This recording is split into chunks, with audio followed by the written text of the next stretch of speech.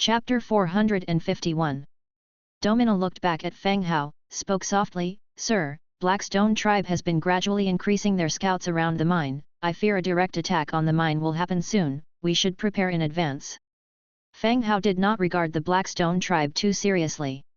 His undead army was large enough to ravage their tribe. The only difficulty was the broken path between the territory and mine. The distance between the two places was too great. Between the territory and the mine, a swath of orc tribes and strategic locations were cut off.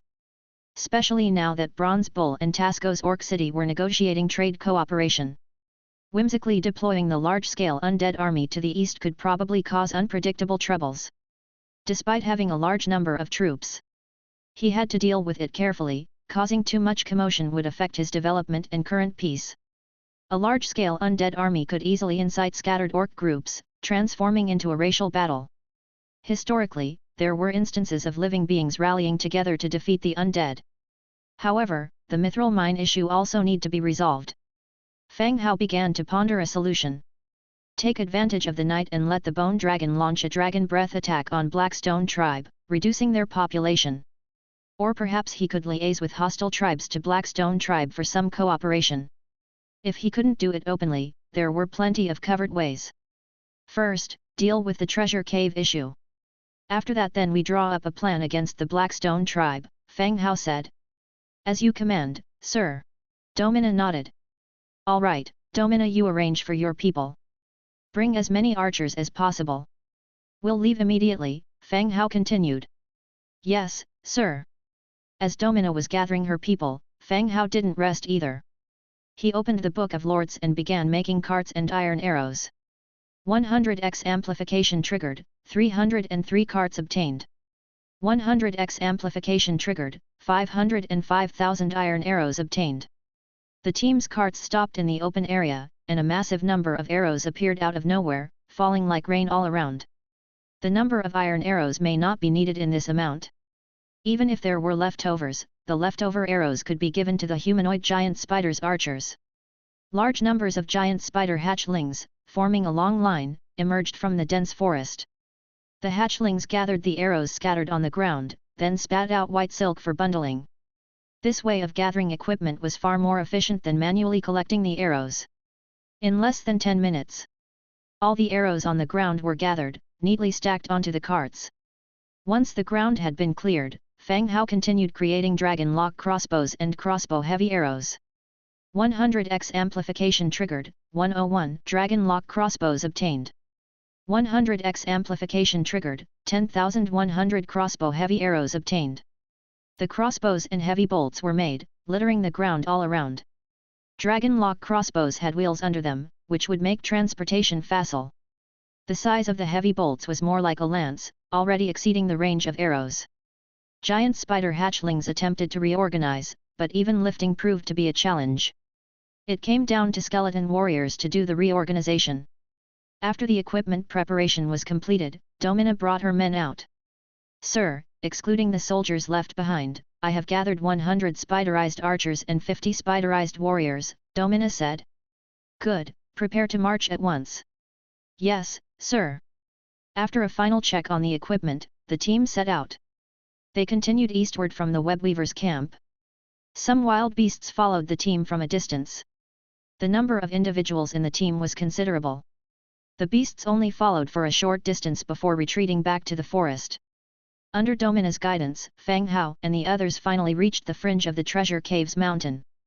Before them was a magnificent mountain. The mountain was densely forested, covered with robust trees. The shade was thick, even paths to climb the mountain couldn't be found. Sir, this is the mountain. The treasure cave on the map is located on the mountainside. Domina transformed into her giant spider form, with her lower body enlarging into a colossal spider. What about those dragon-like creatures you mentioned? Fang Hao, standing by the side, asked. They're hiding in the forest on the mountain. Anytime someone gets close, they launch an attack, and there are a lot of them, Domina explained. It seemed there were no other beasts around here. These are the dragon-like creatures Domina mentioned. Fang Hao thought for a moment and continued to ask, the terrain of the mountain is not suitable for crossbows and archers. Can these enemies be lured out? They should be. Last time we were exploring this area, we were chased quite a distance. Domina, with her huge spider body lying on the ground, replied. Good, then prepare to fight here. Dimitrija, you are in charge of the battle arrangements, Fang Hao immediately instructed. Dimitrija stepped forward, yes, sir. Then, he began issuing loud orders to the troop, reinforce the crossbows, archers check your equipment, Angia lead the infantry forward, prevent any enemies from descending the mountain. Orders were given one after another. With the issuance of orders, everyone sprang into action. The crossbows were reinforced and loaded with bolts.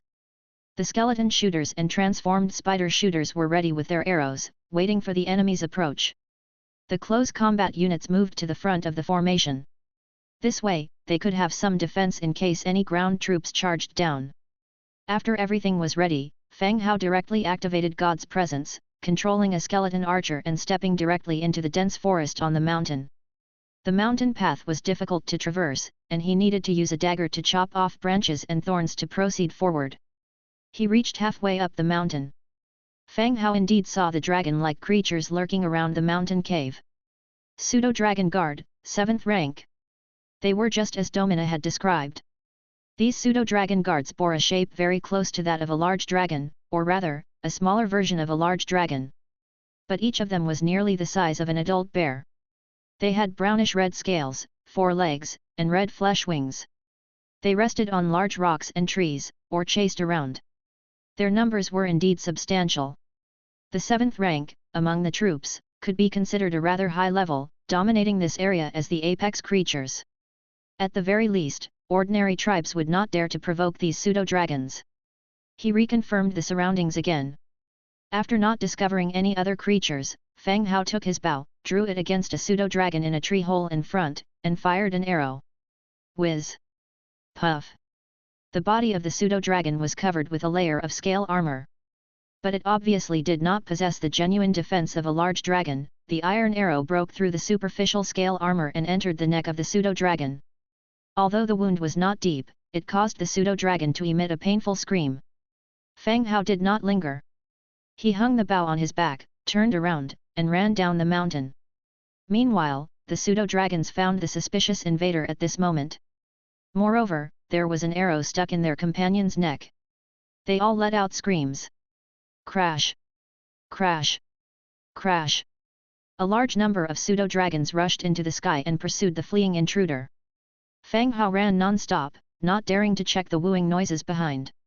He was not afraid of death, but feared that if the skeleton he was controlling died, he would have to draw the enemy again.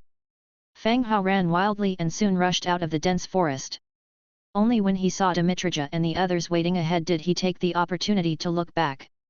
A large number of pseudo-dragons filled the rear sky. The number was even more than he had imagined, at least more than 300. The pseudo-dragons also discovered the army below. Not only were there the spider creatures from the day before yesterday, but also many skeletons. The pseudo-dragons immediately changed their target, not caring about the fleeing skeleton, but rather rushed towards the mixed army below. Blockading skies, the pseudo-dragons were coming, and the pressure was not small. The undead didn't seem too nervous, but the transformed spider soldiers' faces had started to change, and their spider legs were beginning to tremble. Dimitrija, looking at the approaching pseudo-dragons, said coldly, "Attack!" Whiz, whiz, whiz. Bang! Bang! An intense barrage of arrows, like a large net, went straight towards the pseudo-dragons. The crossbows also make earth-shaking noise, shooting hefty bolts into the sky. Chapter 452. The pseudo-dragon guardians, with their reddish-brown scale armor, emitted a faint glow under the afternoon sun. Pseudo-dragons displayed a high agility, performing various evasive maneuvers in the air to dodge the incoming arrow shower. But, the arrow rain covered a large area.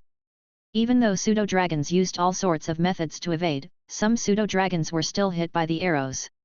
With painful hissing, they fell from the sky, one after another, like dumplings. Their scale armor, however, provided the pseudo-dragons with satisfactory defense. The falling pseudo-dragons shook their dizzy heads and continued to fly back into the sky to launch another attack. However, there were unfortunate pseudo-dragons that were pierced directly through their bodies by the dragon-locking crossbow bolts, leaving a bowl-sized hole. They died instantly. Whoosh! Whoosh! Whoosh! The second and third waves of arrow rain quickly followed. The arrows were unleashed, not sparing any cost, like a downpour. The pseudo-dragons resembled flying hedgehogs, their bodies bristling with arrows. At the same time, more and more pseudo-dragons were seriously injured and fell on the ground, unable to get up again. After the third wave, half of the pseudo-dragons were eliminated. Nevertheless, more than 100 of them still attacked desperately. Soon, they reached the airspace above the undead army. The trolls started throwing flying axes. The 20 Nisbets used the strip characteristics skills on the pseudo-dragons. In an instant, black fog enveloped the heads of 20 pseudo-dragons. The next second, their wings twitched and they could no longer fly. They fell from the sky. The Nisbet walked up, raised his battle axe, and cut off the heads of the pseudo-dragons. Fang Hao stood at the end of the line, watching the skills released by the Nisbets. The pseudo-dragons that were stripped of their flight characteristics fell from the sky like victims of Parkinson's disease. Just as I thought. The situation was as he expected. Characteristics referred to racial characteristics, without a deeper interpretation. The form of skill released by the strip characteristics was more like a curse ability.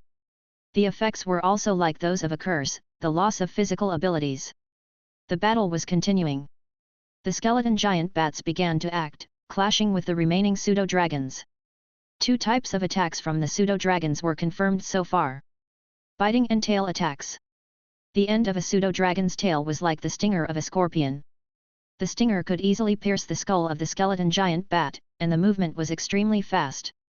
But the skeleton giant bats won in sheer numbers and their lack of sense of pain. They stubbornly entangled the pseudo-dragons. Lots of the pseudo-dragon guardians were kept out of the line by various means. A few pseudo-dragons, despite being studded with arrows, managed to bypass the skeleton giant bats and dive into the ranks below, starting a melee. Change to melee weapons. Dimitrija ordered again.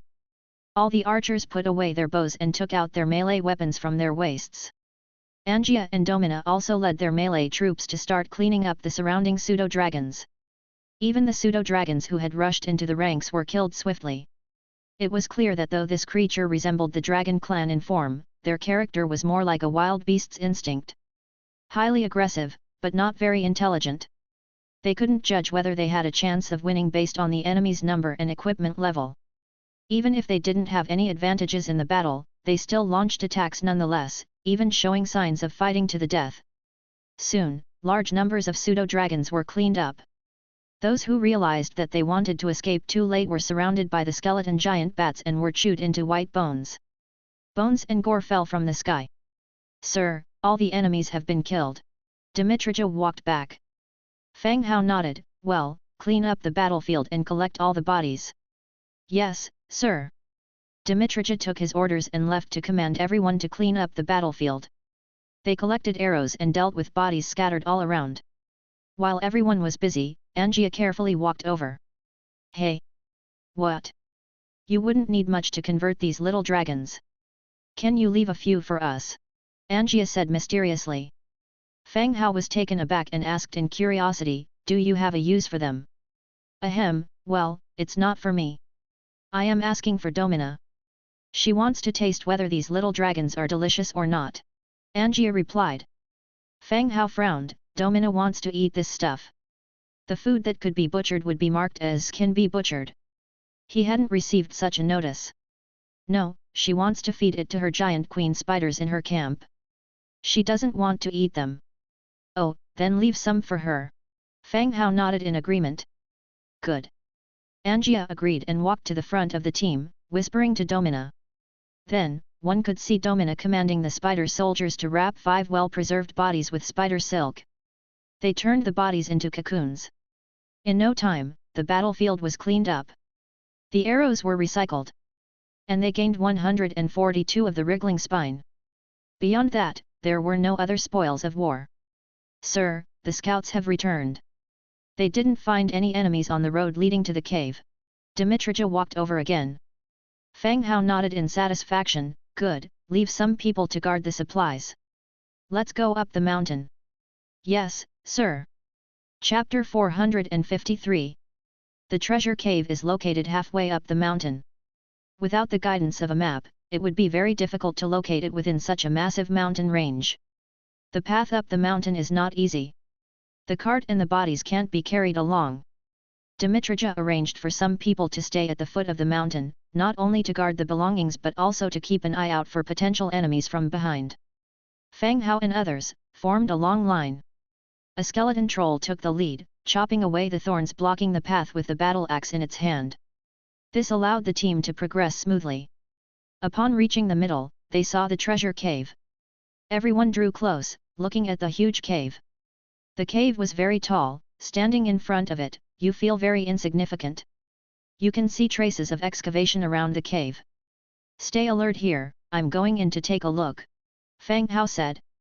After using God's presence, he utilized the skeleton sparrow to enter the cave. The skeleton sparrow is small in size and thus often unnoticeable. Even if there are powerful creatures in the cave, there's a great chance they'll overlook such a small sparrow. The cave is dark and deep, with jagged rock walls on either side. Perhaps because they've been dealing with burial grounds lately. Fang Hao even suspects this mid-mountain cave may well be an ancient tomb or some sort of historical monument. The cave path is sinuous. Fortunately, there is only one road. Moving forward, you can see some plants, similar to moss, glowing a faint green light in the corners of the cave. Luminous fungal carpet. The deeper you go, the larger the coverage of this fungal carpet. Covering the floor and walls entirely, it truly resembled a large carpet. Fang Hao controlled the skeleton sparrow to land on the carpet, showing no aggressiveness. So, it's probably just a kind of fungus that grows in particular environments. Soon, Fang Hao flew to the deep part of the cave. All around, various nightstones started to appear. As his field of vision became lit up, his heart gave a great leap. It was a wide open, massive space. Rather than a cave, it was more like a palace carved into the mountain. The stone wall was no longer rough. The ceiling hung full of lanterns adorned with nightstones. On the stone columns supporting the roof, intricate designs were carved, contrasting greatly with the stony corridor outside. In the center of the palace was a massive rectangular stone platform, covered in a great deal of fur. Other than the size, it looked quite like a huge stone bed. Surrounding the stone bed, heaps of gold coins and gems could be found. The flicker of the gemstones and gold was almost blinding to Fang Hao's eyes. This is madness. Did he just stumble upon a pirate's treasure trove? How could there be so much wealth? The quantity of jewels shocked Fang Hao. It took a while for Fang Hao to suppress his astonishment. Flapping its wings, the sparrow flew a circle around the cave. Other than the piles of gold and jewels, no danger or enemies were detected. Only after confirming there were no enemies and no danger, Fang Hao controlled the skeleton sparrow to fly out of the cave. After dismissing God's presence, Angia asked, "How is it?" "No danger inside, there's a lot of money," Fang Hao replied. "A lot of money? A lot of money, the cave is filled with gold coins and gemstones," Fang Hao stated confidently. Angia frowned, touched his forehead. "Did you eat some strange mushrooms or something?" No. Fang Hao checked the light feather short sword strapped at his waist, ensuring that he wasn't under a curse or mental disruption. Therefore, he hadn't hallucinated. There were indeed countless treasures inside. Fang Hao opened the Book of Lords and crafted a large amount of troll-stitched marching tents. This type of tent is stitched from large pieces of beast skin. They can wrap up the gold coins and gemstones for transport. "Let's go, move in," Fang Hao ordered. Everyone, carrying their stitched beast skin, with nightstones out, walked into the cave. They hadn't walked far, when suddenly, Dmitrija halted the advancing team. With the nightstone in hand, he crouched down and looked at the ground. "Master, there are footprints on the ground leading outwards." Fang Hao and Angier rushed over to Dmitrija's side, where they too noticed the outward moving footprints on the ground. When Fang Hao came in earlier, he didn't have the nightstone for illumination. He hadn't noticed the footprints on the ground, but now that Dmitrija mentioned it, it was obvious towards what he was implying.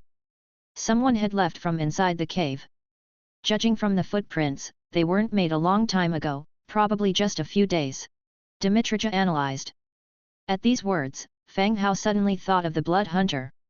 It was while he wasn't home, that he had cleared out Shadowwind Castle. Now, the same thing is happening again. Wasn't this unearned wealth? Fang Hao stood up and immediately said, Hurry up and finish moving everything as fast as you can, let's not disturb the owner when they come back to rest. The pseudo-dragon outside the door was the guard protecting the treasures in the cave. He had already committed the act of killing, so the enmity was inevitably formed. Leaving now wouldn't change anything, so he might as well do a thorough job. Alright, let's keep moving. Dmitrija gave the order. The large group marched onward swiftly. As they entered the deeper chambers of the palace, everyone's expressions changed. Mountains of treasures. How much fortune was this? Move everything to the carts at the foot of the mountain. Domina, you ride the bone dragon and transport the bodies back, then return here. Fang Hao gave a direct order. Yes, master. Domina agreed and immediately left. The remaining skeleton trolls and spiderized soldiers opened large stitched-up beast skin bags, filled them up with gold and jewels, then used spider silk to seal the opening. They then carried everything down to the foot of the mountain. The skeleton soldiers were busy going in and out. They carried bag after bag of treasure out. As the surface jewels decreased, they discovered golden chests and dragon crystals on the ground. The moment he saw the dragon crystals, Fang Hao realized that the cave's original owner was probably an actual dragon. The footprints at the entrance might belong to another human, or a dragon in human form. Previously, Domina mentioned to Fang Hao. Many races had the ability to morph into human form once they became heroes. Maintaining their original form consumed a tremendous amount of energy, so they typically appeared in humanoid form, retaining some of their original features. Like Domina in her humanoid form, she still retained her insect shell and spider appendages. It's highly possible that the owner of the cave was a dragon who can shape-shift into human form. Master, we've finished moving everything and cleaned up any traces we left behind, Dmitrija walked over again and reported. Good, you all did well. Fang Hao nodded in approval. Master, we can leave now. It's getting late outside, I'm afraid we won't return to the webweaver's campsite until after midnight, Dmitrija continued. The time spent fighting with the pseudo-dragon guard was less than the time it took to transport the treasures. Now it was 10 p.m. The wilderness at night was very dangerous. Wait, Angia, can you write in the Orcish language? Fang Hao asked. It depends on the words. On this pillar, write, the treasures now belong to the Blackstone tribe. If you're not happy, come fight with me, you little dragon. Hehe, you're really bad, Angia smiled, understanding Fang Hao's intentions. She immediately began to carve Fang Hao's words on the stone pillar. Halfway through, she turned back and asked, how do you write fight? You're asking me? Just draw a kitchen knife. All right. Dmitrija, standing behind them, watched as the two debated how to substitute for the characters they didn't know how to write. He had to leave and instructed everyone to prepare for the return journey. Soon, the twisted and provoking words were completed. The two of them headed down the mountain, and the team began their return journey. The large group moved swiftly through the night.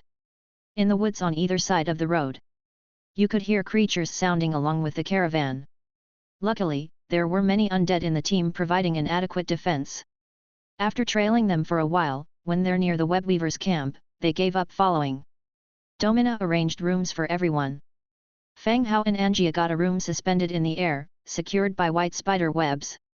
Because the spiderized soldiers didn't use beds, the two had to sleep on the ground as well. Just as he closed his eyes, he heard the scurrying sound of spiders outside. It made him uncomfortable. The next morning, Fang Hao walked out with dark circles under his eyes.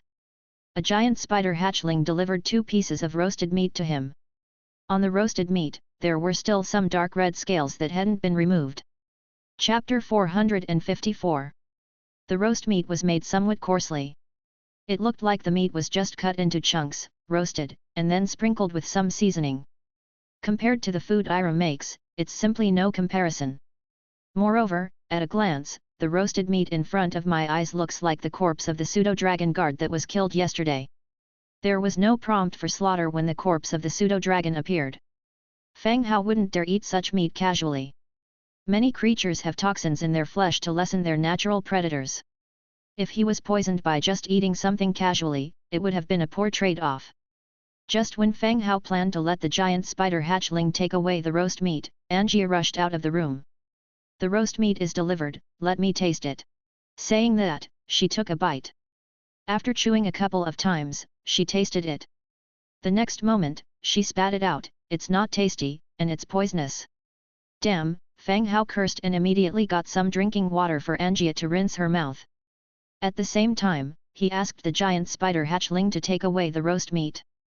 The giant spider hatchling held up the tray and ran off. Fang Hao also called a spider warrior standing outside the door. He asked him to inform Domina that the meat was poisonous and couldn't be eaten. The spider warrior left, and Fang Hao looked down at Angia, who was squatting and rinsing her mouth, his brow slightly furrowed. Wasn't it said that the body of the pseudo-dragon was supposed to be a reserve for the giant spider queen? Why was it sent here early in the morning? Adding to that, Angia had been eager to eat just now. Fang Hao could guess a few things. It seemed that Angia had told Domina to send a portion to her after she finished cooking. With a displeased glance at Angia, Fang Hao squatted down and asked, "How are you? How did you know it was poisonous?" "My tongue is still numb, there must be poison, I have experience," Angia said with a heavy tongue. One of Angia's racial traits was poison resistance. As long as she was not killed directly by poison, her body would slowly dilute the toxins in her body and eventually recover to normal. This was the main reason why Angia dared to eat anything and was still alive. If any other race followed her reckless eating method, they might have died many times already. From the storage space, he took out a detox potion and had Angia drink it up. After a while, Dimitrija arrived, and Angia had also returned to normal. Fang Hao took out some prepared roast pancakes and divided them among the two as breakfast. As Angia ate, she grumbled about the dragon meat, which was nothing to brag about. Not only was it poisonous, but more importantly, it was not tasty at all. After breakfast, they walked out of the room. At the center of the camp, they saw Domina directing her work. "How's the preparation?" asked Fang Hao. "Sir, everything is ready. The 20 bone dragons can take all these spoils back," Domina replied. The gold and silver jewelry brought back yesterday had been divided into 20 parts, wrapped in thick leather. It was secured to the backs of 20 bone dragons with layers of spider silk. This ensured that the wrapped pieces would not fall or get damaged during the bone dragon's high-speed flight. Well done. The skeleton archers and skeleton trolls that came this time will all be left to you. They will follow your command," Fang Hao continued. Domina hesitated slightly, but still asked, "Sir, what are your plans for the Blackstone tribe?" With the power of the Webweaver camp, they were not at the same level as the Blackstone tribe. The only thing Domina could rely on was Fang Hao's undead army. If Fang Hao was unwilling to intervene, not to mention that she would not be able to defend the mithril mine, even her camp might be taken over by the Blackstone tribe. Spider-mutated monsters were particularly despised by the orcs. Falling into the hands of the notorious Blackstone tribe would have unthinkable consequences. After a moment of thought, Fang Hao said, "When the time comes, I will arrange for bone dragons to continue transporting some troops over here to ensure your safety. If the owner of the treasure cave does not take action against Blackstone, I will arrange for the bone dragons to clear out the Blackstone tribe." "The owner of the treasure cave?" Domina asked, her eyebrows creasing slightly. When Fang Hao and Angia were taunting inside the cave, Domina was directing the bone dragons to transport the war loot from the wolf camp batch by batch. She was not aware of this matter. After Fang Hao gave her a brief explanation, Domina instantly understood Fang Hao's intentions. So, he was planning to agitate the murderer. "All right, sir, we'll wait a few more days according to your plan," Domina said. Fang Hao nodded. After explaining the Blackstone tribe's affairs, Fang Hao looked directly at the golden chest on one side. He walked over to open the chest. A large blue light sparkled. Obtained, blueprint for giant dragon's white steel helmet, blue, blueprint for white steel armor, blue, blueprint for white steel claws, blue, blueprint for white steel tail spike, blue, dragon crystal +8, warfire coins +120. Seeing the blueprints and dragon crystals that appeared, a look of delight appeared on Fang Hao's face. Finally, there's equipment for the bone dragon to wear. The bone dragon was one of the most powerful units in the territory. Its mobility and combat abilities were incredibly strong. But all along, the bone dragon's armor had been 2 metal shields, fixed to the bone dragon's chest to act as defensive armor. The defense was not strong, and when the bone dragon was in fast flight, the armor clattered noisily, which was quite inconvenient. Now, there's finally armor for the bone dragon to wear. Blueprint for Giant Dragon's White Steel Helmet, Thick Leather 20, Iron 22, White Steel Ingots 18, White Steel Plagues 10, Metal Parts 22. Chapter 455.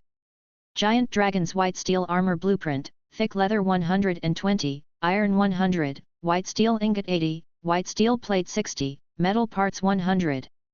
Giant Dragon's White Steel Claw Armor Blueprint, Thick Leather 60, Iron 50, White Steel Ingot 42, White Steel Plate 20, Metal Parts 65.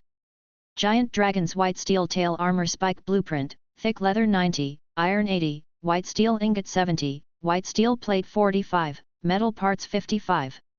The size of a real dragon race is enormous, hence the resources consumed are much higher than those of normal armor. However, fortunately, all these 4 blueprints involve only white steel and ordinary materials. Fang Hao has enough of them at hand. After returning, the crafting process can begin, equipping the bone dragon. In addition, a good number of dragon crystals that were obtained in the cave can be put to use in expanding the number of bone dragons. This could considerably strengthen the fortress. The final dragon crystals and warfire coins are pretty straightforward. They are directly stored in the storage space. Using the Book of Lords, the blueprints are grouped. After giving a few instructions to Domina, Fang Hao leads his team onto the bone dragon, carrying the spoils of their expedition back to their territory. Upon returning to the fortress, it's already 3 in the afternoon. 20 bone dragons, their backs filled with spoils, land on the open ground in front of the Lord's mansion, raising a great cloud of dust. "Master, you are back." Ira, along with some maids, rushes out to greet him. "Yes, I was gone for a day, nothing happened to our territory, did it?" Fang Hao jumps off the bone dragon and pats Ira's head. "No, Master, nothing happened to the territory, and Dr. Nelson did not come out either," Ira softly reports. The nearby territory is tightly surrounded by the undead. Strangers and beasts are attacked by the army as soon as they approach. This basically prevents problems, and any special situation in the other affiliate cities would be communicated with Fang Hao by using the sound transmitting shell, and thus one would not reach Ira. Good, as long as there were no problems. Fang Hao nods in satisfaction and then commands the others, "Angia, you supervise the skeletons to transport the pseudo-dragon corpses to the transformation pool. NIS2, you guys remove the packs from the dragon's back." After Angia greeted Ira, she directed the skeletons to transport the pseudo-dragon corpses back, to the transformation pool. NIS2 and 10 others follow Fang Hao's command, cutting off the cords binding the beast skin packs, and removing them. 20 packs thrown onto the ground raise a huge noise, accompanied by the clinking sound of coins. Open the packs. The packs are opened one by one, and a great number of gold coins and gemstones spill out, forming 20 small piles of gold. "Wow!" A chorus of gasps arises from the maids. The afternoon sunlight reflects off the gold coins, dazzlingly bright. The maids' eyes are wide opened and they stand, stunned, unable to believe what they're seeing. They've never seen so much money before. Actually, Fang Hao is not short of money either. But storing and carrying gold coins is a burden, so every time the amount reaches a certain level, they'll be sent to the Trade Alliance to be exchanged for warfire cards. Warfire cards can contain a large amount, but they certainly do not have the impact of seeing mountains of gold coins.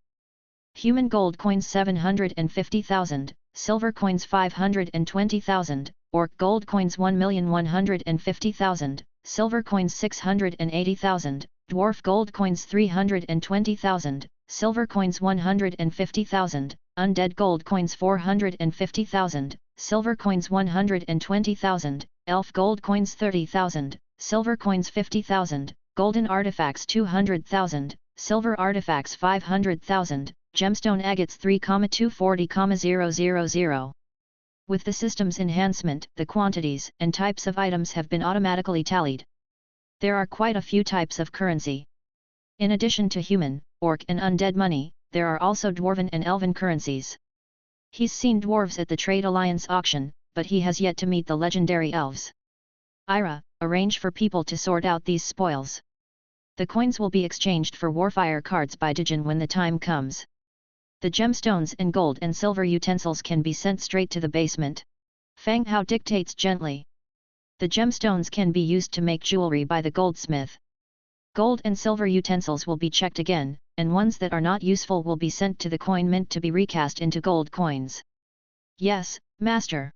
Ira claps her hands and tells the maids behind her, okay, stop standing there, go and prepare some boxes, and separate the coins and the gems. The maids recover from their shock and, following Ira's instructions, they bring some large boxes. They begin classifying the coins and gemstones. While the maids are busy, Fang Hao heads for the skeleton conversion field. From a distance, he sees Angia instruct the skeleton soldiers to throw the bodies of the pseudo-dragon guards into the transformation pool. Over 300 pseudo-dragon skeletons were being slowly consumed in the transformation pool, eventually unlocking new troops. Alright, everything is thrown in, I'm not needed here anymore, right? I'm going to play with Lori now. Angia says. Go ahead, but remember to be back in time for dinner. Fang Hao advises. Oh. Before long, Angia was seen riding her giant lizard, waving to Fang Hao as she gradually receded into the distance. 5 minutes later.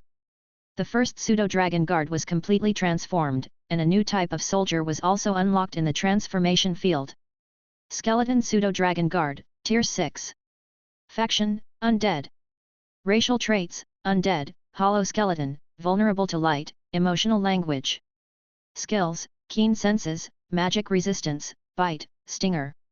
Innate abilities, intermediate flight mastery, intermediate hunting mastery. Emotional language, this unit can't speak but can share its emotions through sensations. Keen senses, this unit has an advantage in sensing and perceiving. Magic resistance plus 15%. Bite, close range attack, lunges at target unit for a bite attack. Stinger, tail stinger attacking the target, low resistance units may be poisoned or stunned, external interference can prematurely terminate the stun effect on the target. Note, skeleton units transformed from corpses still retain their features and attack methods from their previous lives. Fang Hao nodded, the attributes of the skeleton pseudo-dragon were average. Nothing particularly outstanding. But they could replace the skeleton giant bats, the flying units went from being Tier 3 to Tier 6 troops.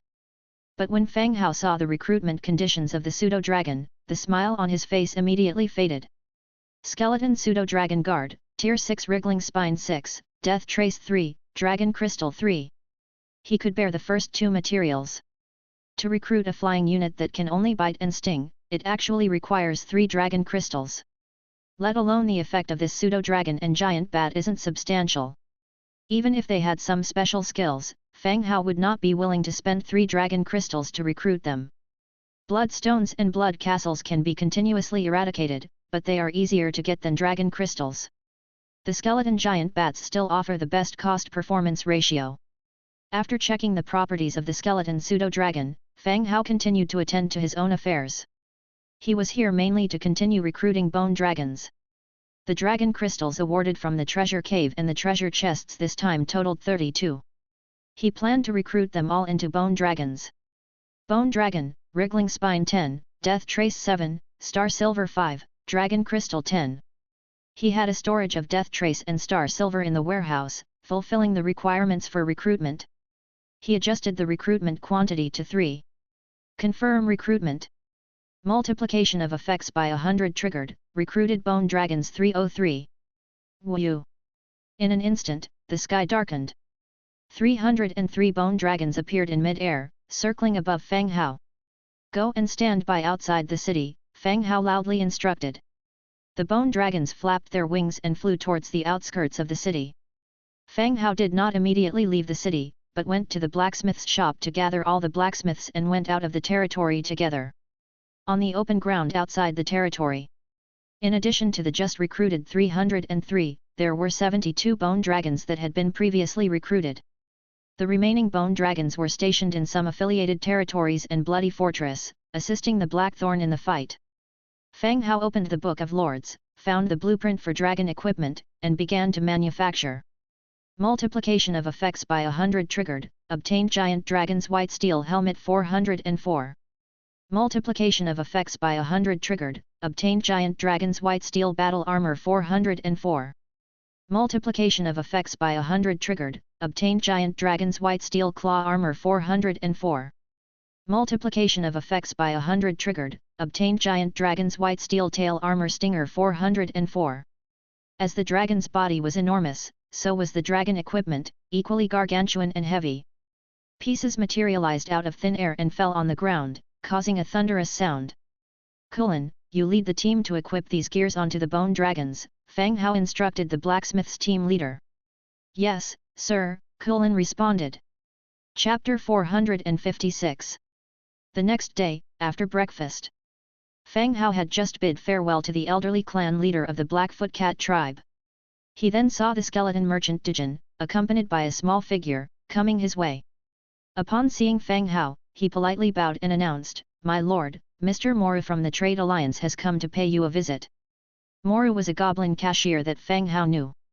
The goblins seemed small and comical, but they excelled in goblin technology and had keen minds. In the Trade Alliance, they often held high positions. Moru was a goblin cashier that Fang Hao was acquainted with.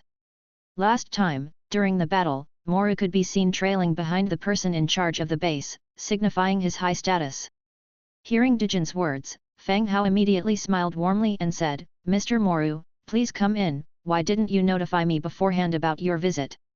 Moru entered the Lord's Hall, greeted with a smile, "Good morning, the esteemed Lord Fang Hao." In the past, Moru used to refer to Fang Hao as the young undead. But ever since he found out that Fang Hao had a dark gold level hero for protection, he dared not casually address a mighty lord. Maintaining respect towards the strong is a necessary condition for the goblins to survive on this continent. "Good morning, have a seat and let's chat." Fang Hao gestured for him to sit down. The petite Moru sat down on a chair and without wasting a moment, his smile faded, and he made clear his intention, "Mr. Fang Hao, I am here regarding the incident at the auction last time. The Trade Alliance has made a decision." Fang Hao had a hunch about Moru's purpose for visiting. After all, 3 days had passed and given the efficiency of the Trade Alliance, it was high time a result was produced. Fang Hao nodded and asked, "So, what was the outcome?" "We from the Trade Alliance are deeply sorry for such a terrible incident occurring at our base. Shirel has been relieved of his leadership position, and the Flower Demon too will be awaited for further interrogation. By that time, the Dreamy Forest should be reaching out to you, trying to seek your forgiveness," Moru spoke clearly. The incident at the last auction didn't cause Fang Hao any loss. The goods he purchased were given for free and his membership was upgraded to gold. That was the compensation the Trade Alliance offered to Fang Hao. The main purpose of Moru's visit today was to inform Fang Hao about the Trade Alliance's disposal methods regarding Shirel and the Fairy Clan. Fang Hao thought for a while and realized he didn't need to pick a fight with the Trade Alliance, especially since he would need to use this platform to sell his goods in the future. "Alright, I am satisfied with the way the Trade Alliance has handled the matter, but I hope these two won't be let off by the Trade Alliance until I hear from the Dreamy Forest," said Fang Hao. "You can rest assured on that matter, we are equally outraged by the actions of the Fairy Clan," Moru solemnly said. "That's good." Both of them had achieved their desired outcomes, hence the atmosphere relaxed significantly afterwards. Fang Hao realized that the reason he was treated with such importance by the Trade Alliance, and even received compensation and an official apology after the incident, wasn't because the Trade Alliance was easygoing, but because of Rolina's status as a dark gold level hero. If Rolina hadn't been present at the time, and Fang Hao had only brought Dimitrija and Angia, although they could have defeated Shirel, there would have been no chance of receiving compensation from the Trade Alliance nor a visit from Moru. At the end of the day, truth is based on strength. Fang Hao had the maid bring fruit wine, and Moru didn't hesitate to taste it. "By the way, Mr. Moru, is the Dreamy Forest where the Fairy Clan resides?" Fang Hao asked casually. "The Fairy Clan is a rather rare race. Since they possess a purple hero and most of their troops have reached the 7th or 8th rank, they should be quite powerful." However, as his territory expanded, he only came across the Fairy Clan a couple of times at the Trade Alliance outpost. Fairy Clan's Dreamy Forest is truly an interesting place, indeed. After drinking a glass of fruit wine, Moru continued to say, "When I was young, I was fortunate enough to visit the Dreamy Forest once. There's a small bridge at the entrance there. If you're a bad person, your footprints on the bridge would be black, but if you're a good person, the footprints would be blue. Quite interesting, wouldn't you agree?" "That is indeed interesting," Fang Hao curiously asked, "then how do they distinguish good people from bad people? Is it based on the faction or faith?" "Ha, I'm not sure about that, but my footprints were blue, and they were warm and courteous to me. Moru laughed heartily. Oh, come on, you're from the Trade Alliance, even if your footprints were black, they wouldn't drive you away, Fang Hao retorted. Moru was stunned, and that was indeed the case. Nevertheless, he added, stepping on blue footprints is a good thing, isn't it? Who would want to be the bad guy? You're right, Fang Hao took a sip of wine and continued to ask, the fairy clan seems to be in desperate need of the heart of Asha. They were willing to take action within the outpost just to get the heart of Asha. I don't know about that, it's quite common that a fallen race, like the fairy clan, needs certain items to save their race from extinction. Moru glanced at Fang Hao and said in a low voice. It seemed that there were some things Moru did not wish to reveal. After all, the Trade Alliance had to maintain neutrality. Revealing information about the different races casually could result in serious consequences. Chapter 457.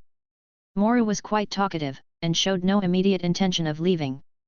Fang Hao could tell that Moru was also trying to extract information from him. It seemed that the Trade Alliance was quite interested in this rising force of his. The two of them chatted until noon, when Fang Hao invited Moru to stay for lunch. Meanwhile, elsewhere. The Bloody Mountains, Kaur Holy Mountain. At the foot of the mountain, a 3 million strong undead army filled every inch of visible land.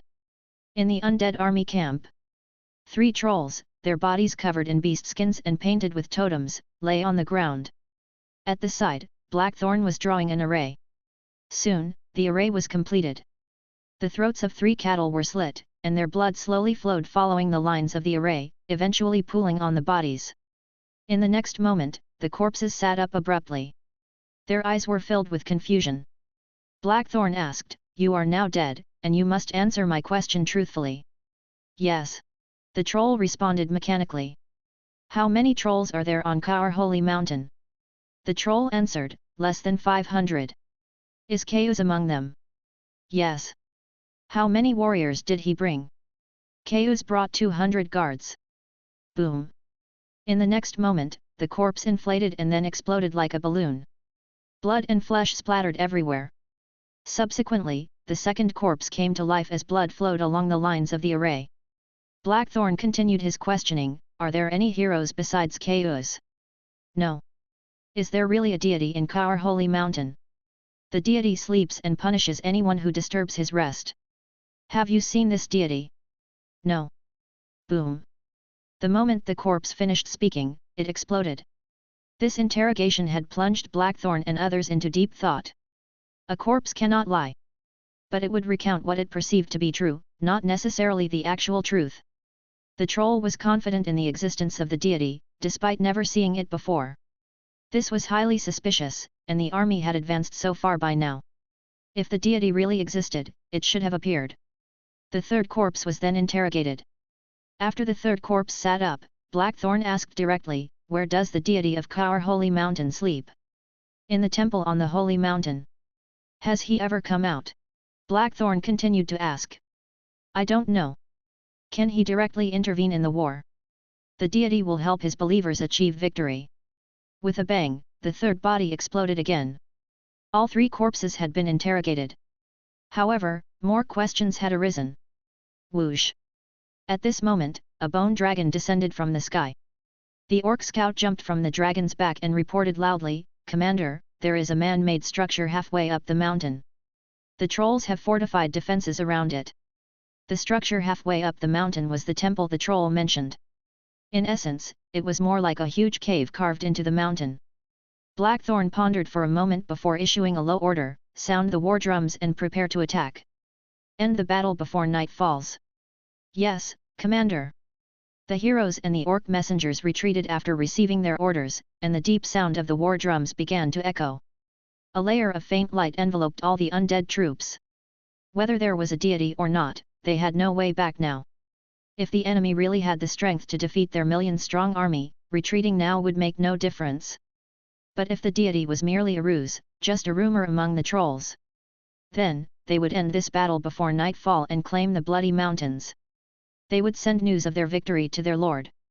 As the drumbeats quickened, the undead army began to move, slowly advancing towards the Kaur Mountain. The Kaur Holy Mountain was steep and the stone stairs in the middle. had been coated with a special fat by the trolls, making it as slippery as ice. It was almost impossible to ascend the mountain via these stairs. But Blackthorn and others were well prepared. An army of millions would not tussle with the enemy through a narrow path. When the command flag waved, a loud noise resonated from the foot of the mountain. Boom, boom, boom. Hundreds of dragon-lock crossbows fired arrows attached to nets into the mountain. Layer by layer, they hung on the cliffs. From a distance, it looked like a fishnet stocking had been pulled over the mountain. The undead soldiers bit onto their weapons, their limbs moving like spiders as they began to ascend the rope mesh. In the blink of an eye, the cliff face was covered with skeletons. Faced with the ascending undead, the trolls were filled with despair. The densely packed undead filled the entire mountain, giving off an unprecedented oppressive feeling that was suffocating. Even the trolls who had already made up their minds to die began to tremble. Why exactly were there so many undead? Throw the stones! At that command, all the trolls started lifting the stones they'd gathered and fling them down. Boom! As the boulders fell down the mountain, they took down a row of undead soldiers. Seeing that their strategy was rather effective, all the trolls began to work hard on moving and throwing stones. Hoo! Whoosh! Whoosh! Just when everyone's attention was focused on crushing the skeletons below, a howling sound was heard from the sky. Roar! Several bone dragons, clad in shining silver armor, spat out pillars of black light, raining down upon the troll troops. The trolls who were originally focused on throwing stones became enveloped by the beam of light. The next second, their flesh began to fall off, leaving behind skeletal remains. They rolled down the mountain. In an instant, dozens were killed, reducing the already small number. Nearly 100 bone dragons began to circle around the mountain. Some undead jumped off the dragons' backs, landing directly on the platform before the cave, fighting with the trolls.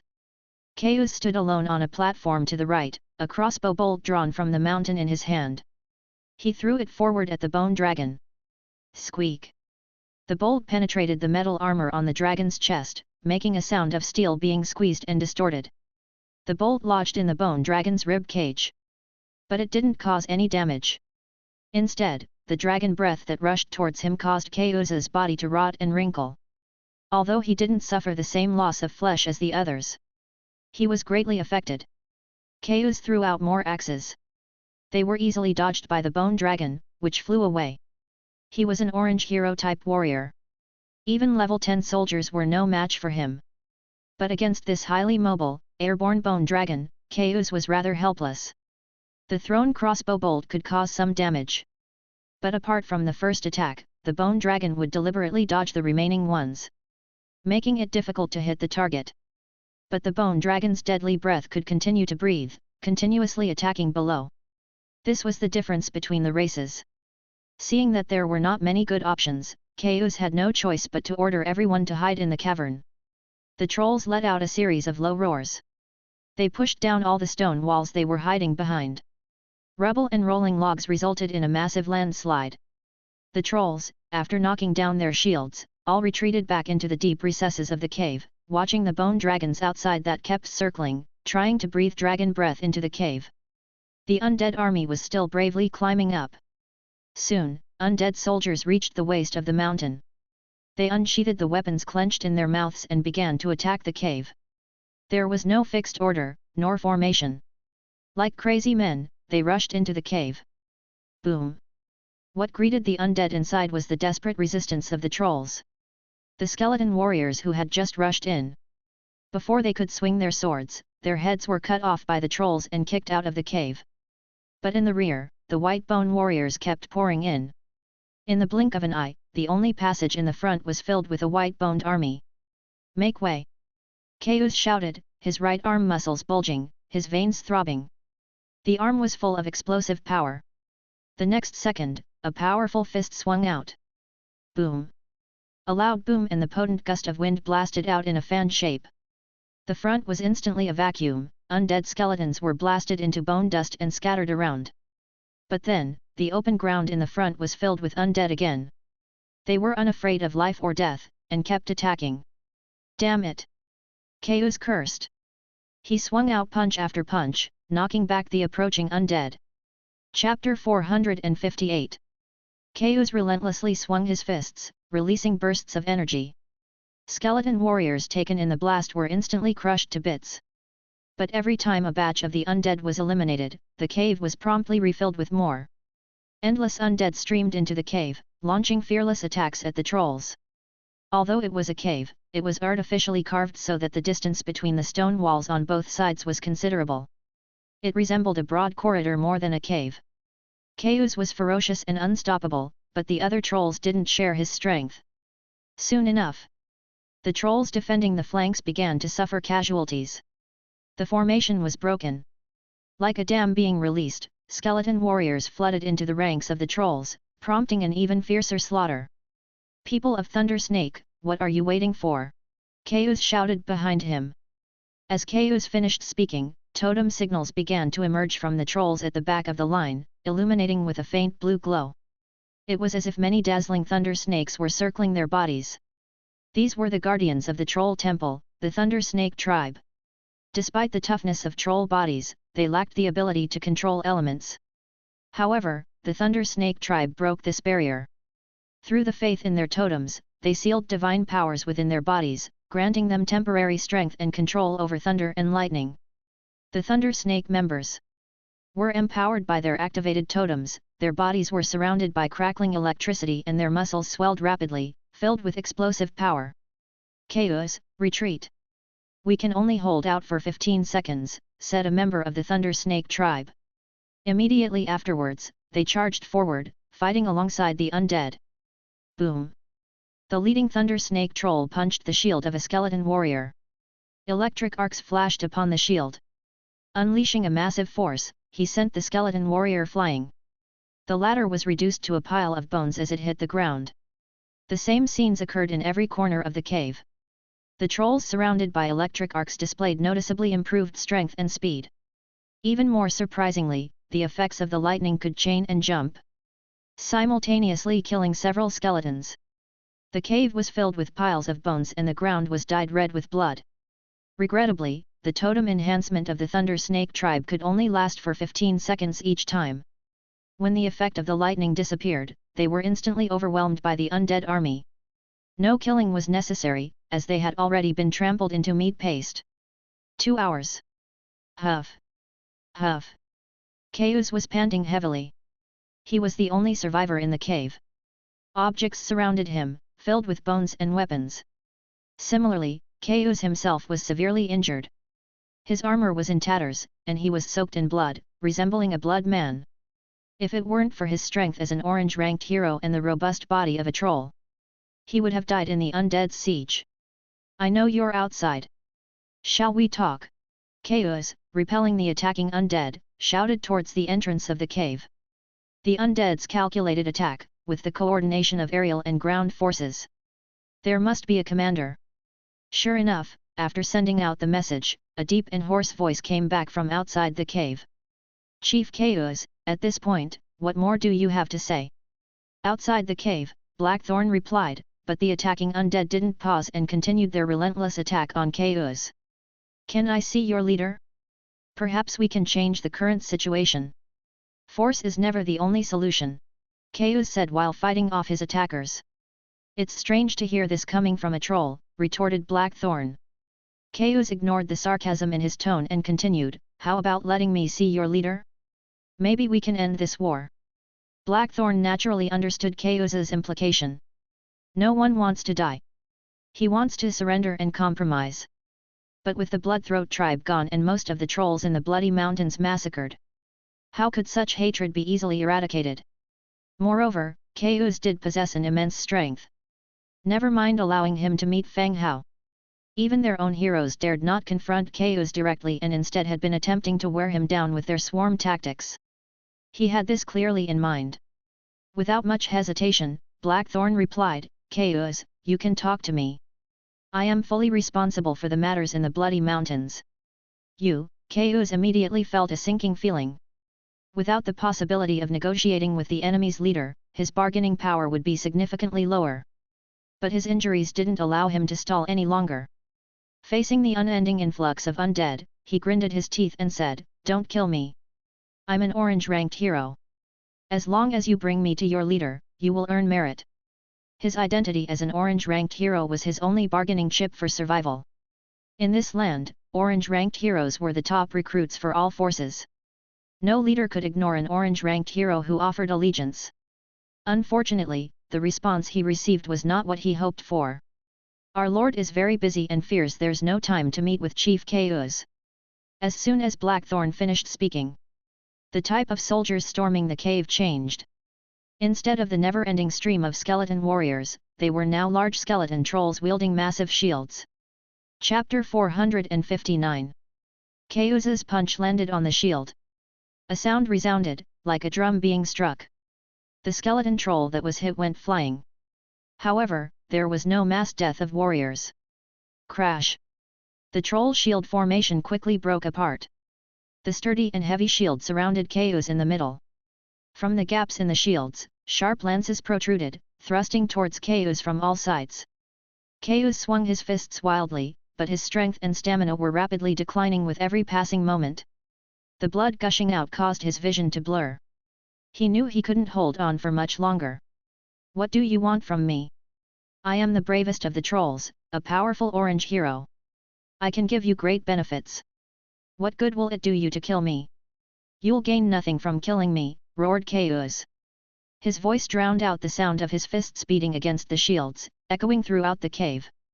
Yet, the tone from outside the cave remained calm. No, your corpse is worth more than you are now. You, what do you want? Chaos roared. Blackthorn said, enough. Your last words, Chief Chaos, are a bit long. Welcome to the undying undead. With Blackthorn's words, the encirclement around Chaos swiftly closed in. One lance after another pierced Chaos's body. Blood soaked the ground red, and Chaos helplessly kneeled on the ground. A sharp battle axe fell on his neck. Gurgle. His eyes bulging in fury, his head dropped and rolled to one side. As the battle ended, the cave fell silent once again. The undead soldiers who used to fight to the death remained stoned, waiting for the next command. Inside the cavernous hall of the cave, the bodies of undead and trolls strewed across the floor. Walking into here felt like entering hell. Blackthorn commanded the cleaning of the battlefield.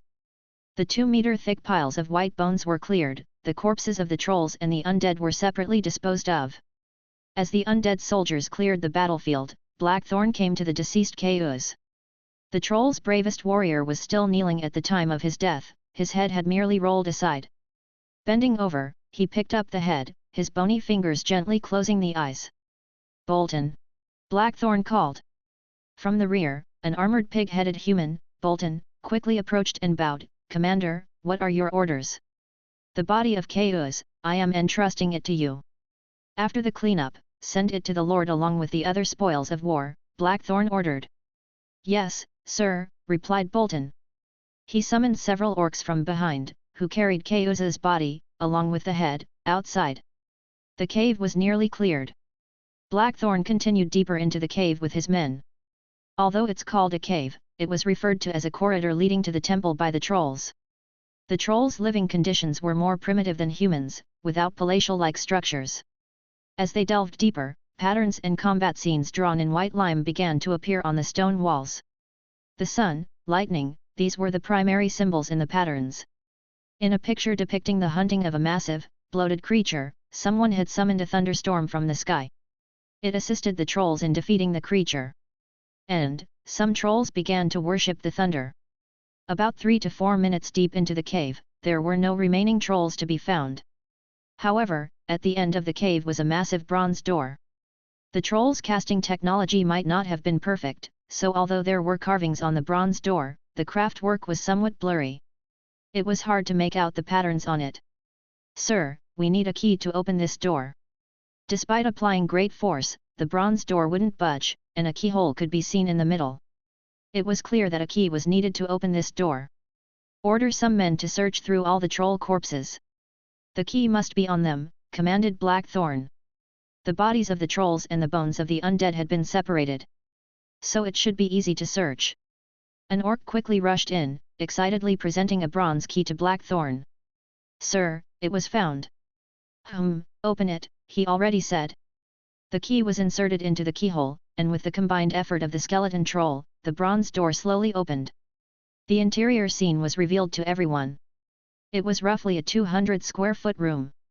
Numerous nightstone chandeliers hung from the ceiling, and the walls were filled with bizarre, ancient runes. In the center was an ancient altar. In the center of the altar was a stone platform about the height of a person, on which lay a chunk of flesh the size of an adult bear.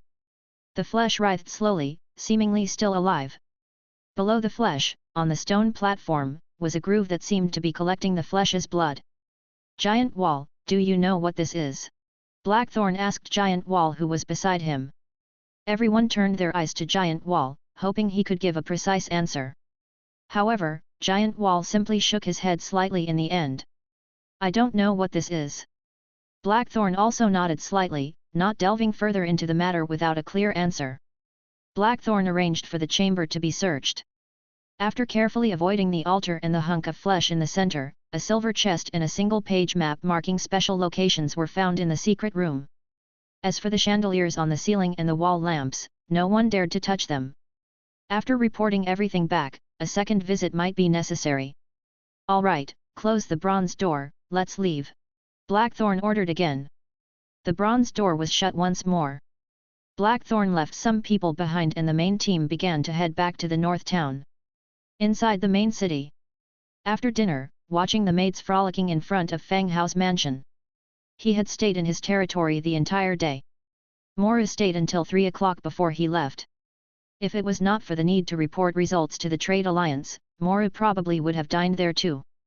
At the same time, Fang Hao also learned a lot of information he was curious about from Moru. Just as he was about to go back to his room to rest, Nelson approached, followed by 2 skeleton warriors, jointly carrying a bone skeleton that was as clear as jade. Lord, good evening. Seeing Nelson, Fang Hao gave a smile. Good evening, Bachelor Nelson. Without small talk, Nelson continued, My lord, this is the demon doll I crafted according to the notes. I need to explain how it operates. Fang Hao glanced at the skeleton beside him. Most of the skeleton was still the jade-like transparent bones. But the right arm of the skeleton was noticeably thicker, and the color was somewhat yellowish. Most notably were the large bat wings on its back. These wings originally belonged to the Red Duke, but after Rolina killed him, Fang Hao had people find and bring them back. This time, Nelson directly implanted them onto this body. It looked a bit misfit, but if it could fly, it would be quite nice. Let's hear it. Fang Hao said. Nelson then explained to Fang Hao how to control the demon doll. There were 2 ways. One way is string manipulation. It can be understood as a puppet master, but the puppet and its master are connected by countless strings.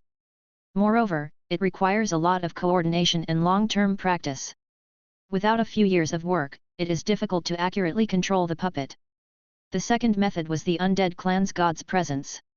God's Presence is a powerful ability of the Undead clan, and some even believe that this skill is very similar to the ability of divine descent of the believers of God. Nelson would inscribe a special rune on the doll's skull. It would allow Fang Hao to control the puppet with God's presence, achieving dual control of himself and the doll. This method would consume spiritual power exponentially, but the advantage is that it could be put into use immediately. Then let's use the second method. My fingers have never been nimble since I was a kid. Chapter 460. Nelson showed no surprise at Fang Hao's choice. The demon notes only mentioned methods of controlling puppets through puppetry. However, Nelson added the method of controlling puppets through God's presence based on Fang Hao's abilities. Nelson was a supporting type hero. His rating as an orange hero was not because of his strong combat abilities. Instead, it was attributed to his vast knowledge and insights accumulated over countless years. As the number of high-level heroes in the territory increased, more and more high-level heroes joined them. No one could shake Nelson's status in the territory. Besides Fang Hao, Nelson was the most respected figure. Sir, this set of runes is similar to the giant spirit totem on your back. You need to drop a drop of blood in the center of the runes, said Nelson. There was a small round rune at the puppet's brow. This central rune connected with all the other runes on the puppet's body. Fang Hao didn't hesitate, pulling out his light feather short sword and gently pricking his index finger on the tip. A drop of blood was dripped onto the puppet's brow. The next moment, the blood rapidly flowed along the runes and was quickly absorbed, disappearing without a trace. However, Fang Hao could clearly feel a difference. It was like the sensation he had just after the God of Giant Spirit tattoo was finished. He could clearly feel a connection to the puppet in front of him, as if a new skill had been added to his skill bar. He attempted to use God's presence on the puppet. Then, the puppet's body, held up by two skeleton warriors, suddenly trembled. It immediately broke free of its restraints and stood up. At the same time, Fang Hao's mind was filled with the puppet's perspective. He could even see himself through the puppet's eyes. This way of observing himself was more realistic than looking in the mirror. He continued to experiment with moving forward, lifting his arms, and flapping the bat wings on his back. The puppet started to slowly rise and circled in the air. Before, Fang Hao had controlled skeleton giant bat, flying in the sky. Although the experience was average, it laid a good foundation for this time controlling the puppet's flight. Soon, he became familiar with the flying maneuvers, able to stop abruptly in the air and fly through obstacles smoothly. "Lord, how does it feel?" Nelson asked. "It's not bad," Fang Hao answered, taking a step forward, but felt empty beneath his feet and nearly fell. He was not yet familiar with this kind of multitasking, controlling both his body and the puppet at the same time. When he focused on the puppet, he tended to neglect his own movements. Just like what just happened, he stumbled and nearly fell. But it's not a big problem. With practice and familiarity, he could get used to this type of control. Besides, he wouldn't use the puppet and himself at the same time very often. This was easier than spending a few years practicing puppetry. Once you are more familiar with it, it's fine. This puppet has its unique features. In the future, you can replace it with more advanced limbs you obtain. Nelson continued. Fang Hao nodded in understanding. This method of putting together corpses to gain power was rare, but it was undoubtedly simple and useful. "All right, I understand," Fang Hao answered. He controlled the puppet to land next to him and began to check its attributes. Demon Doll. Category: Puppet. Physical Strength, Level 5 Strength. Abilities: Bachelor of Light, Chosen of Light, Purification Aura, Healing, Blade of Judgment, Full Throw, Flight, Gate of Demon. Bachelor of Light: the use of light magic reduces the cost of magic by 20%. Chosen of Light: when using light-type positive state magic, it increases self-attack and defense by 2%. Purification Aura: defense increased by 5%. When activated, it can remove negative status from target units. Healing: heals allied living creatures and causes damage to undead, demons, and dark creatures. Blade of Judgment: increases self-attack power by 20%. Full Throw: increases weapon throwing damage by 10% and throwing distance by 20%. Flight: this unit can freely fly in the sky. Gate of Demon: summons a teleportation gate for 10 seconds, can be used for regional transition. Description: who can resist a toy that can accompany you and possesses many abilities? Seeing the puppet's attributes, Fang Hao was surprised. An item that was crafted actually possessed abilities not inferior to those of a hero. Furthermore, the puppet's physical strength had reached level 5. You should know that blue plate armor only had a defensive force of level 3. A set of armor would only reach level 4. Level 5 was comparable to a piece of purple defensive gear. Bachelor of Light and Chosen of Light were clearly attributes of the Church. They could enhance the effect of light-based skills. Purification Aura had the effect of dispelling negative attributes. Healing could be used for healing or as an attack skill, causing damage to dark and undead creatures. And Blade of Judgment would increase the doll's attack power, making it capable of both healing and attacking. With this puppet, he wouldn't have to worry about getting injured in the future. The skill Full Throw came from the Orc Arm, improving throwing abilities. Flight came from Bat Wings, but the most delightful part was the Gate of Demon skill. After these few times of understanding, he realized demons had a high mastery of spatial techniques. Chapter 461. The demonic space in the Book of Lords, where items can be stored, is also a storage space created by utilizing spatial technology. The Gate of Demon, on the other hand, is a more advanced technology. Fang Hao thought of the demonic space used for storing items. Immediately, another problem occurred to him. If the demon doll could be put into the demonic space or not. It is known that the demonic space can't store living entities or troops. In some sense, the demon doll might not belong to either of these categories. If it could be stored in the demonic space, then he could always carry it with him, thereby adding a new life-saving trump card for himself. Upon thinking this, he immediately tried it. With a thought, the puppet before his eyes vanished instantly, and the next second, it was already stored in the storage space. It really could be put in there. In this way, he could carry it with him. Even if he went to a human city, he would no longer need to have a skeleton following him around. He selected the puppet from the storage space of the Book of Lords and summoned the demon doll again to stand in front of Fang Hao. "Sir, it requires more practice and you will become more proficient with time." Nelson sat on the side, quietly watching Fang Hao get accustomed to the puppet. "This is much simpler than puppetry technique," Fang Hao said with a smile. "All right, sir, go on and practice. If there is nothing else, I should go back now." Nelson got up, intending to return to the Viscera Museum. Fang Hao quickly stopped him. "Wait a moment. Sir, is there anything else?" "I will first upgrade the Viscera Museum," said Fang Hao. The manor was upgraded to Stone Castle, and the Viscera Museum also met the conditions for upgrading. They put away the puppet and directly arrived at the Viscera Museum. Viscera Museum, wood 25,000, stone 20,000, stone bricks 12,000, hemp rope 8,500, leather 1,600, shadow stone 20, death trace 15. The consumption of materials was quite high, but it was still sufficient. He straight away chose to upgrade it. A glow enveloped the building, expanding it. Half an hour later, the entire building was completed. The Viscera Museum occupied a larger area, and the original flat floor had 2 additional floors. The entire building was made of stone with patterns and reliefs related to the undead. Viscera Museum.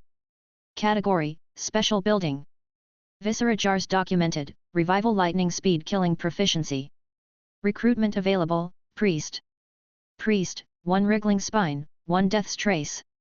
Note: by placing Viscera Jars that have stored various energies here, powerful abilities can be granted to troops and special weapons can be made. Materials needed for upgrade: sturdy wood 8,000, stone bricks 7,500, precision work stone bricks 2,000, cast iron pieces 200, fine iron 100, metal parts 1,200, mithril 50, shadow stone 50, death's trace 30. After the Viscera Museum was upgraded, the new feature was the ability to recruit priests. By the name, it should be a talent in the funeral industry. Fang Hao directly recruited. 100-fold amplification effect triggered. Recruited 101 priests.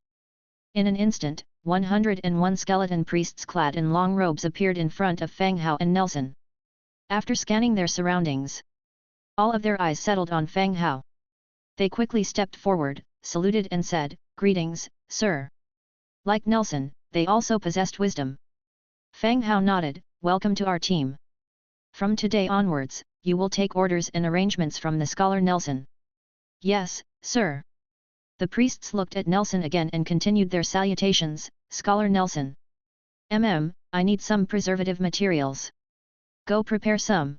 Nelson didn't hold back and directly ordered. "Yes, scholar."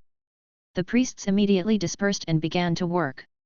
Watching the departing priests, Fang Hao continued to ask, "Do we have enough manpower? Shall we recruit more?" Nelson shook his head, "No need for now. We can recruit more when we need them." "Oh, all right." Nelson left, and Fang Hao continued to control and get familiar with the puppet. After putting clothes and equipment on the puppet, and attaching the wooden mask on its face, except for the empty-looking arms and legs without muscles, it didn't look like a skeleton puppet. 2 hours of continuous training passed. The night was deep and quiet, and due to the consumption of spiritual power, Fang Hao's head was starting to throb. He put away the puppet and went back to his room to sleep. The next day, in the early morning, as Fang Hao woke up from his sleep, he received good news from Blackthorn. The entire Bloody Mountain range had been completely occupied. The trolls who surrendered were, under the arrangements of the female troll Stella, began to settle in the North Town. In the next few days, they started to gradually resume production and return to their normal lives. This was good news, as they would no longer need to worry about the dangers to the north of their territory. Moreover, the Bloody Mountain range was rich with numerous veins of ore, which could be mined for more basic materials. After hearing Blackthorn's news, he immediately sat up from bed. After breakfast, at 8 a.m., Bolton, riding on the bone dragon, landed in front of the Lord's mansion. Seeing Fang Hao enjoying the sun, he jumped straight off the dragon. "Lord," Bolton saluted and said. Fang Hao sat up. Bolton continued, "My lord, the battle in the Bloody Highlands has been won. Blackthorn ordered me to bring back Kaoza's body and the spoils of war first." With that, he unloaded all the items from the dragon's back. Apart from the dismembered Kaoz, there was also a silver chest and a large amount of scavenged gold and silver currency. These were all spoils of war that Blackthorn had gathered and brought back with Bolton to give to Fang Hao. "Good, well done." Fang Hao nodded, and then instructed a maid, "Go and get Scholar Nelson. Tell him we have a new hero's body that needs to be dealt with." The maid acknowledged his words and quickly left, while Fang Hao went straight to the silver chest. He directly opened the chest. Obtained, Curse Thunder Totem Scroll, blue, Iron Armor Fist Blueprint, blue, 12 Troll Stones, and 76 Warfire Coins. Curse Thunder Totem. Category, Scroll. Description, records the method for drawing the Curse Thunder Totem. This was the second time Fang Hao saw a totem scroll. He himself already had a body of the giant spirit totem tattoo on his body. And in battle, it demonstrated high combat ability. However, the body of the giant spirit was a purple scroll, the reward in front of him was blue, and the level was much lower. The second blueprint was called Iron Armor Fist. Iron Armor Fist, Iron 3, Cast Iron Block 2, Leather 3. Description, Iron Armor Fist commonly used by those skilled at close combat. The only one in the territory who excelled at hand-to-hand combat was Angia. But Angia's Tiger's Claw was also of blue quality. If both items were of the same quality, then there was no need for it. Fang Hao had always wanted to change her weapon to a better one, but the Tiger's Claw and the Fist Armor were considered unpopular weapons here. They were rarely sold, and thus, few blacksmiths were willing to forge them. He put away the blueprint and immediately stashed the scroll as well. "My lord, this map was found in the temple on Kaur Holy Mountain. Also, in the temple, we discovered an altar and a wriggling piece of flesh. Commander Blackthorn said that the piece of flesh might be an organ and suggested you to look at it when you have time," Bolton said, as he handed over a single-page map. Map, Thunder Temple. Category, Single-page map. Description, a map that records the target location. Using the Book of Lords to record it, he could see the location marked on the map. Upon looking, he realized that this location had been recorded before. It was the map of the desolate battlefield that Dong Jiao gave him. And the Thunder Temple was a location in the desolate battlefield. This was quite a coincidence. As Fang Hao was examining the blueprint, Nelson came over with 6 funeral priests. "My lord." Nelson and his men saluted Fang Hao. "You guys first take away this body. And Nelson, come with me to the Bloody Mountain Range later, there might be a creature's organ that can be sealed there." Fang Hao nodded and said. "All right, my lord." Nelson responded. Then, he had the funeral priests behind him carry Kaoza's body to the Viscera Museum. Chapter 462. Soon, everyone was ready. Nelson, accompanied by 6 funeral priests, will go with Fang Hao to the north town city of the Trolls. And the task of guarding the territory was given to Angia. Just as well, early in the morning, she was still in bed, and it was a bit hard to get her up. The hero accompanying them was Dimitrija, an orange hero whose power was sufficient to protect Fang Hao's safety. Everything was ready. Fang Hao directly released the demon doll, initiating demon teleportation. Teleportation, however, was not unrestricted, requiring confirmation of the teleportation location from the map in the Book of Lords. Locations unrecorded could not be used for teleportation. On the map, North Town City was confirmed.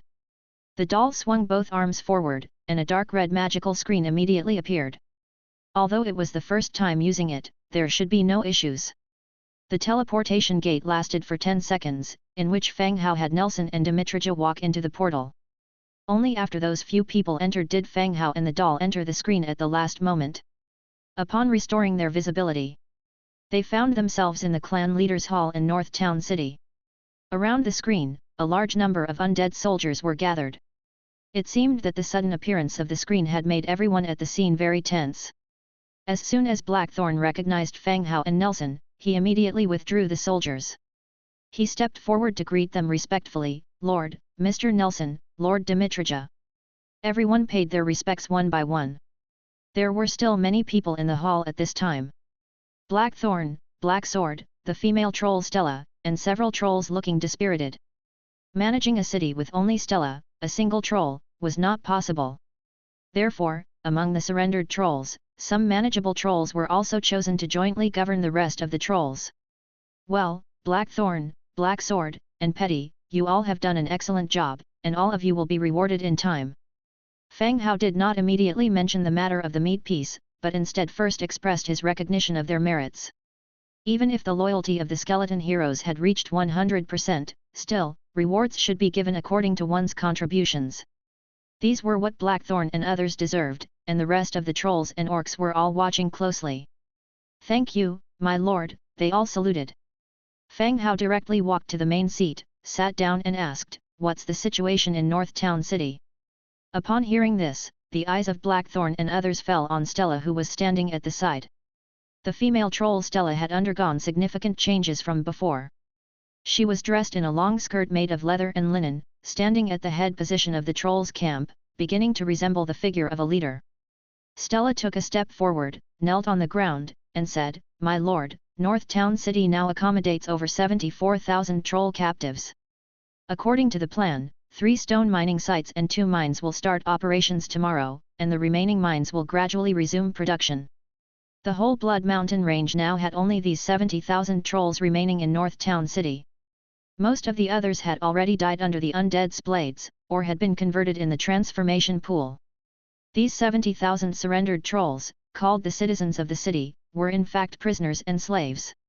The power to grant life or death was all in the hands of Fang Hao and his men. Below, there were 12 trolls, selected to manage the city. Hearing Stella and the human leaders above discussing their tribe's matters, the trolls' hearts instantly leaped up. They understood that the man sitting above was no longer a food reserve for trolls, but their lord who held the power of their life and death. The entire hall quieted down instantly. Trolls were uneasy, with some starting to sweat profusely and tremble uncontrollably in their self-imaginary situation. Fang Hao slightly nodded, and the atmosphere eased significantly. He didn't need a city populated only by the undead and the deceased. The restoration of trolls' production and normal life was what North Town City needed to do. Good, while resuming production, do not forget about maintaining order in the city. The old ways and styles of the trolls need to be completely eradicated. Anyone dares to rob women and food by force, immediately throw them into the transformation pool. Blackthorn, you must also supervise this, Fang Hao said solemnly. It was not Fang Hao overstating. The lives of trolls were even more savage and open than those of the orcs. Robbing others of their women and food came down to who was stronger and had greater abilities. Fang Hao wanted to establish a more stable order, so he had to break away from the old characteristics of the trolls. Yes, my lord, answered Blackthorn. Stella also said, rest assured, my lord. I will do it well. Fang Hao acknowledged. After inquiring about North Town City's situation, Fang Hao then proceeded to address the news bulletin brought back. Blackthorn, you said you found a living piece of flesh on Kaur Holy Mountain. Fang Hao looked at Blackthorn. Yes, my lord, it is the troll temple there. The item being worshipped inside is a piece of flesh the size of an adult bear, and it is squirming, Blackthorn replied. Stella, do you know what this flesh is? The troll temple was dedicated to the giant spirit god that the trolls have been passing by word of mouth. Stella pondered for a moment and responded in a soft voice, My lord, according to the rumors of our tribe, the temple is where the giant spirit god slumbers. If it means that it's just a piece of meat inside, then it proves that the giant spirit god is a lie. No one had ever seen the real giant spirit god. So a long time ago, rumors started spreading amongst the trolls that the giant spirit god was nothing but a lie. But the Bloodthroat clan was ruthless and powerful, so no one dared to question it directly, nor did anyone try to verify the rumor. Chapter 463. Now, upon hearing Fang Hao mention there was no dormant giant spirit god within the temple, Stella felt even more sure that this was a lie. But Fang Hao didn't see it that way, because when he first discovered Rolina's heart, it also separated from the body. Since Blackthorn mentioned life characteristics, it could be the organ of some powerful creature. He did not exclude the true association with the giant spirit god. What about you? Fang Hao asked the trolls below. The trolls instantly murmured, but the answers given were much alike. If there's no giant spirit god, then it is a story concocted by the Bloodthroat tribe. Just to take more tributes from them. Seeing no news can be asked from them. Fang Hao gave up pursuing this line of questioning. He spoke to Blackthorn, "Prepare the bone dragon, let's go take a look together." "Yes, Lord."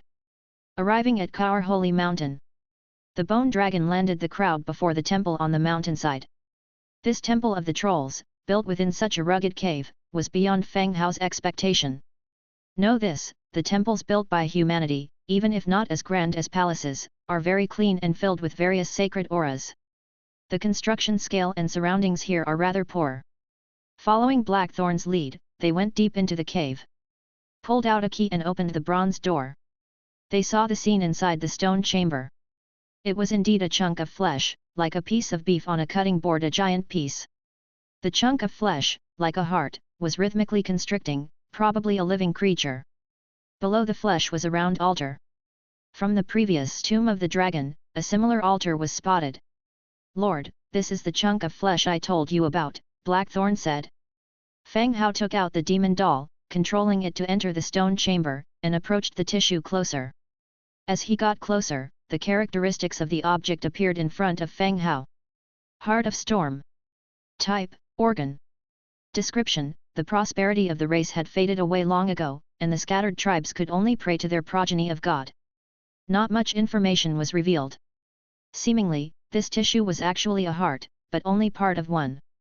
From this, you can imagine how vast the original creature was. The master of this heart is the sacred progeny. After checking the attributes and ensuring no danger, Fang Hao turned to Nelson, who was standing beside him, and asked, "Bachelor Nelson, does this meet the condition for putting into a viscera jar?" "Yes, my lord." Saying that, Nelson took 6 priests and went into the stone chamber. After a round of inspection, he came out again. "There are indeed organs of powerful creatures, Lord. The sealing ceremony will take some time, approximately about 5 days. "Very well." Fang Hao continued speaking to Blackthorn, "Arrange personnel to guard this place, preventing anyone from disturbing Bachelor Nelson's work." "Yes, my lord." Blackthorn complied and started gathering a large force, surrounding Kaur Holy Mountain.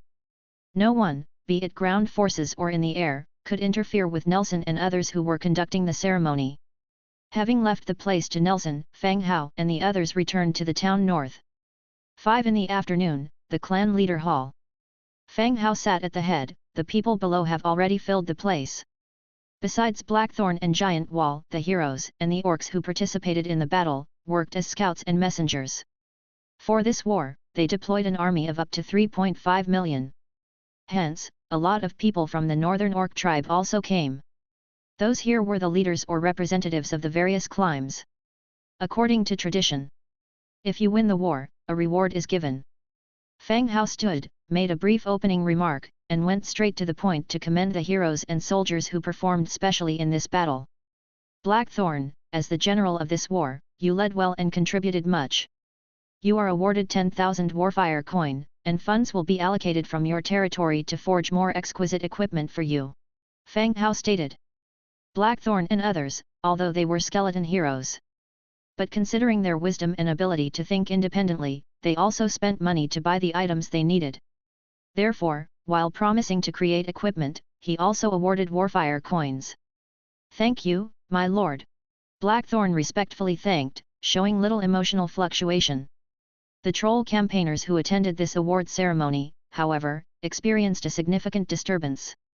They barely believed their ears. He was directly awarded 10,000 warfire coins. It's already an astronomical number. Contrarily, the orc campaigners, who appeared rather calm, looked at the somewhat disturbed trolls with a gaze like observing the countryside people. During the last Crescent Heights attack, Fang Hao awarded Dimitrija 10,000 warfire coins. At that time, the orcs shared the same reaction as the trolls now. Seeing it for the second time, it seemed much calmer. "Silence!"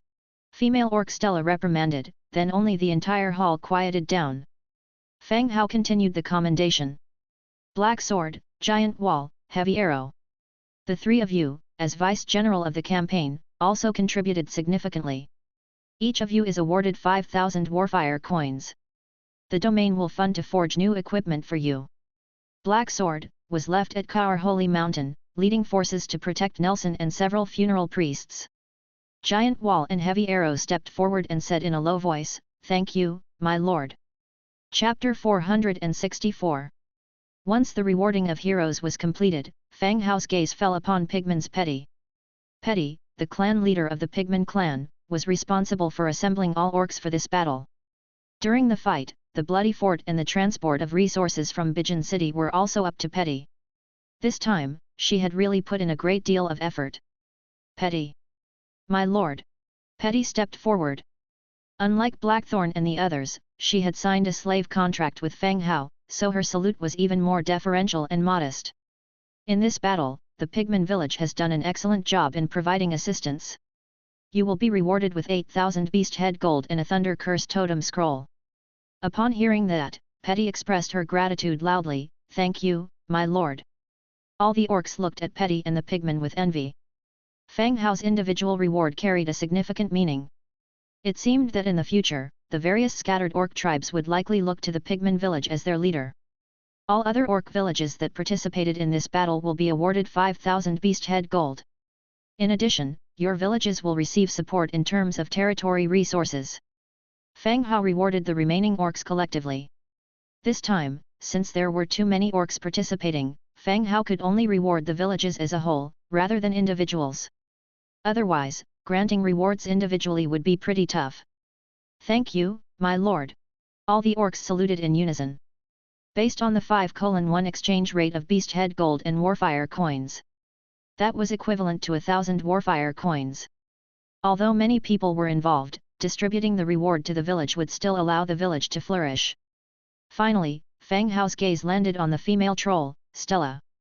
Stella was the first troll to surrender, and she had provided many valuable pieces of information for this battle. Fang Hao could reward Stella, but doing so would give Stella the image of a traitor among the trolls. He still needed Stella to manage the trolls for him. After thinking for a while, he said to Stella, "Stella, according to our agreement, you've guaranteed the lives of these trolls. Therefore, there is no reward for you this time.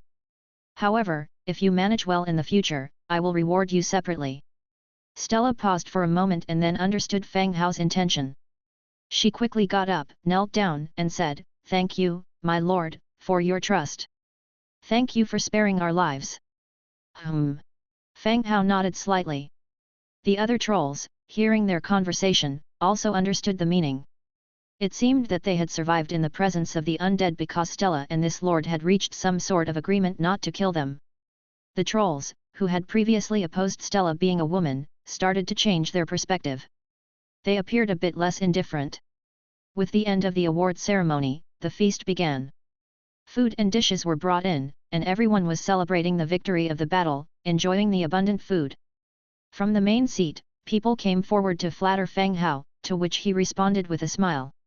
Meanwhile, in a cave within the chaotic stone forest of the Bloody Mountain Range, the farmers were huddled around a campfire, cooking food. In the depths of the cave, Su Yang pulled out the iron sword from his waist and carved a 15 on the wall. It was their 15th day hiding in the cave. With the preparations they had made in advance and the exchange function of the Book of Lords, they had managed to hold on till now. "Sir, the gruel is ready. We can eat now," one of the farmers said. "All right." Su Yang came over and sat down by the fire. "Sir, I went near the Bloodthroat tribe yesterday. There are fewer undead now. I think we can plan to get out," another villager said. Although some doubted if the outside had been entirely occupied by the undead, Su Yang knew that most parts out there were still human cities. Otherwise, the other lords wouldn't be chatting so freely every day. Su Yang pondered for a while. "All right, we can scout the path when it gets light. If there's a chance, we'll all escape together." "Yes, sir." After a few brief exchanges, silence fell again. Everyone was eating their food in silence. During the night, Fang Hao used demon teleportation to return to his territory. Lying lazily in the hot spring, Ira gently massaged his shoulders, relaxing his muscles. Just as Fang Hao was enjoying the comfortable massage, The Book of Lords suddenly received a private message. Fang Hao opened it, finding that it was a private message from Qiu Zhishang.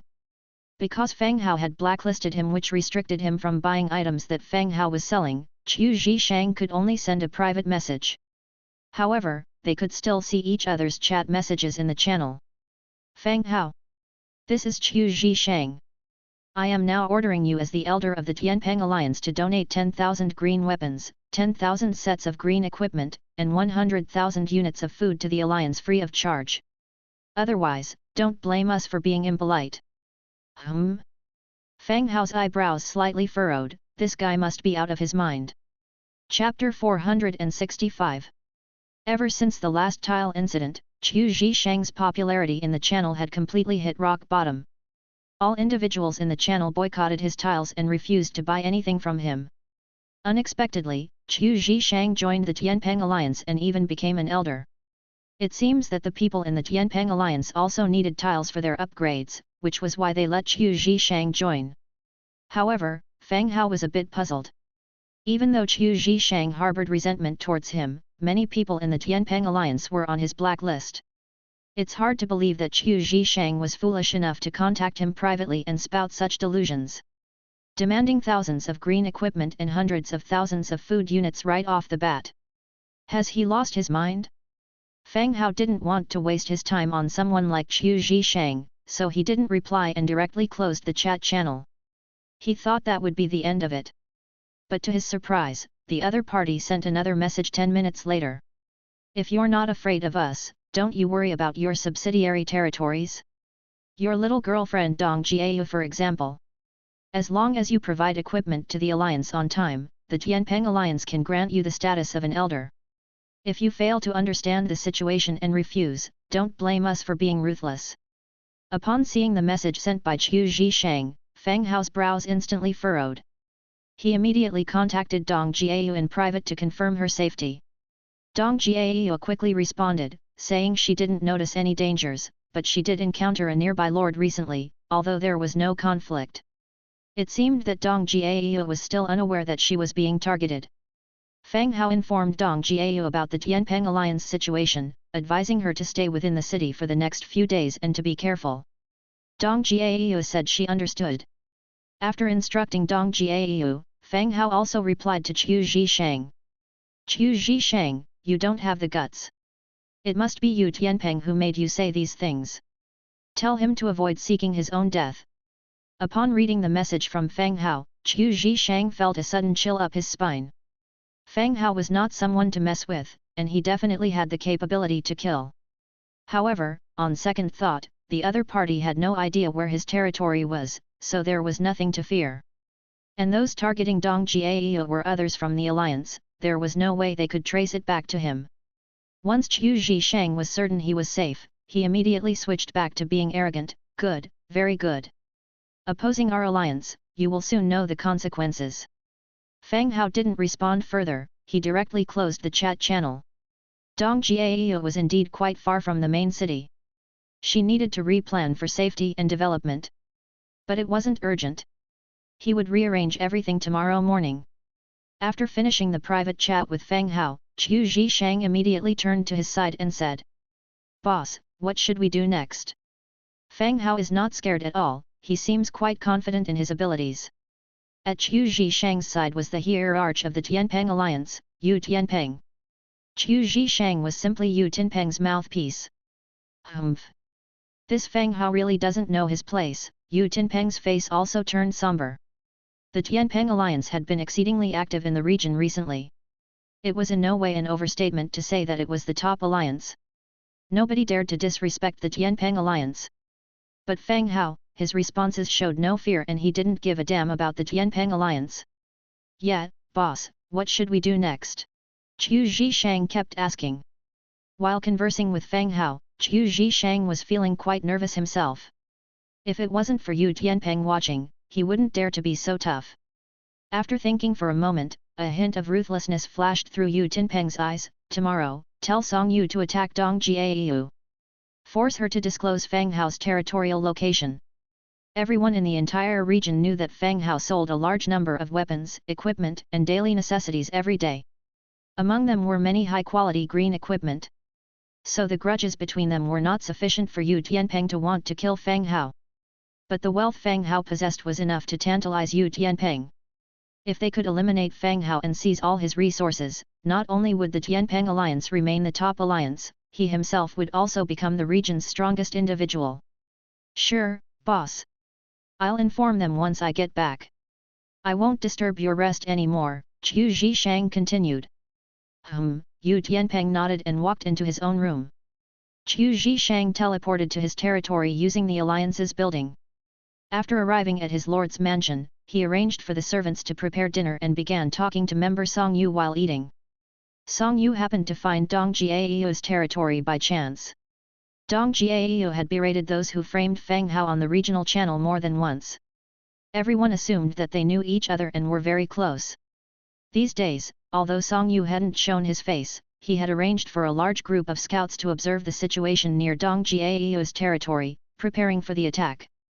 He didn't hold a grudge against Dong Jiao or Fang Hao. But the development of the Tianpeng alliance was rapid and it was the top alliance in the region. Being able to align himself with it, he saw great advantages for his own territory's development.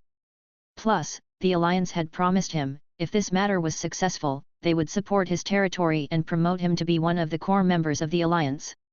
This was an offer Song Yu couldn't refuse. Qiu Zhishang sent a message of attack to Song Yu, and received a reply soon after. Alright, I've arranged scouts these few days. She doesn't have any special military forces, so taking her down won't be an issue. Chapter 466. Qiu Zhishang replied, Alliance Master Yu wants Fang Hao's territory to be near yours. This, being close to me, am I in danger? Alliance Master Yu has everything planned. As long as we know the location, other people will be dispatched to seize Fang Hao's territory. What are you worried about? Ah! That makes sense, then I'll start the alliance building first thing tomorrow morning. Once the people are gathered, we'll attack. Sounds good. After a brief exchange, a whole plan targeting Fang Hao was drafted. Next day, early morning. Fang Hao had just woken up from his sleep when he received a series of private messages. From people like Zhang Bin, Fu Lei and a few others who've had dealings with him. Without exception, they all asked him to look at the regional channel. Fang Hao immediately opened the regional channel to check the messages inside. Just as he entered, someone said, I don't know who's more formidable, Fang Hao or the Tianpeng alliance. I guess Fang Hao is more powerful, he sells so many pieces of gear every day, he surely has a lot of troops. Pay attention, the Tianpeng alliance is going after Dong Jiao this time, not Fang Hao. While Fang Hao has many troops, Dong Jiao may not have as many. Who is Dong Jiao? Weren't they going after Fang Hao? Hey! It's none of your business, all you need to know is that Dong Jiao is subordinate to Fang Hao. I think Fang Hao is in danger. The Tianpeng alliance can quickly gather a lot of manpower. I bet on the Tianpeng alliance. I bet on Fang Hao. While people in the regional channel were in heated discussions, Fang Hao scrolled up the chat record to find the origin of the discussion. He discovered that the Tianpeng alliance had posted a message in the regional channel early in the morning, claiming that Dong Jiao, a subordinate of Fang Hao, attacked their alliance member Song Yu by surprise, almost costing him his life. After a series of criticisms, the Tianpeng alliance officially declared war on Fang Hao. And the first attack was directed at Dong Jiao. This message set the regional channel ablaze first thing in the morning. The number one person and the number one alliance in the region. Their confrontation could be said to be the biggest event among the transmigrators. Ding! At this time, Dong Jiao also sent a message. Brother Hao, I don't know this Song Yu, let alone attacked him, Dong Jiao said. I know, they are just finding an excuse to show off their strength in the channel while remaining blameless, Fang Hao said. The other party was not that foolish either, and knew to find an excuse. I heard that the Tianpeng alliance is quite formidable. I might not be able to handle them, Dong Jiao said bluntly. With the help of Fang Hao, Dong Jiao managed 3 cities. However, her focus was not on military development. If targeted, she might not be able to resist. Don't worry, I'm here. They won't be able to cause much trouble. But, Brother Hao, our territories are quite far apart. No worries, just get ready, I'll be there soon. Oh. After ending the chat with Dong Jiao and ignoring other private chats. After a simple wash and breakfast, Fang Hao began to mobilize his forces. A teleportation portal only lasts for 10 seconds, so the troops he could take needed to be concentrated, not numerous. To ensure his and Dong Jiao's safety, Fang Hao summoned 3 bone dragons, 6 nisbets, and 13 skeleton trolls. Dimitrija was accompanying him as a hero, Angia was left behind to guard the territory while she slept in. All of them mounted bone dragons. When the demon doll summoned the teleportation portal, the 3 bone dragons immediately charged into the light display. The massive bodies of the bone dragons began to change, as if absorbed by the light, disappearing into it. After 10 seconds, the 3 bone dragons had entered the portal. The next second, they appeared in the center of Dong Jiao's territory. The sudden appearance of the magnificent bone dragons caused immediate chaos. The guards quickly assembled, farmers dropped their work and scurried back into their homes in panic. At this point, Dong Jiao rushed out with her spear in hand and a firearm on her back. She originally thought that Song Yu had already attacked, but when she stepped out, she saw Fang Hao and a large number of skeleton soldiers. The most eye-catching among them was a lizardman in golden armor. "Brother Hao, how did you get here so quickly? Your words sound strange." "No. I mean, how did you get here so quickly? Just a teleportation spell. So, the enemy hasn't attacked yet, right?" Fang Hao continued to ask. Dong Jiao shook her head and said, "I've arranged for people to keep an eye on them. They should still be preparing and haven't dispatched troops yet." Knowing the opponent's intentions, Dong Jiao would naturally not sit idle. She too had arranged for people to keep an eye on the opponent. If the enemy had too many people and Fang Hao could not arrive in time, she would take her people and retreat first, then take back the city in entirety once Fang Hao's people arrived. Now that Fang Hao was here, she had no other concerns and left everything to Fang Hao. "Well, since we know the location of their city, let's go straight there. There are quite a few people betting in the channel, let's not keep them waiting too long." Chapter 467. Hi. Dong Jiao was somewhat confused. What was Fang Hao talking about? One of the skeleton trolls on the dragon's back jumped off, leaving a space behind. "Come on up, let's go to their territory," Fang Hao continued. "Are we heading there directly?" Dong Jiao asked. "What else?" Fang Hao responded. "Oh," answered Dong Jiao as she climbed onto the bone dragon and settled on its back. She stroked the bones of the dragon's back, her eyes flashing with anticipation. "Jiao, you lead the way," Fang Hao said. "Oh, that way." Dong Jiao pointed in the northwest direction. With a kick, the bone dragon shot straight up into the sky, dashing towards the indicated direction with everyone on its back. With the whistle of the wind buzzing in her ears, Dong Jiao's face was full of excitement. This was far more thrilling than a roller coaster ride. What would have taken 2 hours to travel by foot was visible within just 10 minutes. Ahead lay the city. She signaled to Fang Hao, confirming that the city was indeed Song Yu's city. "All right, let's descend." The 3 bone dragons dived straight down. In the city, Song Yu was checking the reinforcement troops sent by the alliance members. There were so many people, even including special troops of level 6 and 7. This made Song Yu slightly less worried. The scout evaluated Dong Jiao's forces and found a few troops of level 5, but most were ordinary human soldiers of levels 2 and 3. Be it in terms of quantity or quality, they couldn't compare with his forces. Moreover, even if Fang Hao departed now, there would be no way for him to arrive so quickly, even if he flew. As long as he captured Dong Jiao's city, he would be the hero of this battle, and when the alliance dealt with Fang Hao, he would receive the reward he wanted. Just as he was about to leave, the sky suddenly darkened. 3 huge creatures obscured the sky overhead. Before he had time to react, these 3 huge creatures dived down. They spewed out beams of black light, sweeping across the front line army. Under Song Yu's gaze, the thousands of soldiers from the alliance began to have their flesh dissolve, shrieking and wailing as their bodies turned into white bones. Then, the 3 bone dragons landed on the ground. Skeleton warriors jumped down from their backs and began to slaughter the remaining soldiers. Song Yu stood dumbfounded, not knowing what to do in the face of this sudden onslaught. Just as he was about to turn and run, he was kicked away. stumbling several times before he regained his footing. When Song Yu saw who had kicked him, his face instantly changed. It was Dong Jiayu, the very target he was about to attack. Dong Jiayu, don't go crazy, we can talk this out. Song Yu, sitting on the ground, began to retreat while pleading. He had thought about how to purchase Dong Jiayu, this attractive woman, once she fell into his hands. What he did not anticipate was the consequence of his defeat.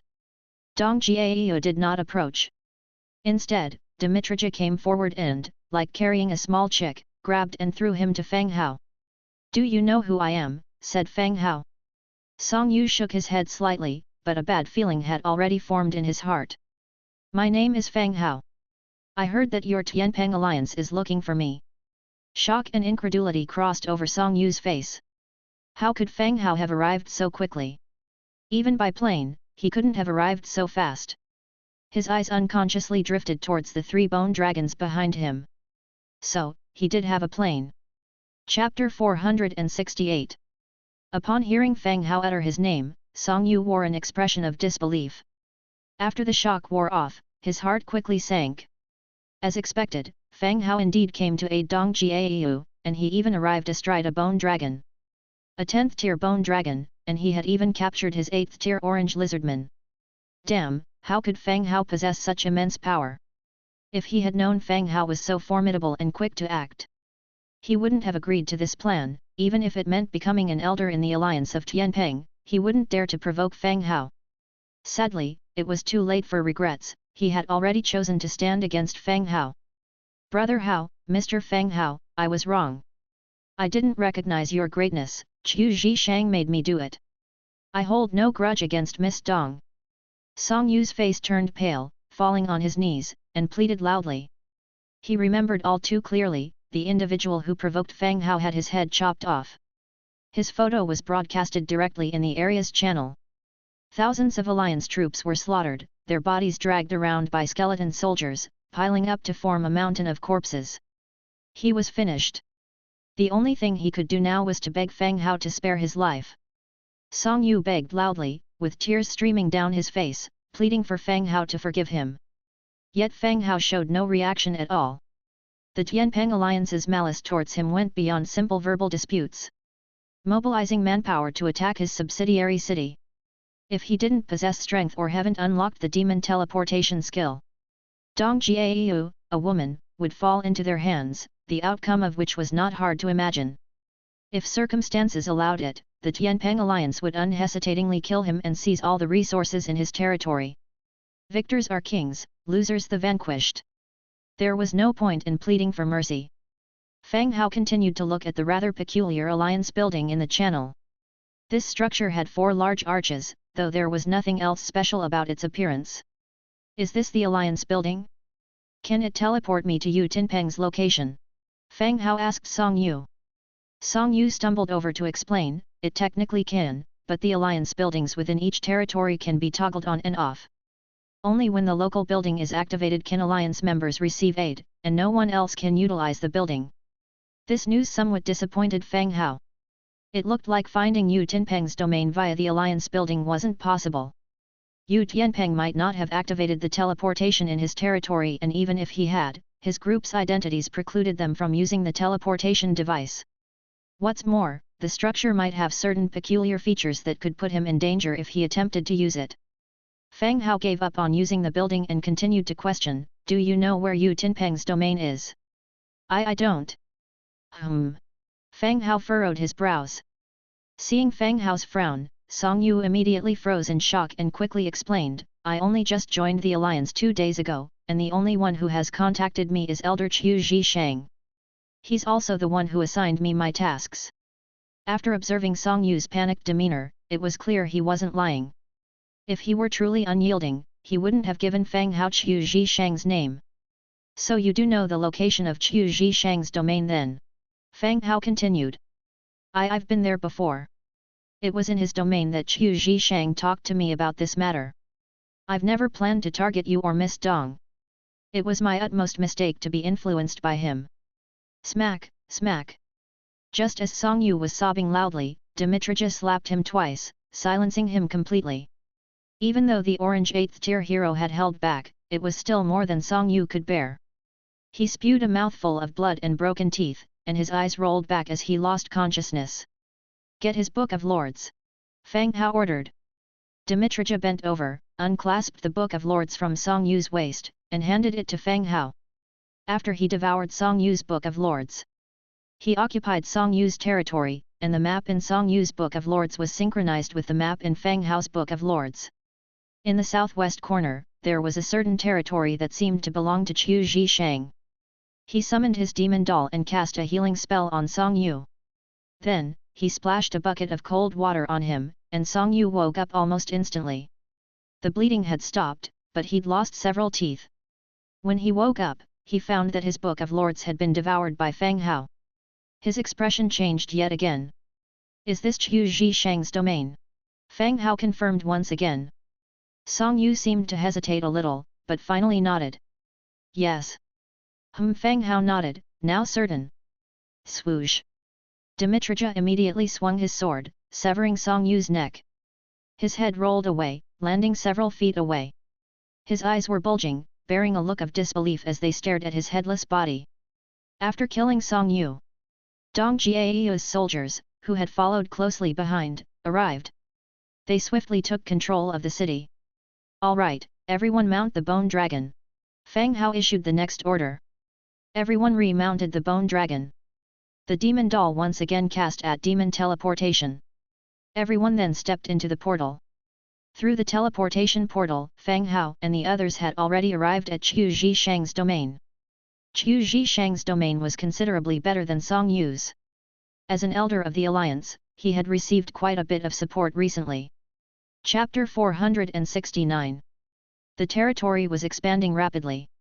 With the support of the alliance members, they had already occupied 3 nearby territories and plundered a large amount of resources, making Qiu Zhishang's life increasingly prosperous. When 3 bone dragons carrying skeleton soldiers appeared, it instantly drew the attention of the surrounding soldiers. A mere approach with their weapons was met with the death breath of the bone dragons, reducing them instantly into scattered white bones. Skeleton warriors disembarked from the dragons and began to clear the city guards. With a captured peasant in tow, Fang Hao spoke in a cold voice. Where is your lord, Qiu Zhishang? The peasant trembled in fear, his voice quivering. The lord has gone to the tile kill. And where is this kill? To the west outside the city, the peasant quickly replied. After releasing the peasant, Fang Hao addressed the crowd, everyone, there's no need to worry. I'm only here to discuss some matters with your lord. As long as you stay here obediently and avoid touching any weapons, I can assure your safety. Do you understand? Understood, the crowd stuttered in response. Any soldiers attempting resistance or defense had already been eliminated. The only ones left were these timid and fearful peasants. Fang Hao came for Qiu Zhishang himself, there was no need to kill all these people. He ordered the skeleton soldiers to guard the people. Then he led the remaining men quickly toward the tile kill on the west side outside the city. Shortly, Fang Hao arrived at the location of the kill. There were numerous kills constructed here, and many workers were bustling about. Not far away, a middle-aged man, surrounded by many people, also noticed Fang Hao and his troop.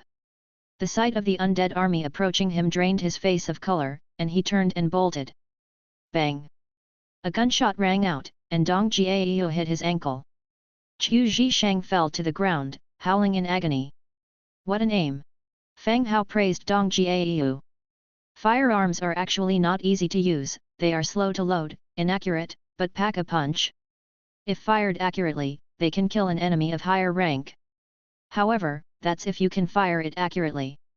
I wanted to fire a warning shot, didn't mean to hit him, Dong Jiao said helplessly. Well, seems like he's done too many bad deeds, even the heavens aren't helping him, Fang Hao justified. Qiu Zhishang's guards were eliminated.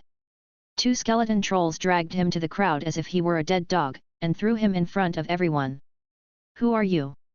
I'm an elder of Tianpeng Alliance. Don't act rashly. I have tens of thousands of soldiers in the city. You won't benefit from this, Qiu Zhishang, clutching his ankle, shouted loudly. Blood was seeping out from between his fingers. Pain was warping Qiu Zhishang's face. He continued to issue warnings amidst his whimpers of pain. Qiu Zhishang, you swore at me just last night. You can't have forgotten me already. Fang Hao smiled at Qiu Zhishang. Qiu Zhishang's pupils contracted. You're Fang Hao? No, impossible. How did you get here? They had calculated that Fang Hao's territory should be near Dongjiaiyu's. There were several regions between Dongjiaiyu and himself. How could Fang Hao possibly be here? And didn't he send Song Yu to kill Dongjiaiyu? Did Song Yu die? How could it happen so quickly? Dimitrija bent down and snatched the Book of Lords from him. After consuming it, they also found the location of Yu Tinpeng's territory on the map. Fang Hao nodded at Dimitrija, hinting something. Swish swish. Getting Fang Hao's hint, Dimitrija swung his swords and severed Qiu Zhishang's arms. Blood spurted out from the wounds, dyeing Qiu Zhishang red in an instant. As Qiu Zhishang was about to let out an even more piercing scream, Dimitrija swung his sword again, and the blade flashed across his neck. A head fell from the body, rolling on the ground and finally stopping at a distance. His eyes, still wide open, stared grimly at his city in the distance. Bury him here. Let's go back to the city to rest, Fang Hao said. Demon Doll releases skills by using the energy from its controller. After releasing demon teleportation twice in a row, Fang Hao's spiritual power had also been drained. After burying Qiu Zhishang, Fang Hao led everyone back to the city. The villagers were still gathered and squatting on the bare ground under surveillance. Fang Hao spoke, "This city has a new ruler now. If you're willing, you can continue living here. I will assign a new city lord for you. If you don't wish to stay, you can leave, and I will provide the necessary provisions for your journey." This place was different from Song Yu's city. It was quite far from any subsidiary territories. Although Song Yu's city could be handed over to Dongjiaiyu, there was a significant distance from both Fang Hao's and Dongjiaiyu's territories, so a new lord would need to be assigned here later. Hearing Fang Hao's words, the villagers began to discuss among themselves in hushed whispers. Qiu Zhishang was not a competent lord, he had been heavily exploiting the villagers. In the tile production, a piecemeal work system was established. The territory did not provide food supplies, they had to exchange their productions for it. Chapter 470. The more you produce in your work, the more food and living essentials you get. However, often, for a family to be well fed, it's a challenging task. The territory Fang Hao now occupies and the undead he leads still cause great worry amongst the people. Just as he finished speaking, many indicated their desire to leave. Fang Hao made no attempt to stop them. All right, Dongjiaiyu, take a few people to distribute food to those who want to leave. The rest can take the day off. The food supply will be made available tonight to ensure everyone's well fed. We'll return to work tomorrow. From now on, everyone here will be promised food and warmth. Upon hearing this, some of those who were about to leave squatted down again. Apparently, the promise of food and warmth made them willing to stay and monitor the situation. Okay. Dongjiaiyu opened the warehouse and distributed food to those who were leaving before exiting the area. Those who remained also received enough food, although they were all sent back to their dwellings to eat and were not allowed to leave unless it was necessary. Fang Hao handed out some roasted cakes. He was checking the chat within the channel while having his lunch. What's going on? It's noon already, but there's no news from either side. Damn. Dongjiaiyu hasn't been killed, has she? I think something must have happened to people from the alliance of Tianpeng, otherwise, they would have released the news. Ha! Song Yu has just left.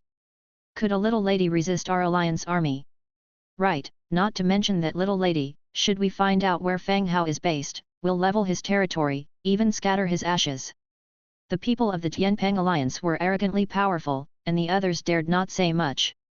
Fearing that they had chosen the wrong side and might face the retaliation of people from the Tianpeng alliance. On the other side, Yu Tianpeng was sitting by the bed, looking sullen. He had slept until now, accompanied by the two lady lords of the alliance last night, and had just gotten up. He had expected to wake up to news of having taken over Dongjiaiyu's territory. But now, he hadn't received any news. Just now, he had chatted privately with Qiu Zhishang and Song Yu. However, their chat threads had become grayed out. And the messages he sent out indicated those two players no longer existed. This made Yu Tinpeng's face even more drab. Despite his great confidence in his alliance, a bad omen sprouted in his heart. Why would these two people disappear? Unless they were dead. In the local channel, everyone was still heatedly discussing, and the members of his alliance were boasting that Fang Hao, the first killer, was nothing compared to the Tianpeng alliance. But him, the alliance hierarch, was already sweating profusely, and his hand holding the Book of Lords began to tremble uncontrollably. He didn't even have time to brush his teeth or wash his face, promptly rushing out of the Lord's mansion to gather all the soldiers and surround his location. He had an ominous feeling that he had provoked someone he shouldn't have. After lunch, Fang Hao opened another bottle of mental potion and drank it down. Nisbet, you stay here and manage things for now. I will send someone to replace you later. Fang Hao ordered. He also recruited 200 human soldiers from the barracks to follow Nisbet's dispatch. Nisbet belonged to the Undead Nisbet, a Tier 10 troop. He was intimidating enough, but his managerial skills were inadequate, so Fang Hao would send others to take over managing the city later. Yes, sir. After sorting things out here, Fang Hao once again cast demon teleportation. He led his entourage into the beam of light. A dark red portal appeared in the center of Yu Tinpeng's territory. Just as Fang Hao's vision was restored, he heard a low growl, "Release the arrows, shoot quickly." Whiz whiz whiz. Yu Tianpeng had already prepared, and a large number of arrows poured down on the spot where the light curtain appeared. Chapter 471. Yu Tinpeng's army was already prepared. Fang Hao had quickly eliminated Song Yu and Qiu Zhishang, meaning he had a method of teleportation similar to that of the Alliance building. As soon as the teleportation curtain appeared in front of the Lord's mansion, Yu Tianpeng immediately gave the command to surround it. Seeing the first figure, he didn't wait to confirm their identity before issuing the command to attack. Arrows poured in, loosed from all angles and aimed at the curtain. The sounds of bowstrings and the whoosh of arrows filled the surroundings. The archers were a special unit in Yu Tinpeng's forces, obtained from his members. Storm Crossbowmen, Level 6. Storm Crossbowmen have an active skill called Storm Arrow. The arrows they fired carried wind properties and moved faster than regular arrows. Each Storm Crossbowman was equipped with a blue crossbow. With such a short distance and considering the power of the crossbows, he was confident he could kill the enemy in one volley. After the volley, the crossbowmen began to reload their crossbows. The teleportation curtain in the center had already disappeared. When everyone finally saw the new arrivals, they were shocked. 3 armored bone dragons had arrived. Skeletal soldiers leapt off the backs of 2 of the bone dragons. The bone dragon in the middle crouched on the ground, its body wrapped around Fang Hao and his companions, protecting them. Fortunately, the bone dragons had dragon armor. Otherwise, with their hollow bodies, protecting Fang Hao and the others would have been difficult. Roar! The bone dragon unleashed a dark beam, sweeping towards the encircling enemies. The undead soldiers, brandishing their battle axes, also charged at their enemies. Even the level 6 storm crossbowmen were elite units under Yu Tinpeng's command. But from Fang Hao's perspective, their level and power were only average. The slow reloading speed of the level 6 storm crossbow was their weakness. Those who didn't die from the bone dragon's breath were pursued and killed by the skeleton trolls and Nisbet. Suddenly, the entire city fell into a state of chaos, filled with screams and battle cries. Blood splattered on the ground. Anybody bearing a weapon was killed, except for the farmers who hadn't left their homes. The dead bodies dragged over the ground, staining it red, and were then piled into a small mound in front of the Lord's mansion. After half an hour, the soldiers outside were eliminated. Yu Tianpeng had already sought refuge inside the Lord's mansion as soon as he saw how the battle was going. Inside the Lord's mansion, leaning against the wall, Yu Tianpeng peeked out from a crack in the window and watched the fighting outside. Such a bloody and brutal scene made him feel terrified. It was certain that the black-haired young man in the center was Fang Hao. But why did he have bone dragons and such powerful undead units? Surely that golden-armored lizardman was a hero. Damn it, this kid must be cheating. Otherwise, how could he have such strong troops? What kind of a person had he provoked? It was impossible to say he had no regrets. But it was too late for anything now. Given the situation outside, it had come to a do-or-die situation. Soon, the soldiers outside had been completely wiped out. Skeleton soldiers surrounded the Lord's mansion. Yu Tianpeng, I'm already here. What are you hiding for? Why not come out and let's have a proper talk, Fang Hao called out loudly from behind his ranks. Transmigrators often had no martial virtues, so he had to be careful of distant enemies launching a surprise attack. Humph! Fang Hao, what is there to talk about between us? Are you going to let me live? Yu Tianpeng shouted back. Inside the Lord's mansion, the remaining storm crossbowmen were ready. They were just waiting for Fang Hao to come out from behind his troops, so they could shoot him. Let you live? Alliance Master you're too formidable. I dare not let you live. Otherwise, I'll end up dying at your hands, which would be a loss for me, Fang Hao replied, shaking his head. Hearing that Fang Hao would not spare him, Yu Tianpeng felt even more desolate. If the opponent were to let him live, he just might have surrendered directly, expressing his subservience. But he somewhat understood Fang Hao's character. While he didn't oppress people wantonly, he was ruthless with enemies. Then there is nothing left to talk about. If you have the guts, come in and fight. I have many tricks up my sleeve to take you down with me. Even in death, I'll have you as my company, Yu Tianpeng shouted in defiance. After his shout, he noticed the hesitation outside and opened the Book of Lords, searching for a way to escape. If he could find a teleporting item, then there might still be a tiny glimmer of hope. Hearing Yu Tianpeng's defiance, Fang Hao sensed something strange. Did their adversary still have a trick up his sleeve? But who would set a trap in their own home? The other side was probably just trying to buy time. He ordered directly, attack. As soon as his command came out, the skeletal soldiers launched an attack. The skeleton troll led the charge, followed by 19 Nisbets, who marched boldly towards the Lord's mansion. Dimitrija and the Bone Dragon stayed by Fang Hao's side. For a battle inside a building, the forces they had already deployed were more than enough. Whoosh! Whoosh! The remaining soldiers inside the Lord's mansion began to counterattack. Crossbow arrows whistled out of the windows, directed at the charging skeleton troll. The sound of metal clashing against metal rang out as the arrows struck the armor of the undead. The leading skeleton troll, its breastplate studded with multiple arrow shafts, charged directly to the front gate of the Lord's mansion. It swung its axe without pause, slamming it against the massive gate. Chapter 472. With a few loud bangs, the sealed door was smashed to pieces, and Skeleton the Troll, along with Nisbet, charged into the building and started a reckless slaughter. The sounds of battle surged from the first floor all the way to the top. As the shouting died down, the fight was nearing its end. Skeleton the Troll began moving bodies outside. Yu Tianpeng, who was stained red with blood, and two pale-faced, trembling, female lords, were dragged out. Yu Tianpeng had sustained several injuries, his demeanor had somewhat faltered. Fang Hao, I am not convinced by you. If you have guts, let me go, and we can have a fair fight again. I refuse to believe that I will lose to you. Yu Tianpeng gritted his teeth and said. Whether you believe or not, and how many people care, you have already lost once in this game of ours, Fang Hao said indifferently. So what do you want to do? You have proved that you have won, you don't need to kill me. Yu Tianpeng was now filled with regret.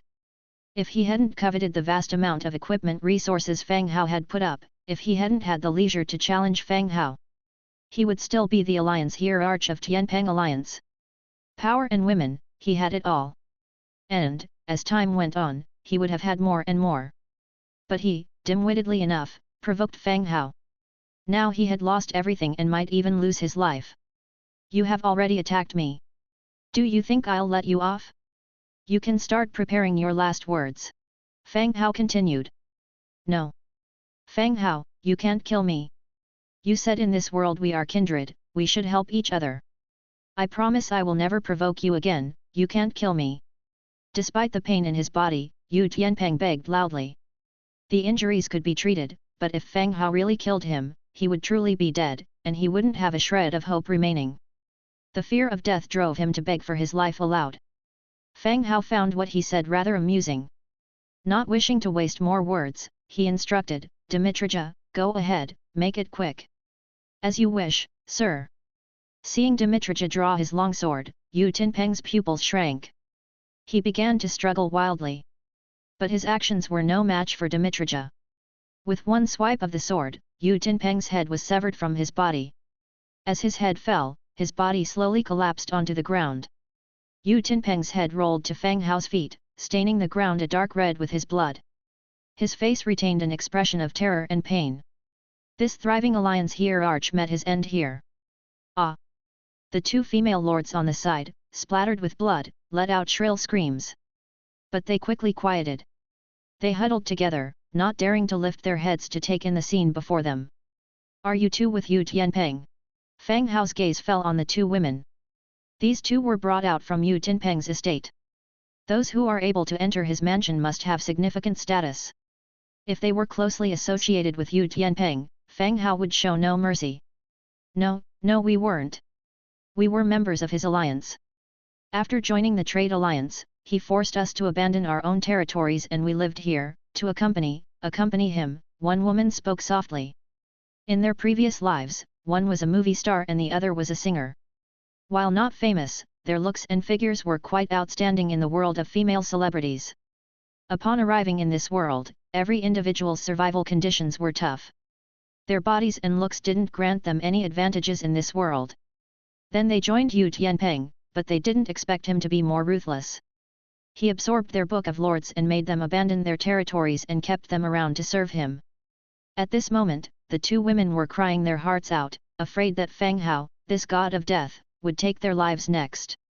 Boss Fang Hao, we know you. Before we joined, we bought goods from your place to develop our territories. We have nothing much to do with Yu Tianpeng. We've only been here for a few days.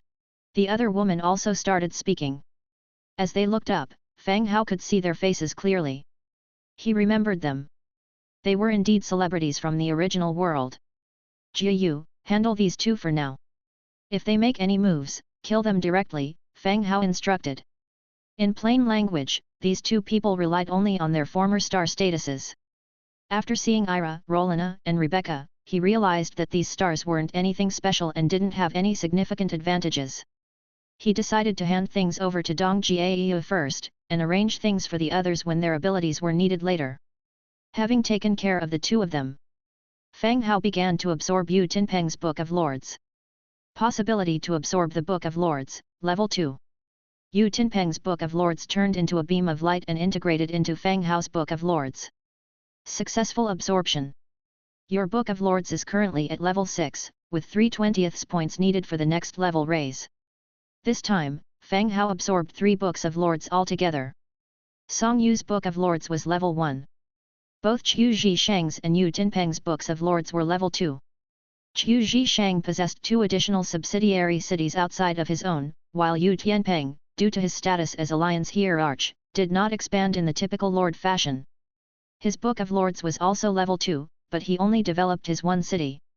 Absorbing the Books of Lords from these 3 people allowed Fang Hao to go from a level 5 Book of Lords directly up to level 6. Book of Lords has risen to level 6, marching speed plus 4.5%, resource exploitation plus 5.5%, troop attack power plus 1%, regional channel daily speaking limit plus 60. After the upgrade, various attributes also improved. The speaking limit in the channel had already reached 60 messages, which he couldn't use up every day. You have obtained decision-making power over Yu Tinpeng's territory. Occupy/abandon. Occupy. You have occupied this area, automatically becoming a subsidiary city. You can set a deputy governor in the Book of Lords. Fang Hao was not unfamiliar with these prompts. He skillfully chose to occupy it. Now, this level 10 city also became his subsidiary city. Just as Fang Hao was about to search the Lord's mansion again, Dimitrija asked, "Sir, shall we bury this body now?" For the bodies of transmigrators, Fang Hao ordered that they be buried nearby instead of being thrown into the conversion field for transformation. No matter how intense their previous enmity, all was forgiven and forgotten after death. Now, as they started clearing the battlefield, Dimitrija intended to directly bury Yu Tinpeng's body. "Wait," said Fang Hao. He placed Yu Tinpeng's head and body together, took a photo with his Book of Lords, and promptly sent it to the regional channel. Image, Yu Tianpeng is dead. This event has come to a conclusion, you can all continue to peacefully develop your territories. As soon as these words came out, the channel suddenly fell silent. Nobody spoke, even those arrogant alliance members closed their mouths without arguing about it. This continued for 3 minutes. Finally someone carefully asked, is this alliance master Yu? Does anybody know him? Is there any need to recognize him? If it wasn't Yu Tianpeng, those mad dogs of the Tianpeng alliance would have been yelling a long time ago. Haven't you noticed that not a single one is speaking up right now? Yeah, where are those guys? Don't tell me they all got slaughtered by Lord Fang Hao. So bloody, Lord Fang Hao must have a fondness for beheadings. Last time, that Li Teng was also decapitated. Beheading is the quickest way to execute someone. If you want to torture someone, you can cut them at the waist, slash as low as possible and they will crawl forward in pain, taking a long time to die. Oh my, the person upstairs must work in the judiciary. The people in the channel began to discuss. Those who had taken sides with the Tianpeng alliance shut their mouths. Existing members of the alliance, the moment Yu Tianpeng died, were informed that the alliance was disbanded. Everyone realized the gravity of the situation. Feeling uneasy, they hid in their territories, hoping that their previous remarks hadn't drawn Fang Hao's attention, and thus the wrath of this killer. After sorting all this out, Fang Hao continued to examine the blueprints unlocked by his latest territorial conquest. Blueprints unlocked: Storm Crossbowman Training Field Construction Blueprint, blue; Lionheart Night Camp Construction Blueprint, purple; Misfortune Strike Production Blueprint, blue; Courage Chest Plate Production Blueprint, blue; Guardian's Wristband Production Blueprint, blue. Chapter 473. While occupying Yu Tianpeng's territory, a large amount of blueprint equipment was also unlocked. As an alliance hierarch, Yu Tianpeng did have several useful building blueprints. Storm Crossbowman Training Camp, Hardwood 2200, Stone Bricks 1200, Thick Leather 500, Cast Iron Blocks 220, Metal Parts 200, Traces of Wind 1. Description: the Storm Crossbowmen are full-time soldiers that serve as the standby army to resist enemy attacks, continuously knocking down the enemy in round after round of volley fire. Fang Hao had just experienced the power of the Storm Crossbowmen. Their strength was already at level 6, and their crossbow arrows, augmented by wind attributes, were faster and even more powerful. Among the human faction, they were considered as quite excellent troops. Fang Hao continued to review the second blueprint, a purple cavalry blueprint. Lionheart Night Camp, Hardwood 5200, Stone Bricks 3500, Fine Stone Bricks 2200, Thick Leather 1500, Cast Iron Blocks 800, Metal Parts 420, Traces of Battle 2. Description: the Lionheart Knights are made up of the kingdom's most elite knights. They occupy high positions, have made remarkable achievements, carry the banner of knightly honor, and adhere to the Knights' Code of the kingdom. The Lionheart Night Camp is a purple building blueprint. Given Yu Tianpeng's strength, it was likely that this blueprint was a purple reward given to him for reaching level 10. The system rewarded me with an orange one as the first to reach level 10, rewarding him with a purple one for being second seems fairly reasonable. Probably he used up all his building materials when he upgraded his lord's mansion. The Lionheart Night Camp had not been built. Even if he had built it this time and recruited Lionheart Knights, they would still be no match for Fang Hao. A level 10 Bone Dragon and Nisbet are already top-level troops, and Dimitrija is also present. The killing of Yu Tianpeng left no suspense. After reviewing the two building blueprints, he continued to check the production blueprints. Misfortune Strike, Hardwood 2, Cast Iron Blocks 3, Metal Parts 5. Description: this crossbow, despite its ugly appearance and strong string, can inflict tremendous damage on the enemy. Misfortune Strike was the weapon previously equipped by the Storm Crossbowmen. It is indeed suitable for their profession. Moreover, the Skeleton Hero Heavy Arrow possesses attribute bonuses for commanding crossbowmen. Heavy Arrow could be the backbone of a crossbowman team. The remaining two pieces of equipment were simple blue equipment. They were not as good as the set Fang Hao had. After reviewing all the blueprint rewards, Fang Hao entered the Lord's mansion to see if there was any spoils of war he needed. Checking from the first to the second floor, it was evident that Yu Tianpeng's decorations were indeed up to mark. The chandeliers, carpets, and furniture used were all finely crafted items. But for Fang Hao, who had already ransacked several area leaders' residences, these things seemed somewhat ordinary. After putting all the rare materials and the gold and silverware from the warehouse into storage, he walked straight out of the Lord's Hall. Outside the Lord's mansion, all the farmers had been gathered together, heads bowed and not daring to look ahead. The farmers in the territory are divided into two types: one is domestic recruitment, corresponding to the worker skeletons on Fang Hao's side. The other is the displaced people who have chosen to settle down. Given the satisfactory development of Yu Tinpeng's territory, there were a significant number of these settlers. Many of them had already formed families and had children. This territory has been occupied by me, but you still have the right to choose freely.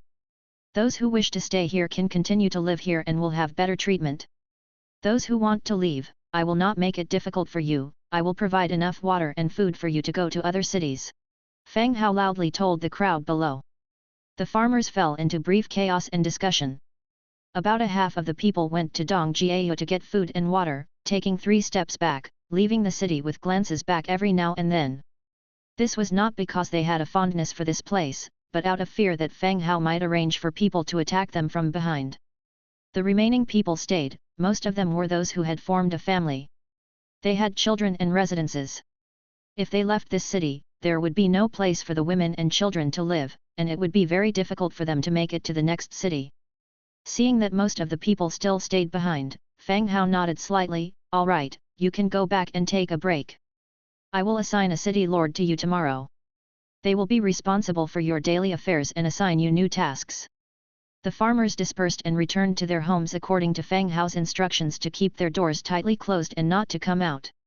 After handling the farmers' affairs, Fang Hao went back to the barracks and built a heavy sword infantry training camp. Utilizing the hundredfold multiplier, he recruited 303 heavy sword infantry and produced their equipment. This was currently the highest tier infantry Fang Hao had, serving as the defending force in his territory for now. After recruiting the infantry, he went on to recruit archers at the storm shooter training ground. In the case of defending the city, long-range troops still had more advantages. Storm shooter training ground. Type: human building. Recruitable: storm shooters, tier 6 troop. Storm shooter, soul crystal 6, food 40. The recruitment number was set to 5 and the recruitment started. Hundredfold multiplier activated, 505 storm shooters recruited. As the light fades, 505 storm shooters appeared before Fang Hao. Storm shooter, 6th tier. Faction: human. Race features: living creatures, human spirit, learning. Skills: storm arrow, limb breaker. Constant abilities: intermediate shooting proficiency, intermediate crossbow proficiency. Chapter 474. Storm arrow, active. Crossbow bolts cause an additional 5% wind property damage, crossbow bolt speed plus 10%. Crippling, passive, heavy blows to weak parts of the body have a high chance of causing limb-breaking effects. Description: Storm Crossbowmen, full-time soldiers serve as the standing army to repel enemy attacks, continually felling enemies with their rain of fire. Storm Crossbowmen possess characteristics of human faction soldiers. They can equip the equipment they are skilled with, or through learning traits, become familiar with a second piece of equipment for matching. This is a characteristic of the human camp, they are adept at learning and thinking. 505 storm crossbowmen stand orderly in front of Fang Hao. Dressed in linen attire, the only unique feature is that on the right side of each person's hat, a feather is tucked. At first glance, they look somewhat like Native Americans. Lord! The 505 storm archers salute in unison. Welcome to the ranks. In these 2 days, I need you to guard this city. I'll arrange a governor to come over later. Fang Hao nodded and said. Yes, my lord, we will follow your arrangements. Storm Crossbowmen continued. Next, Fang Hao provided them with archer suits and misfortune strike crossbows. After changing into their gear, they all got on the city wall and began their patrol. With the city defense issue resolved, Fang Hao continues, NIS2, station yourself here for now, I'll arrange someone to replace you later. NIS2 nodded, yes, my lord. After everything was taken care of, Fang Hao once again used demon teleportation. He and a few others, through the teleportation array, returned directly to Dongjiao's city. Coming out of the teleportation portal, they were back in Dongjiao's territory. After all, it's a city managed by a young girl. The streets were very clean, especially in front of the Lord's mansion where there was a flower bed filled with all kinds of exotic plants. Butterflies and bees had attracted a multitude of brightly colored birds. He'd planted some plants in his backyard too, but because of the numerous undead, hardly any birds dared to come in. "Thank you, Brother Hao. If it weren't for you, I would have fallen into the hands of those bastards," Dong Jiao said with a smile. "Among us, you are hands down, the best fighter. Even if I didn't come, that boy named Song Yu probably wouldn't stand a chance against you," Fang Hao replied, also smiling. Of course, this was just courteous talk. If it came to the point where Dong Jiao had to fight personally, it would mean that there were hardly any of his men left alive. Song Yu himself was not a threat, the real danger was the Alliance army. Thousands of troops are enough to destroy Dong Jiao's army at that time. I'm not that great. On the other hand, Brother Hao, you're very fierce. Don't tell me you're really like what others say, the favorite son of the system. This morning, she was still worried about her safety and was even preparing to evacuate her people from the city. Unexpectedly, by afternoon, the problem was already resolved. Not only did Fang Hao kill Song Yu, who attacked her, but he also slaughtered Yu Tianpeng. He single-handedly disintegrated the formidable Tianpeng alliance. This kind of power was simply unfathomable. "Don't be absurd, there's no such thing," Fang Hao replied. Once they entered the city lord's mansion and sat down, fruit wine was served. The fruit wine was brewed from the troll wine barrel that Fang Hao gave her, which was easy to operate and tasted quite good. On the side, the two female celebrities stood quietly. They looked more like two waiting maids. Since gaining the city transferability, the status between transmigrators and original inhabitants no longer mattered. Whoever manages a city mainly depends on their ability, not the identity of a transmigrator. Transmigrators with low abilities who have already lost their territories are no different from ordinary natives. Of course, the natives are mostly illiterate. That's where transmigrators have an advantage. Dong Jiao glanced at the two relatively restrained women and said to a soldier beside her, "You take them around the city to familiarize themselves with the surroundings." "Yes, my lord," the soldier replied, leading the two women out of the city lord's mansion. Inside the hall, besides two servants, only Fang Hao, Dong Jiao, and Dimitrija remained. "Jiao, the map of the desolate battlefield you gave me last time, have you sent anyone there later?" Fang Hao asked again. Dong Jiao was taken aback, not expecting to suddenly bring up this matter. The desolate battlefield map was found by her in the ancient tomb. Because of her limited abilities and the debt she owed to Fang Hao at that time, she gave this map to him as a gift. 2 months later, she didn't expect Fang Hao to suddenly bring it up again. "No, Brother Hao, are you planning to explore the desolate battlefield?" Dong Jiao asked curiously. Transmigrators often use game-like terms when referring to specific locations.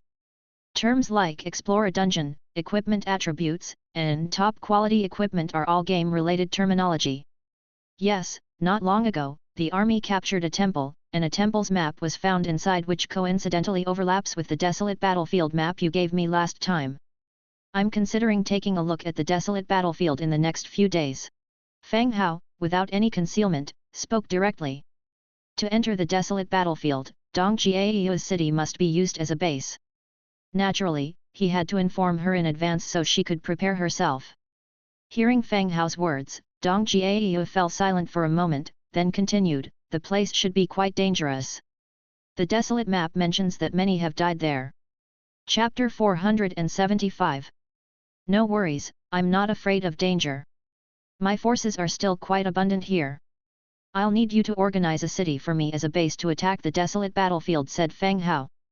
"Oh, okay, I'll get right on it," Dong Jiao agreed right away.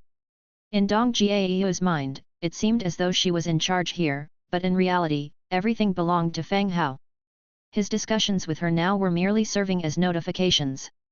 "Alright, then if that's all, I'm going to head back now. I'm leaving these skeleton trolls to you. I'll coordinate for more forces to come here later," Fang Hao continued. Before leaving, he constructed a life spring for Dong Jiao. This would allow her to take baths regularly and also help improve her physique. Once everything was arranged and his spiritual power was nearly replenished, he reactivated the demon teleportation, leading Dimitrija and Nisbat through the portal back to his territory. The following day, in Zhongbin's city. Zhongbin's development was going well, having already established 10 associated villages.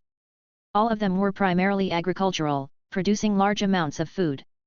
Zhongbin greeted Fang Hao, who had suddenly arrived, saying, "Boss, why didn't you let me know you were coming?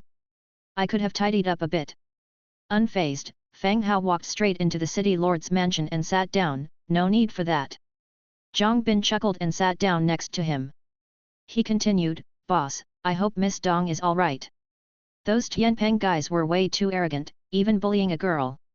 Zhang Bin, Dong Jiayu and Fang Hao had all teamed up for trial tasks before.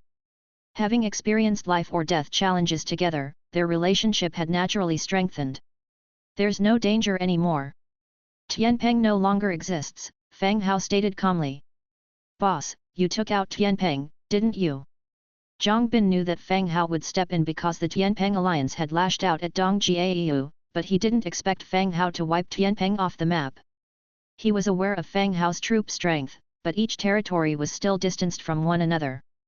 But being able to be boisterous in the morning, and butchered by the afternoon, seemed too fast. There's nothing surprising about it. I learned a teleportation skill and teleported my troops directly there, Fang Hao revealed without any concealment. Right, that explains why Tianpeng was desperate to exchange 1,000 units of rare resources for a teleportation scroll. He must have wanted to escape at the time, explained Zhang Bin. Fang Hao paused at the mention of the teleportation scroll as it was indeed a good way to escape. At that time, Tianpeng had indeed hidden in the city lord's mansion, which was probably when he got hold of a teleportation scroll via the channel. Thankfully, Fang Hao gave immediate orders to attack, capturing him before he got teleported.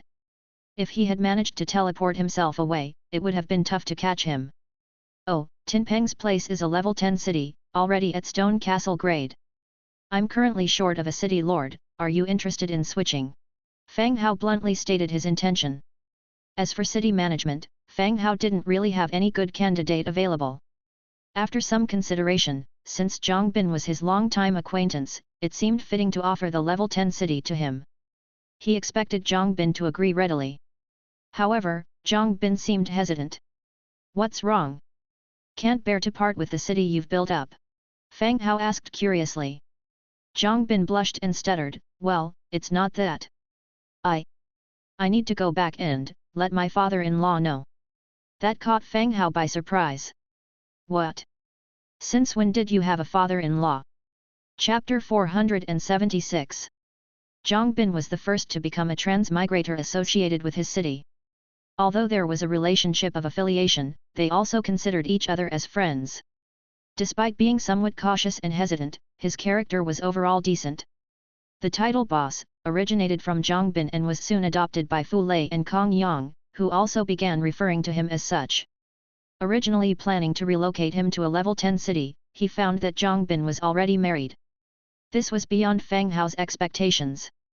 Seeing Fang Hao's surprised look, Zhang Bin's face turned red, and he scratched his head in embarrassment and said, well, last week Wyatt and I had a simple wedding ceremony, it was a small event, so I didn't mention it to you, boss. Wyatt? Listening to the name, it seems she's a local resident.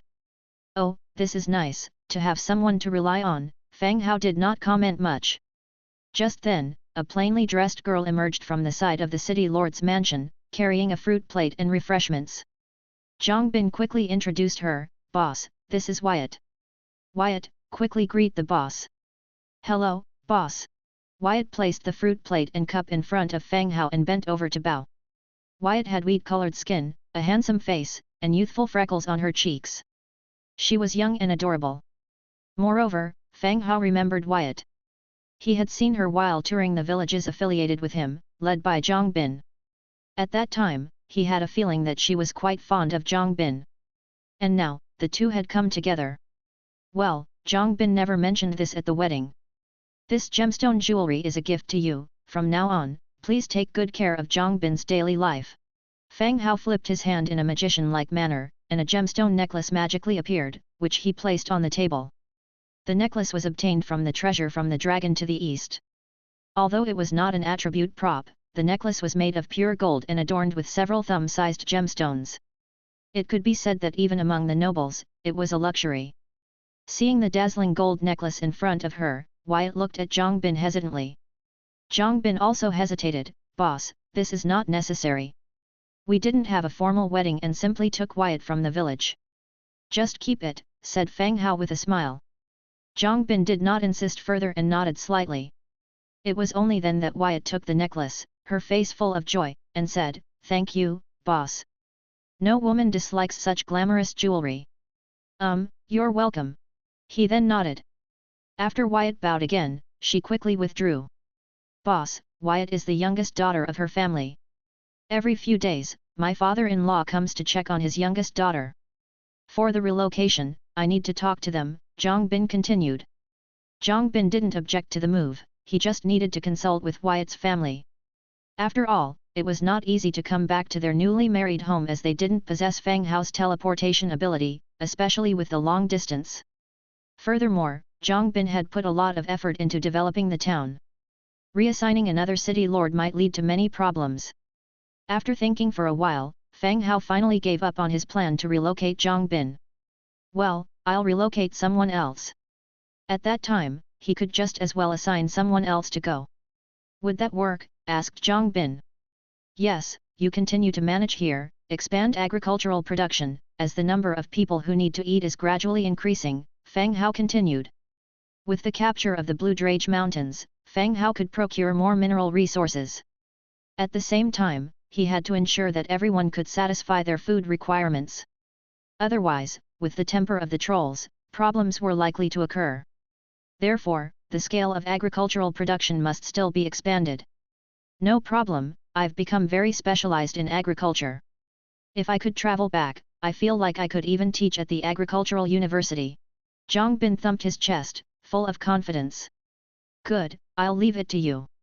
Speaking of which, boss, some time ago a cavalry trading team came from the west, exchanging goods and resources. I was thinking if we should create a commercial area in the city to establish a connection with the western cities." Zhang Bin continued. "You can, go ahead and arrange it.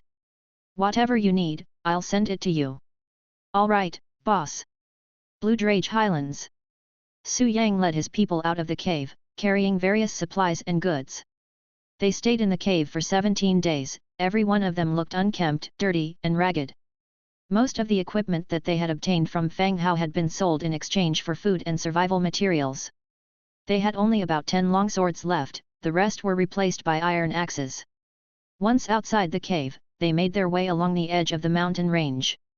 As they observed, the battle between the trolls and the undead had ended. The undead army had been relocated somewhere. In short, the path to the outside was unblocked, and as long as they were careful, they could leave this desolate land. Soon, they bypassed the site of the former Bloodthroat tribe. Along the only mountain road, they kept going. "Sir, we did pretty well, we can finally get out," a peasant exclaimed joyously. Being cooped up in the cave for 17 days without daring to venture out had been hard on them. If food and water had not been plentiful, their loyalty would have plummeted a long time ago. Chapter 477. Now, they finally saw hope. "Yeah, once we get out of here, we can live in the cities of the humans and no longer need to live in fear," a smile appeared on Su Yang's face. "Finally escaping the troll, finally escaping this place filled with deserted hills and shattered stones." "Yes, thanks to you, sir, or else we would have been eaten by those trolls," someone said. "All right, let's not talk about this anymore. Let's hurry and get out of here before it gets dark." "Yes." Everyone stopped talking and quickened their pace. With the help of the map, Su Yang led the way for everyone.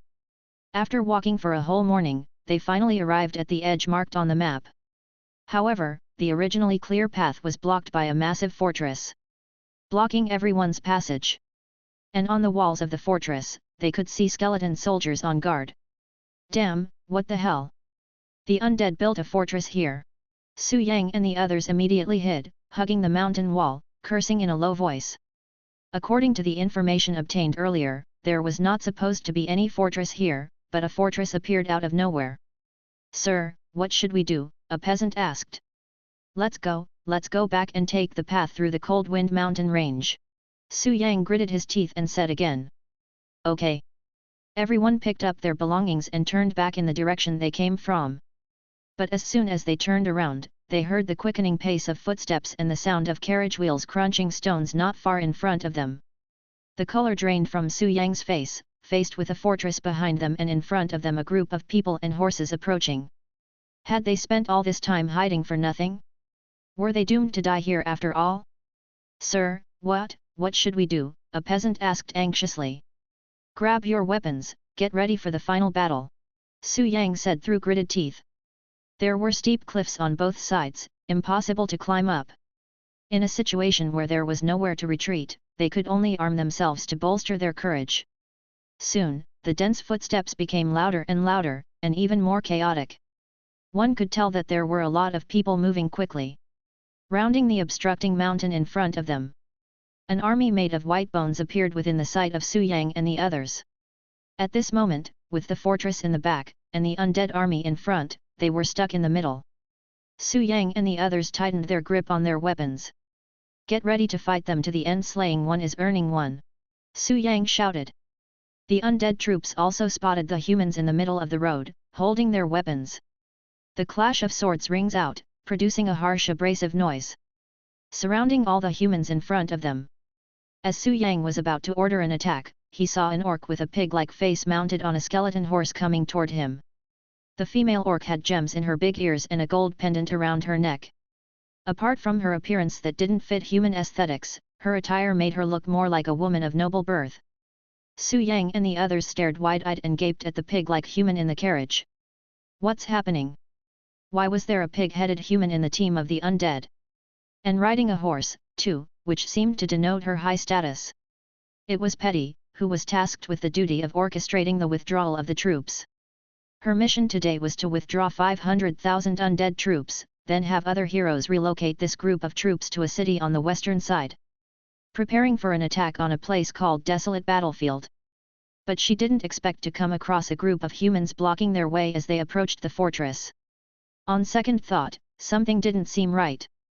How did these humans get through the fortress and into the Bloodthroat mountain range? Who are you? Why are you here? Petty asked. Seeing the orc willing to communicate, hope ignited in the eyes of Su Yang. He said directly, we mean no harm, we just want to pass through the fortress and leave this mountain range. You're lying. What's your real purpose for entering the Bloodthroat mountain range? This is your last chance. Petty's voice suddenly turned cold. The undead army had swept the entire Bloodthroat mountain range. Every troll village was leveled in the face of the undead army. If there really were a few humans there, they would have already been found and perhaps even killed.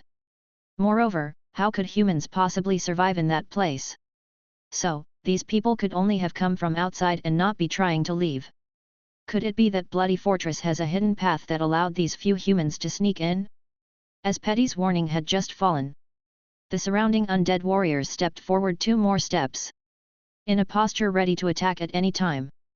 Su Yang looked at them, realizing there was a misunderstanding, immediately said, Esteemed one, as you can see, we are human fur traders who came to exchange some goods with the trolls. He carefully eyed the pig-headed human on horseback, and continued, but it seems there are some problems with the trolls here, so we were thinking of leaving. We just met your team by chance. But rest assured, we did nothing wrong, and we took nothing. Su Yang loudly assured him, intending to use this as a way to convince the pig-headed human to allow him to leave. Petty observed the group in silence. The story could make sense, but it also had many questionable points. Looking at the leader of the humans, with his fawning smile, he felt the man was trying to deceive him. He said plainly, I can lead you out, but whether or not to allow you to leave is up to our lord. That's not necessary, we are just fur traders. We didn't get any good returns this time, so we need to go back as soon as possible. Su Yang continued. It won't take too much time. I suppose you wouldn't want me to have the army forcibly arrest you. Petty continued. Su Yang knew he had no choice, but at least the pig-headed human was willing to negotiate. At least they didn't have to fight with the undead upon meeting.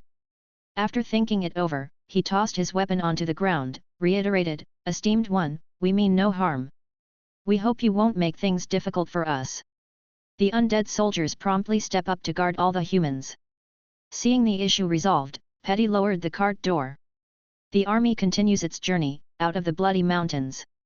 Watching the undead lead them out of the mountains, Su Yang and the others rejoiced. The villagers admired their lord even more. In just a few words he managed to use the undead to cross the fort that had trapped them. Next, as long as their cover as fur traders held up, they could leave here and head towards the human city. But as they traversed Bloody Fortress under the escort of the undead, in a blink, their originally relaxed facial expressions instantly turned to fear. On the other side of the fort was a highly disciplined, well-equipped undead army that seemed endless. Among the ranks, orcs sprinted, delivering various orders. Originally, the undead army stationed near the Bloodthroat tribe had scared them for several days. Seeing the scene in front of them now rendered their legs weak. The humans were dragged by undead soldiers towards a huge cage.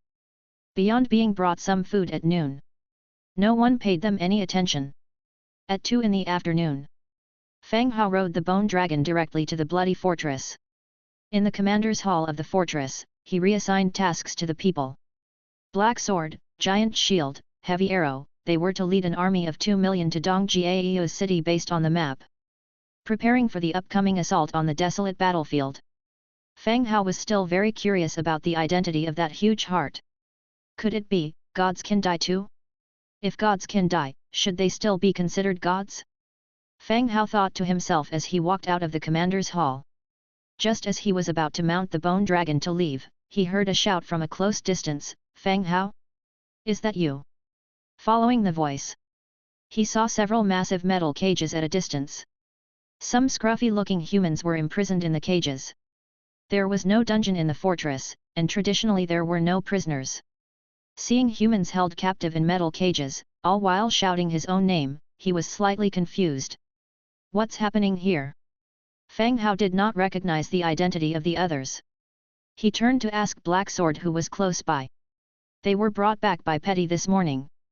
They were caught sneaking into the Bloody Mountains on the way here. There has been no time to interrogate them yet, Black Sword explained softly. Sneaked into the Bloody Mountains. Yes, they claim to be fur traders, trying to sneak in. The two spoke quietly. However, the man in the nearby cage was restless and started shouting, "It's me, Su Yang, Fang Hao. It's me, Su Yang." Chapter 478.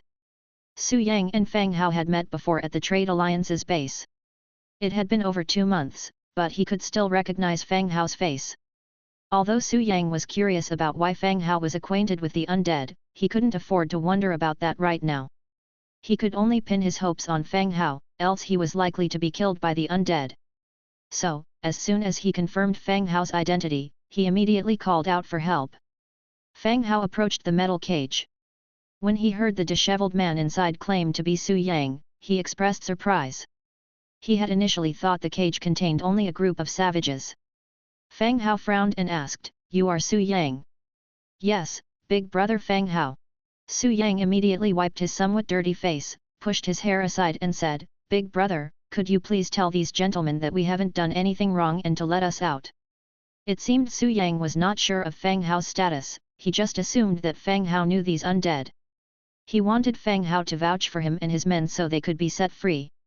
Fang Hao nodded and said to the Black Sword standing by, "I know this man. Let them out." "Yes, sir." Black Sword nodded. Immediately, 2 soldiers came up and opened the metal cage, freeing the men. Su Yang was surprised to hear the blue undead hero respectfully calling Fang Hao sir. He was further surprised recalling how Fang Hao killed Yu Tianpeng yesterday. A fantastical idea formed in his mind. Could it be that this seemingly endless undead army was all under Fang Hao? This idea was quickly negated by himself. How could this be possible? Even if Fang Hao was powerful, he was still just a transmigrator. 3 months was not enough time to gather such an army. Compared to the local forces, this was beyond comparison. After the cage was opened, Su Yang, along with several disheveled villagers, crawled out. "Thank you, big brother Fang Hao, thank you so much." Su Yang quickly expressed his gratitude. Whether considering his current situation or Fang Hao's slaying of Yu Tianpeng yesterday, he did not dare to disrespect him. "Have your men rest over there for a while. Let's talk inside," Fang Hao said. Su Yang nodded, gave a few instructions to his men, then followed Fang Hao into the command hall. They took seats inside the hall. Intrigued, Fang Hao asked, "What happened to you all? I thought you guys were savages from somewhere." "Ah. After we exchanged food and equipment with you last time, those damn trolls wanted to eat us, so we escaped in the middle of the night and hid in a cave for 17 days, thus ending up like this. Su Yang sighed. He did not mention the fight between the undead and the trolls, as they were now in the undead's camp. If he said something wrong and got decapitated, there would be nowhere to go to reason. So you mean, you came out of the cave today and were immediately captured? Fang Hao found this a bit funny. He had been told by Black Sword that Su Yang had sneaked into the Bloody Mountain range. In fact, Su Yang had been trying to sneak out. Exactly, we didn't do anything, oh. Life is so hard. Su Yang sighed again. In the Bloody Mountain range, there were many abandoned cities everywhere. These were all established by transmigrated human lords, but after the 7-day protection period, most of them had been devoured by trolls as appetizers. Being born in such a place was unfortunate, but surviving until now was fortunate. Fang Hao thought for a moment and asked, once you're let go, do you have any plans? Upon hearing Fang Hao's question about their further plans, Su Yang appeared a bit confused. His plan was to leave the Bloody Mountain range. He hadn't yet thought about which city he should settle in and develop. He was unfamiliar with the world outside. In human cities, the advantage was that no one would eat you, but there were other dangers. Su Yang glanced at Fang Hao.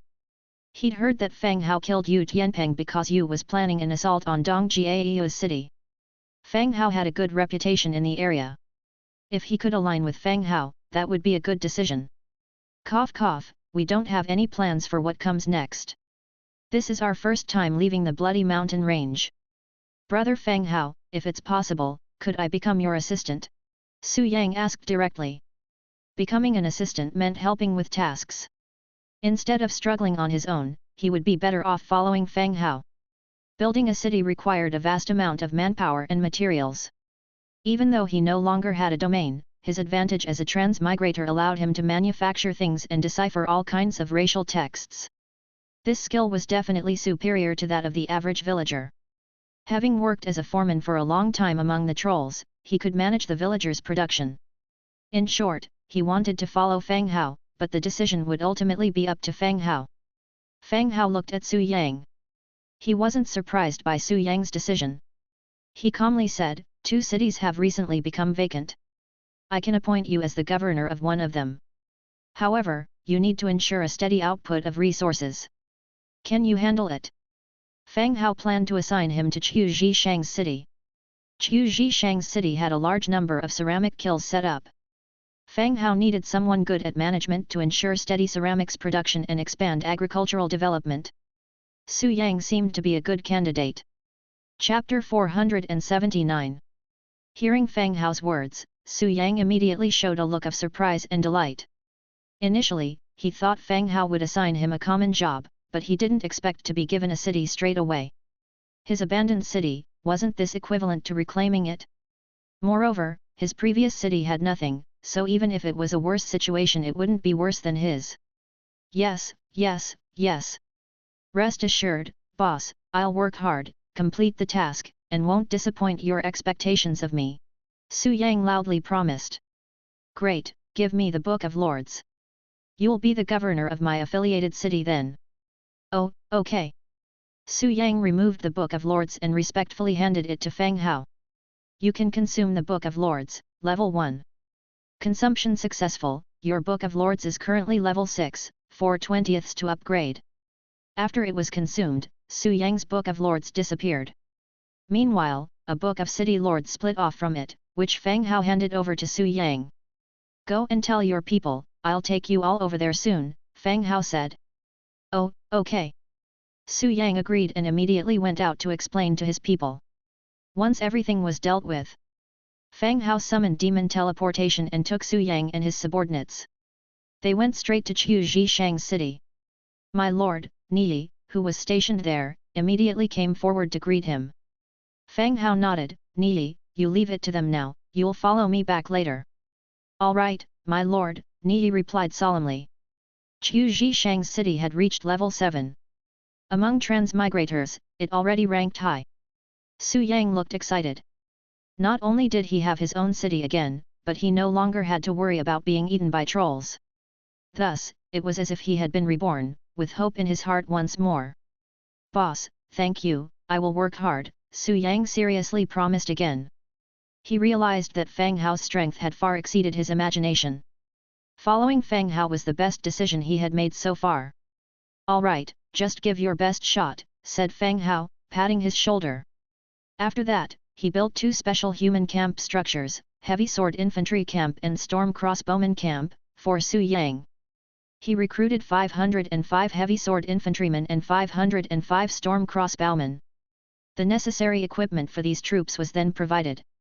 After introducing Su Yang to the pottery kiln and setting his tasks, Fang Hao used demon teleportation to return to his own main city. That afternoon, Fang Hao temporarily handed over Grey Bear and his 20 underlings to Yu Tinpeng's territory. He originally intended to send over the bunny maids who were serving him. The maids were all bound to him by slave contracts and given their physical strength after taking the potion, many of them had reached Tier 3 or Tier 4. It was feasible for them to manage a city. But soon, Fang Hao gave up this plan. The maids, having been long-time slaves, were quite soft-hearted and lacked firm opinions. If sent directly to a far-off land where he could not supervise them, they might not be able to deter the city's residents. But Grey Bear was different. She used to be a bandit in the mountains. Even though she's a woman, she's quite fierce. More than capable of managing and enforcing rule in a city, Fang Hao had to remind her to be mindful of her identity and be more restrained in her actions. As for the direction of development, it was all decided by Fang Hao. She didn't need to make any decisions, just to serve as local administration. After settling both cities, Fang Hao finally breathed a sigh of relief. 2 days later, at the open space in front of the Lord's mansion, Fang Hao stood still, starting to gather fire elemental energy. Then, he swung his starfire wand forward. The ground in front of him showed red cracks, like broken ceramics, as if something was trying to break out from the ground. The next second, whoosh! Flames rose, and a 2-meter-tall 3-headed fire python emerged from the ground. Its body was burning with intense flames, seeking a target to attack. Fang Hao directed it to attack the wooden target set up not far away. The fire python spat out a jet of flame, and with a bang, the wooden target exploded instantly and the surrounding area ignited. "Yay!" Fang Hao called out. After studying the multi-headed fire python mystery for such a long time, he finally succeeded in summoning one today. A 2-meter-high 3-headed snake, each of its heads could spit out flames to attack enemy targets. The effect was very impressive, much to his satisfaction. Most importantly, this was not acquired through a skill scroll, but learned bit by bit through books. He felt a great sense of achievement. Once again, Fang Hao waved his magic wand, and the 3-headed fire python immediately dissipated into sparkling pieces of fire. At once, a maid directed a skeleton to step forward to extinguish the burning fire. By noon, after lunch, a bone dragon suddenly fell from the sky, and Nelson along with 6 funeral priests, who had been absent for several days, stepped down from the dragon's back. In Nelson's hands, he was holding a viscera jar. "My lord, the viscera jar has been successfully sealed," Nelson said. "You've worked hard, Scholar Nelson." Then, Fang Hao curiously looked at the viscera jar in his hand, and asked, "Does this viscera jar possess any special abilities?" According to the description displayed by the half-hearted heart, it could be determined that it had a certain connection with the giant spirit god. But the effect after sealing was still unclear.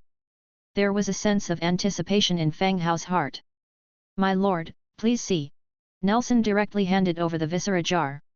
Fang Hao received it and could already see the attributes of the viscera jar. Viscera jar, dark gold. Category, magic container.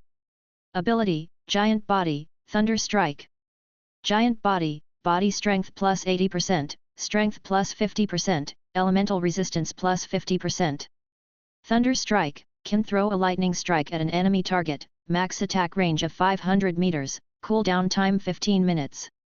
Description, enraged thunder will bring about total destruction and disaster. Seeing the attributes of the viscera jar, Fang Hao was taken aback. A dark gold level viscera jar, this was his first encounter. Even at the Trade Alliance site, the highest level viscera jar he had seen so far was only of orange quality. He didn't expect that this time after sealing the viscera, it directly reached dark gold, making his heart thump wildly. The viscera jar provided 2 abilities: Giant Body and Thunder Strike.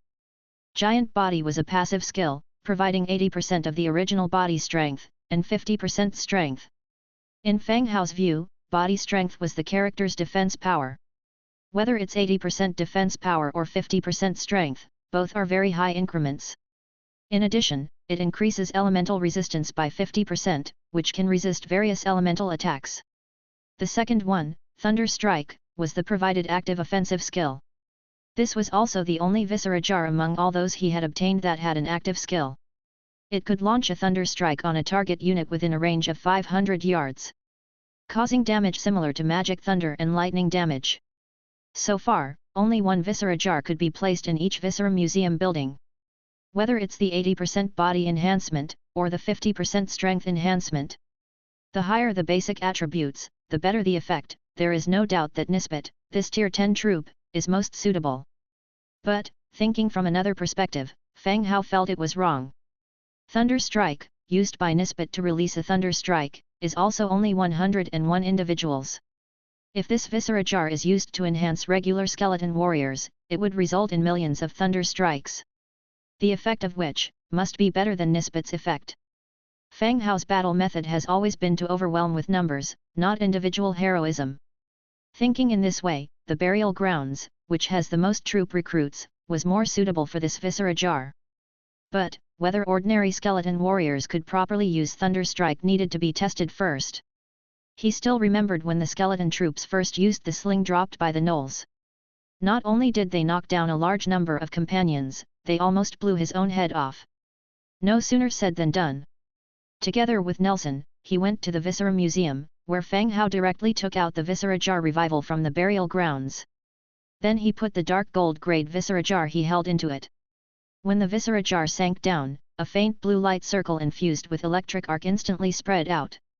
Chapter 480. The aura spread and the amplification effect of the Viscera jar came into play.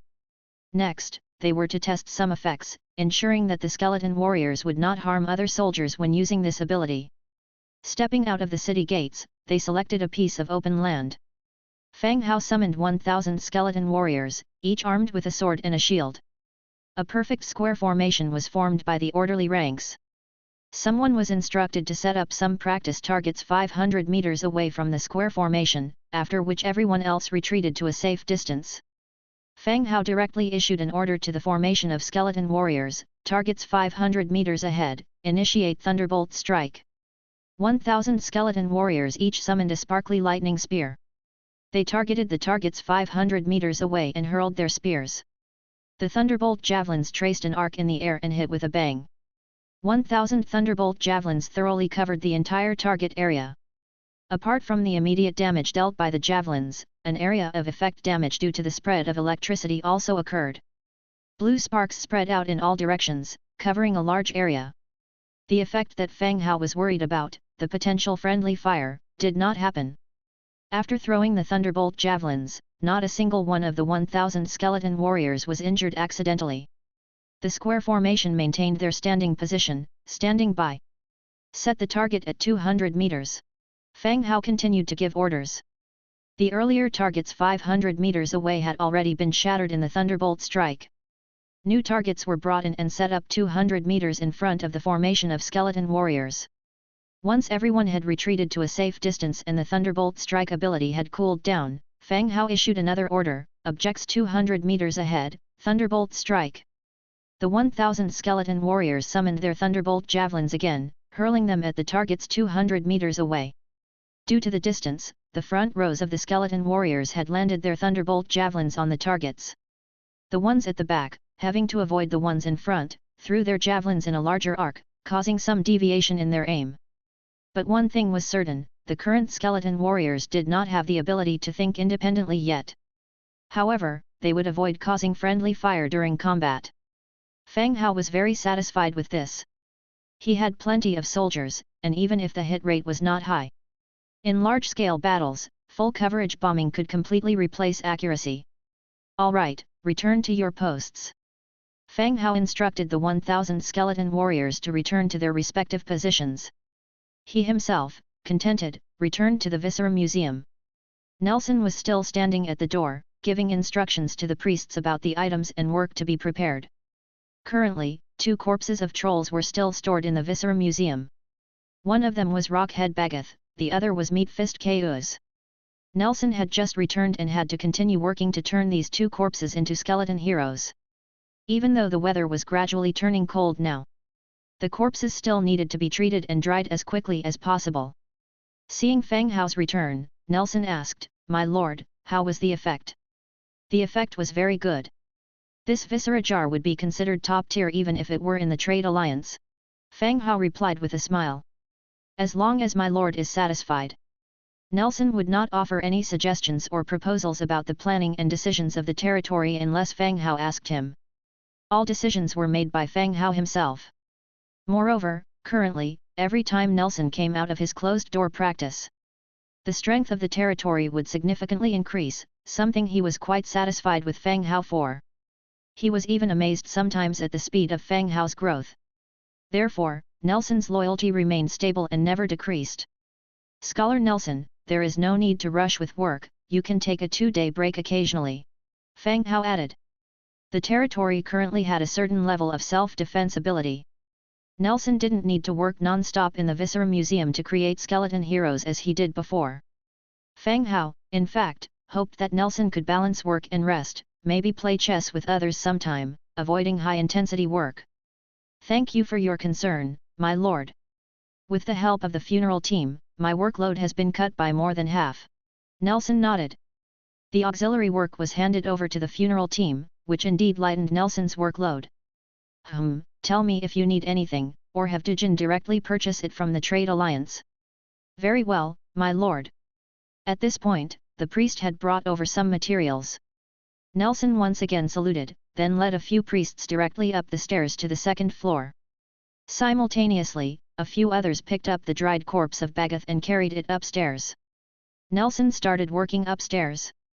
Fang Hao, in the meantime, placed the replaced revival viscera jar into the slot of the ancient burial pit. Another day passed. The army of 2 million led by Black Sword arrived at its destination after a day and night of travel.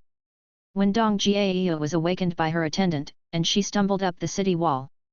Seeing the endless, undulating white bone army outside the city, she stood there dumbfounded, staring blankly at the approaching army. The city's alarm bells had already been rung, and all the city's defenders ascended the city walls, watching the approaching army with trembling legs. At this moment, a bone horse slowly came to a halt beneath the city gates.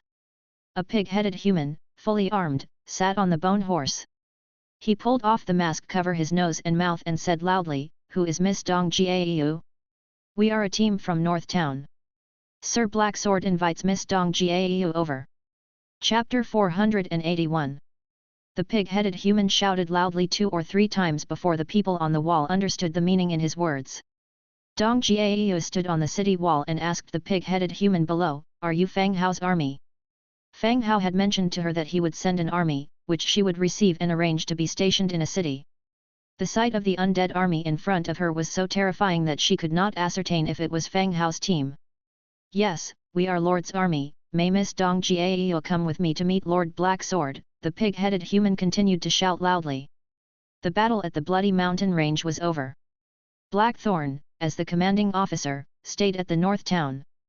This time, in the operation to conquer the desolate battlefield, Black Sword acted as the general while the 2 heroes, Giant Wall and Heavy Arrow, acted as deputy generals. Of course, once the march was over and barring any special circumstances, Fang Hao would come too. He wanted to see if this desolate battlefield was as terrifying as described. "Oh, all right. I'm leaving now." She quickly descended the city wall, and after opening the city gate, she walked out. The pig-headed human led her through the many skeleton troops, to the middle of the formation. There, she saw a skeleton hero, covered in metallic armor and with a dark iron sword at his waist. "Lord Black Sword, I've brought Miss Dong Jiao," the pig-headed human reported. You may step down," Black Sword said. The pig-headed human withdrew. After Dong Jiao looked over Black Sword's attire and the rank of a hero, she said, "Lord Black Sword. Miss Dong Jiao, have you prepared the city for our army to station in?" Black Sword asked calmly, without exchanging any pleasantries with Dong Jiao. "It is ready." After receiving instructions from Fang Hao, Dong Jiao had already prepared the city for lodging. "Then we will trouble you, Miss Dong Jiao," to lead us. Okay. The undead army began to move westward. In the end, they arrived at the city Dong Jiao had freed up for them. Dong Jiao was managing 4 cities, and the one in front of her was the closest to the desolate battlefield. The original residents of the city were already evacuated. The city was completely given up to the undead army to station in, as a temporary base before heading to the desolate battlefield. Upon arrival in the city, the undead began to take up defensive positions, orderly bringing the city under their control. Miss Dong Jiao, Black Sword said. Lord Black Sword, please speak, Dong Jiao replied, having recovered from her initial shock by now. Knowing that these were Fang Hao's heroes and troops, she knew they wouldn't harm her. How many troops do you have? Black Sword asked bluntly. Dong Jiao was startled, wondering if her troops were also being asked to join in the fight. But then she realized it was unlikely. The number of undead troops was probably over 1 million already. Her few troops wouldn't make any difference at all. After a quick mental tally of her forces, she gave an honest answer. I have 2,000. She had soul crystals in her hand, but she had all along been focusing more on developing agriculture, rather than military growth. She'd built many farms and quarries. But she hadn't recruited many combat troops. She had the blueprint for a heavy infantry training camp from Fang Hao. It was only when she found out that the Tianpeng alliance was going to attack her that she built it, expanding her forces to 2,000. Otherwise, she usually had just over 1,000, responsible for the safety around the city. The most common job was to drive away and hunt wild beasts. Good, transfer 1,000 of them over first. I'll arrange for them to serve as messengers and logistic personnel, Black Sword instructed. Oh, all right, Dong Jiao nodded in agreement. After chatting with Black Sword for a while, Dong Jiao returned to her own city. She started to prepare the manpower and supplies required by Black Sword. This was her first time participating in a battle on such a large scale. She was a little excited after the initial nervousness. The next day at dawn, Fang Hao got up early, and after washing and eating, served by Ira, he put on his armor and equipment. Yesterday afternoon, he'd received a message from Dong Jiao that Black Sword's army had arrived and they could set off for the desolate battlefield anytime. So, first thing this morning, Fang Hao began his preparations, intending to journey to the desolate land as well. With his demon teleportation ability, he directly avoided the time consumed on the road. If something happens in the fiefdom, I can be teleported back immediately. Master Nelson should be in seclusion for a few days, we will need you to look after the fiefdom in his absence, Fang Hao instructed Ira. Will Master be returning home tonight? Ira asked softly. If ever there are any special circumstances, I will spend the night here. Ira instantly beamed with delight, I shall prepare a new dish for you tonight, Master. All right. Fang Hao gave a sweet pat on her head, then left the city lord's residence. Outside the gate, Dimitrija and Angia, accompanied by 20 Nisbets, awaited Fang Hao's presence. Given that the desolate battlefield is perilous, they naturally had to make additional preparations. Everyone was fully equipped and prepared. Fang Hao didn't bother with small talk, he directly summoned the demon doll and initiated demon teleportation. The teleportation gate appeared instantaneously, lasting merely 10 seconds, Fang Hao stepped in without hesitation. As their vision returned, they found themselves amidst the city where the Blackthorn stay. The city was exceptionally bustling. Hundreds of soldiers were busy loading arrows and other resources onto carts under the command of specific instructions. Though undeads formed the core strength of the army, there were also a considerable number of humans and orcs soldiers assisting. As Fang Hao too was going to embark on the journey, adequate food and other essential items, including tents, were prepared beforehand. Seeing Fang Hao and the others approaching, Blackthorn and Dong Jiao swiftly emerged from the city lord's mansion. City Lord, Miss Angia, Master Dimitrija. The skeleton hero and a few orc captains paid their respects. Dong Jiao also curtsied while curiously inspecting the beast-eared young girl standing beside Fang Hao. She had never visited Fang Hao's fiefdom and admittedly didn't recognize Angia. I see another hero has emerged. How many heroes are there around Brother Hao? I've already seen 5, 1 orange and 4 blue. How are the preparations coming along? Fang Hao casually inquired. Everything is prepared, we can depart at any moment. Blackthorn confirmed. Have the routes ahead been scouted clearly? Yesterday, several scouts were deployed to make sure of that. We have a clear route now, he informed right away. Good, let's prepare and set off. Yes, Master. Blackthorn complied, transmitting the orders down the line. In no time, the army gradually began moving, following the pre-decided route leading towards the desolate battlefield. Fang Hao sat inside the coach, following the troop at a leisurely pace. He held a book of magic in his hands and was reading it attentively. Master, there's a small human city ahead. A scout rode up to the coach, inquiring in low tones. Fang Hao parted the coach curtain and gazed into the distance. It was a city of a transmigrator. Given the size of the city wall, it appeared to be a level 5 city. As long as they do not attack our troops, we shall ignore them and simply pass by, Fang Hao declared softly. Yes, Master. The scout responded, and rapidly darted away. On the way, the troop came across a level 5 transmigrator's city. The city lord, still not out of his slumber, was jolted awake by an assistant who hurriedly stormed into the room. Startled, the city lord glanced at his underling. As he simultaneously gathered his undergarments to cover his privates, he berated, "Have you gone crazy? Why the sudden intrusion?" The assistant, oblivious to his condition, spoke up in terror, "My lord! Disaster! A massive troop of undeads is approaching our city." "What? Are you out of your mind? My lord, you should have a look. We ought to flee if things worsen." The assistant lunged at the city lord, dragged him out of the room, and rushed towards the city wall. Taken by surprise, the city lord stumbled along, hurriedly pulling up his SpongeBob SquarePants underpants. As he barely made it up the stairs of the city wall, he immediately sensed the seriousness of the situation. Several of his soldiers had already collapsed due to sheer panic. He could feel the rhythmic vibrations emerging from the ground. There was some gigantic body approaching from the distance. Without any further delays, he hastily ascended the city wall and cast his glance into the distance. At a single glimpse, his face turned deathly pale, and his legs started to wobble. Undeads, an endless stream of undeads. Transformed into an extensive, undulating white serpent, they were steadily moving closer this way. How is this possible? Where did all these multiple undead come from? Chapter 482. In this world's understanding, living creatures and the undead are natural enemies. Even though living creatures differ in morals and races, their attitudes towards the undead are surprisingly unified. Upon encounter, it basically evolves into a life or death situation. Even if these undead's targets are not themselves, such a huge army could trample a city as they pass through. "My lord, what should we do?" A subordinate propped him up, asking with a trembling voice. The lord's legs were still wobbling. "What else can we do? We notify everyone to exit from the side door." Just as the soldier prepared to notify everyone to leave. In the sky, several white bone dragons roared past, exuding an oppressive aura.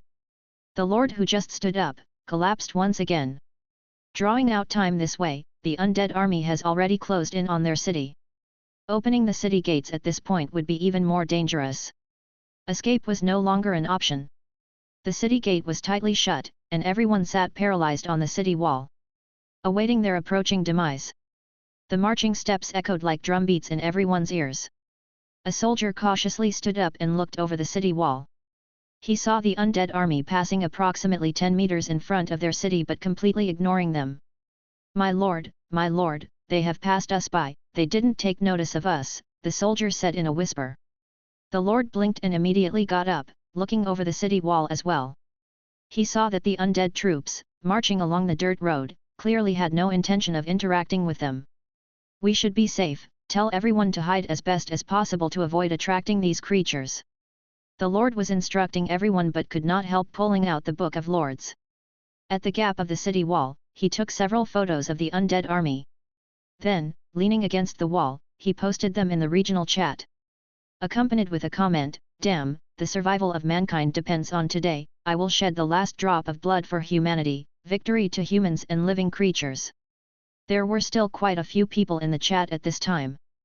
Upon seeing the pictures and the comment, they began to discuss. "What's going on? Why are there so many undead? Too scary, bro, I have a fear of crowded things, these pictures give me the chills. Are the undead launching an attack on humans?" The tone of this comment feels as if we are preparing for a final desperate fight, quite tragic. Tragic my ass, all I see is teenage edginess.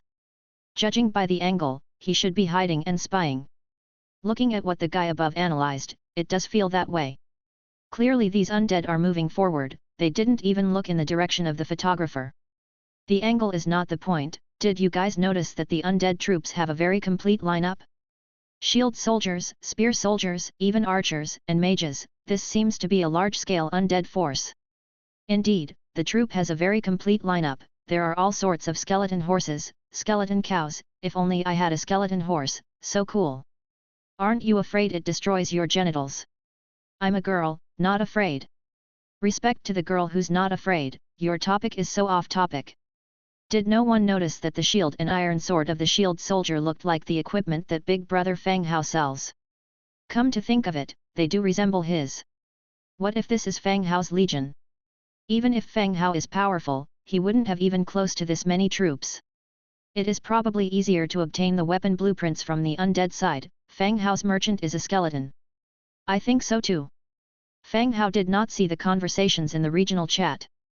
Even if he had seen it, he would not explain anything. Now, Fang Hao's power had already developed, and it was a good thing if the secret could be kept going. Even if discovered by others in the region, it didn't matter much. Currently, with the strength of the transmigrator, no one could pose any threat to him. Even the local top powers, except for assassinations, he wouldn't falter in a direct confrontation. The troop continued marching forward, passing by several transmigrators' cities. Fang Hao paid them no mind. These city lords along the way didn't make any rash actions either. They simply took pictures, posted them in the chat, accompanied by various comments. Gradually, the people in the chat began to feel numb. Then, when other city lords posted similar pictures, it hardly stirred any commotion in the chat. In fact, they were often overlooked amongst other topics. At 5 o'clock in the afternoon. Sir, we have arrived at the edge of the desolate battlefield, the soldier's voice came from outside the carriage. All right, I know. Fang Hao responded. Gently patting Angia, who was resting on his lap, he said, Angia, wake up, we're here. Angia mumbled, opening her eyes. Where are we going to? Is it time for dinner? Angia asked. What dinner? We just arrived at the desolate battlefield, Fang Hao replied irritably. This girl can really eat and sleep. From the time she got on the carriage, she slept until now. It always felt like she was about to hibernate, sleeping quite heavily. Oh. Angia wiped the drool from the corner of her mouth, replied. Fang Hao moved to the side of the carriage, standing next to the black sword, and saw in front of him a vast expanse. Looking at it, it was indeed the perfect landscape for the name Desolate Battlefield. Chapter 483. Unlike the desolation of the Chilly Wind mountain range, which was due to the many rocks and hills, this was a different type of desolation, as if the land had been devastated. There were no trees or greenery here, only scattered pieces of armor and weapons buried by the dark red soil. One could only imagine how many lives were lost in the war here. Have someone take a look to see if there's anything strange here, Fang Hao said. Black Sword immediately assigned a skeleton, who stepped boldly into the red soil. The red land was a bit soft. Once stepped upon, it depressed like mud. The skeleton soldier marched forward for 100 meters and then made a circle without any abnormal situation occurring. By following the order, the muscular undead dug out the buried metal weapons from the ground. The weapons and armors were severely corroded, but still, no monsters emerged. Seeing this, Black Sword ordered the skeleton to return. However, halfway returning, Dimitrija whispered, behind the mound on the west, there are some figures hiding. Dimitrija's voice was low, but Fang Hao and Black Sword heard her clearly.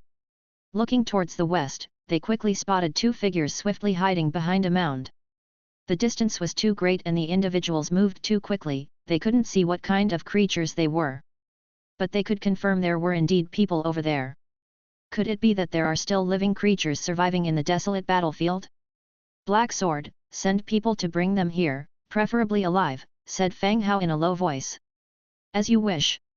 Black Sword turned around to give instructions. Whoosh, whoosh. Several breaking sounds rang out as dozens of skeleton mantis shot out, and with a few jumps, they arrived at the distant mound. A longsword swept out, and pleas for mercy immediately followed. Then, 3 short human-shaped creatures were escorted over by the skeleton mantismen. Standing before Fang Hao and the others, they bowed their heads. Dwarf Miner, Level 2. Dwarf Blacksmith, Level 3. Dwarves? The 3 people in front of Fang Hao only reached a little over 1 meter in height and none exceeded 1.5 meters. Although they were short, their bodies were thick and their rough, ragged linen clothes revealed arms and legs covered in strong muscles. Just standing there, their muscles tense, they looked like 3 personal trainers. All 3 dwarves were male with rough features and exaggerated beards. Fang Hao had seen dwarves in the Trade Alliance's station before. Their distinctive beards were their most significant feature. "Gentlemen, we're just passing through and don't mean any harm," said one red-bearded dwarf tentatively. Although they stood obediently, their shifty eyes revealed that they were seeking a chance to escape. "Why are you here?" asked Fang Hao. The dwarves looked puzzled to see a human amongst the undead army. "Still," they explained, "we're just passing through. Your army arrived here just as we were passing, and we had to avoid any misunderstandings." The undead and living creatures generally were in conflict. Each party instinctively avoided the other's army when they saw it. The explanation was plausible. However, Fang Hao was not concerned with these details. He wondered why they would be in the desolate battlefield. "What brings you to the desolate battlefield?" Fang Hao continued to ask. The red-bearded dwarf glanced at the skeleton mantismen surrounding him and said, "We wanted to take some equipment from here." Many weapons and armors could be seen buried under the dark red soil of the desolate battlefield. In other words, they were scavengers. Fang Hao didn't immediately continue his questioning but instead had Jia Yu summoned. "Are there dwarves around here?" asked Fang Hao. Jia Yu shook her head. "The area around the desolate battlefield is very deprived of resources. Except for a few human villages, there are no dwarves or other races." Before becoming a subdomain of Fang Hao, Jia Yu had relied on exploring ancient tombs to develop her territory. As such, she knew this was a desolate area. The nearby rulers would go to war for minor resources. They were on the brink of war. "But I've never heard of dwarfs settling here." Fang Hao's gaze fell back on the 3 dwarfs, speaking flatly, "If you guys are not willing to tell the truth, you can only die here." Hearing the indifferent tone made the backs of the 3 dwarfs chill in an instant. The vast undead army had already terrified them. If the opponent wanted to kill them, the chief would not be able to take revenge. "No, my lord, we indeed came here to pick up some iron pieces for re-smelting, then make them into equipment to sell to the nearby human cities."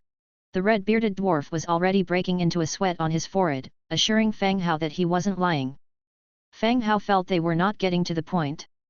So he asked directly, "How many of you are there? Are you from outside or have you always lived nearby?" Upon hearing Fang Hao's question, the 3 dwarfs stiffened immediately. After looking at each other, they all shut up and stopped talking. Fang Hao found it a bit amusing. What was the use of being stubborn at this crucial moment? "Kill them!" Fang Hao issued the order. The skeleton mantis standing beside him immediately drew its sword, preparing to strike. The dwarves immediately opened their mouths. "We have over 1,000 people, we migrated here a month ago." Contrary to the popular belief that dwarves are hot-tempered and difficult to communicate with, Fang Hao found the method of communication very straightforward. "This area is quite desolate, why would you move here?" "This is because 2 months ago, there was some conflict between the dwarf clans, we lost, many people died, and eventually moved here." The red-bearded dwarf gritted his teeth, but still disclosed the information. Fang Hao's brow furrowed, suddenly recalling a period of time in the past. His shop had received a large number of dwarf orders, including gunpowder, firearms, and even equipment used by dwarves, all within the scope of the orders. He had suspected that there might be a war brewing among the dwarves. But it hadn't occurred to him that it might be infighting within the clans. The talks of the 3 were consistent with his orders, so they were probably not lying. Moreover, there would be no purpose in lying about this matter. "What's your leader's name?" Fang Hao continued to ask. This time, the dwarf hesitated and didn't respond immediately. Instead, he said, "My lord Undead, I can assure you that we have no ill intentions or plots against you or your army. Please, in the light of our honesty, do not continue to make things difficult for us. I'm inclined to believe that the 3 of you merely encountered us." "I want to talk to your leader," Fang Hao straightforwardly declared. He was becoming more interested in the dwarves, who were known to be born craftsmen and masters of firearms. He wondered if there would be unexpected gains this time. "My lord, there's no need for that. I can notify the leader to leave here immediately so as not to disturb your operations," the red-bearded dwarf continued. He definitely didn't want to lead this enormous undead army to their encampment. Otherwise, wouldn't all of them be wiped out by these undead? Just because the dwarves were unwilling to talk, didn't mean that Fang Hao had no other means. Before long, a gnoll came running over, panting and reporting, "My lord, in the southwest direction, we discovered a dwarf encampment, where dwarfs can be seen coming in and out. The population is close to 1,000. Gnolls are not considered elite troops within the orc tribe. However, they possess some tracking skills, and their quadrupedal running is swift. In Fang Hao's army, they were often used as scouts and messengers." Another type of operator, focused on reconnaissance and intelligence gathering, was the Blackfoot Cat tribe, which hadn't yet joined the ranks. "Good job!" Fang Hao praised. The gnoll left, and the three dwarfs looked dumbfounded. If they had known that the opponent could figure it out, they would have said so earlier. They risked being killed and said nothing, but the adversary figured out the location in the blink of an eye. Now that they've answered all the questions, they wouldn't be killed now, would they? When Fang Hao looked back, he saw that the faces of the three dwarfs were getting worse, and the sweat on their foreheads was increasing. He thought, there wouldn't be any sudden illness, would there? "Are you three okay?" Fang Hao pointedly asked. Their robust legs were slightly shaking. Fang Hao continued to ask, "There's no danger to living creatures inside, right? I see you guys going in. If we tell you, will you let us go?" the red-bearded dwarf asked, looking up. "Yes." "Really?" The three dwarfs were taken aback. "Do you think I need to lie to you?" Fang Hao questioned back. "All right then, I'll tell you, there's a poison inside." Chapter 484. Poisonous. Fang Hao looked curiously at the trio. They were not high-ranking, nor wore masks. It didn't seem as if there were poisons inside. Perceiving Fang Hao's confusion, a dwarf explained, "Normally, you wouldn't get poisoned, but any wounds could result in infection. Within a short time, the injured would turn into undead creatures, attacking their own peers." Fang Hao's gaze fell on the iron gauntlets they wore on their hands. It seemed these gauntlets were to prevent cutting their fingers while collecting various spoils of war. "Is the detox potion effective?" Fang Hao asked. "No, but holy light is," another dwarf answered. "Holy light?" "Holy light is the church's term for all light spells." Mentioning holy light, the red-bearded dwarf gave his companion a glare. As if blaming him for his indiscretion, he shouldn't have mentioned holy light before the undead army. However, once the words were out, they couldn't be taken back. The red-bearded dwarf quickly explained, "Yes, our leader once had a vial of holy light potion, it did have some effect on the injured. But it only provided temporary relief. You still need to leave the red soil area immediately, or you'll still get infected. Light spells do have some suppressing effect on dark energy forms." It made sense that it had some effect. Fang Hao continued, "What kind of enemy creatures are in there? How far have you all ventured?" "Yes, there are many infected living dead inside. We are not strong enough, we have only been around the periphery to pick up some items," the red-bearded dwarf replied. Fang Hao nodded. He had asked everything he wanted to know. After a pause, he said to the others, "Jia Yu, heavy arrow." "Brother Hao." "Lord." The two responded simultaneously. "You two take some troops to escort these three back. This place is new to you, Jia Yu. You should meet the dwarf leader as a form of greeting," Fang Hao quietly ordered. "Okay." They both agreed. The three dwarfs turned pale when they heard this. "Lord, no need. It's not far, we usually go by ourselves." "There's no need for an escort," the dwarfs hurriedly said. But Fang Hao didn't answer them. Heavy Arrow signaled, and several skeleton warriors immediately lifted the three dwarfs and started walking to the side. Dong Jiao moved closer and asked in a low voice, "Brother Hao, why are we going to see their leader?" "To see if their leader is a hero, and if so, what his expertise is. They don't even have a place to live, we could attempt to recruit them," Fang Hao shared his thoughts. These dwarfs were obviously in a bind. It was a good time to recruit. "Oh, I see. As expected, Brother Hao, you have thought it through. Be a bit arrogant when you go, you represent our territory. We're not afraid if it comes down to a fight, Fang Hao added. Dwarfs are known for their explosive temperaments. But it depends on who the other party is. Just like earlier, if you're strong, dwarfs, being human, are also afraid of death. But if they perceive you as weak, naturally, they will not show a friendly attitude. Understood, Dong Jiayu replied. Fang Hao nodded, be back before dark. Okay. Dong Jiayu agreed, bringing her people into Heavy Arrow's troops. Tens of thousands of undead soldiers started moving towards the dwarf camp. Having dealt with the dwarfs, Fang Hao opened the Book of Lords. In the building page, he found the fort building. He chose a location and started building immediately. Soon, a level 1 fort appeared before everyone's eyes. Fang Hao upgraded the fort to level 5 and built large amounts of residential buildings and warehouses inside. This provided accommodation for the accompanying orcs and humans. The warehouses were used to store supplies. He then made a vast number of single beds and living supplies. Taking advantage of the hundredfold increase, Fang Hao didn't mind the bit of resource waste. With the buildings and items prepared, the soldiers began patrolling the buildings.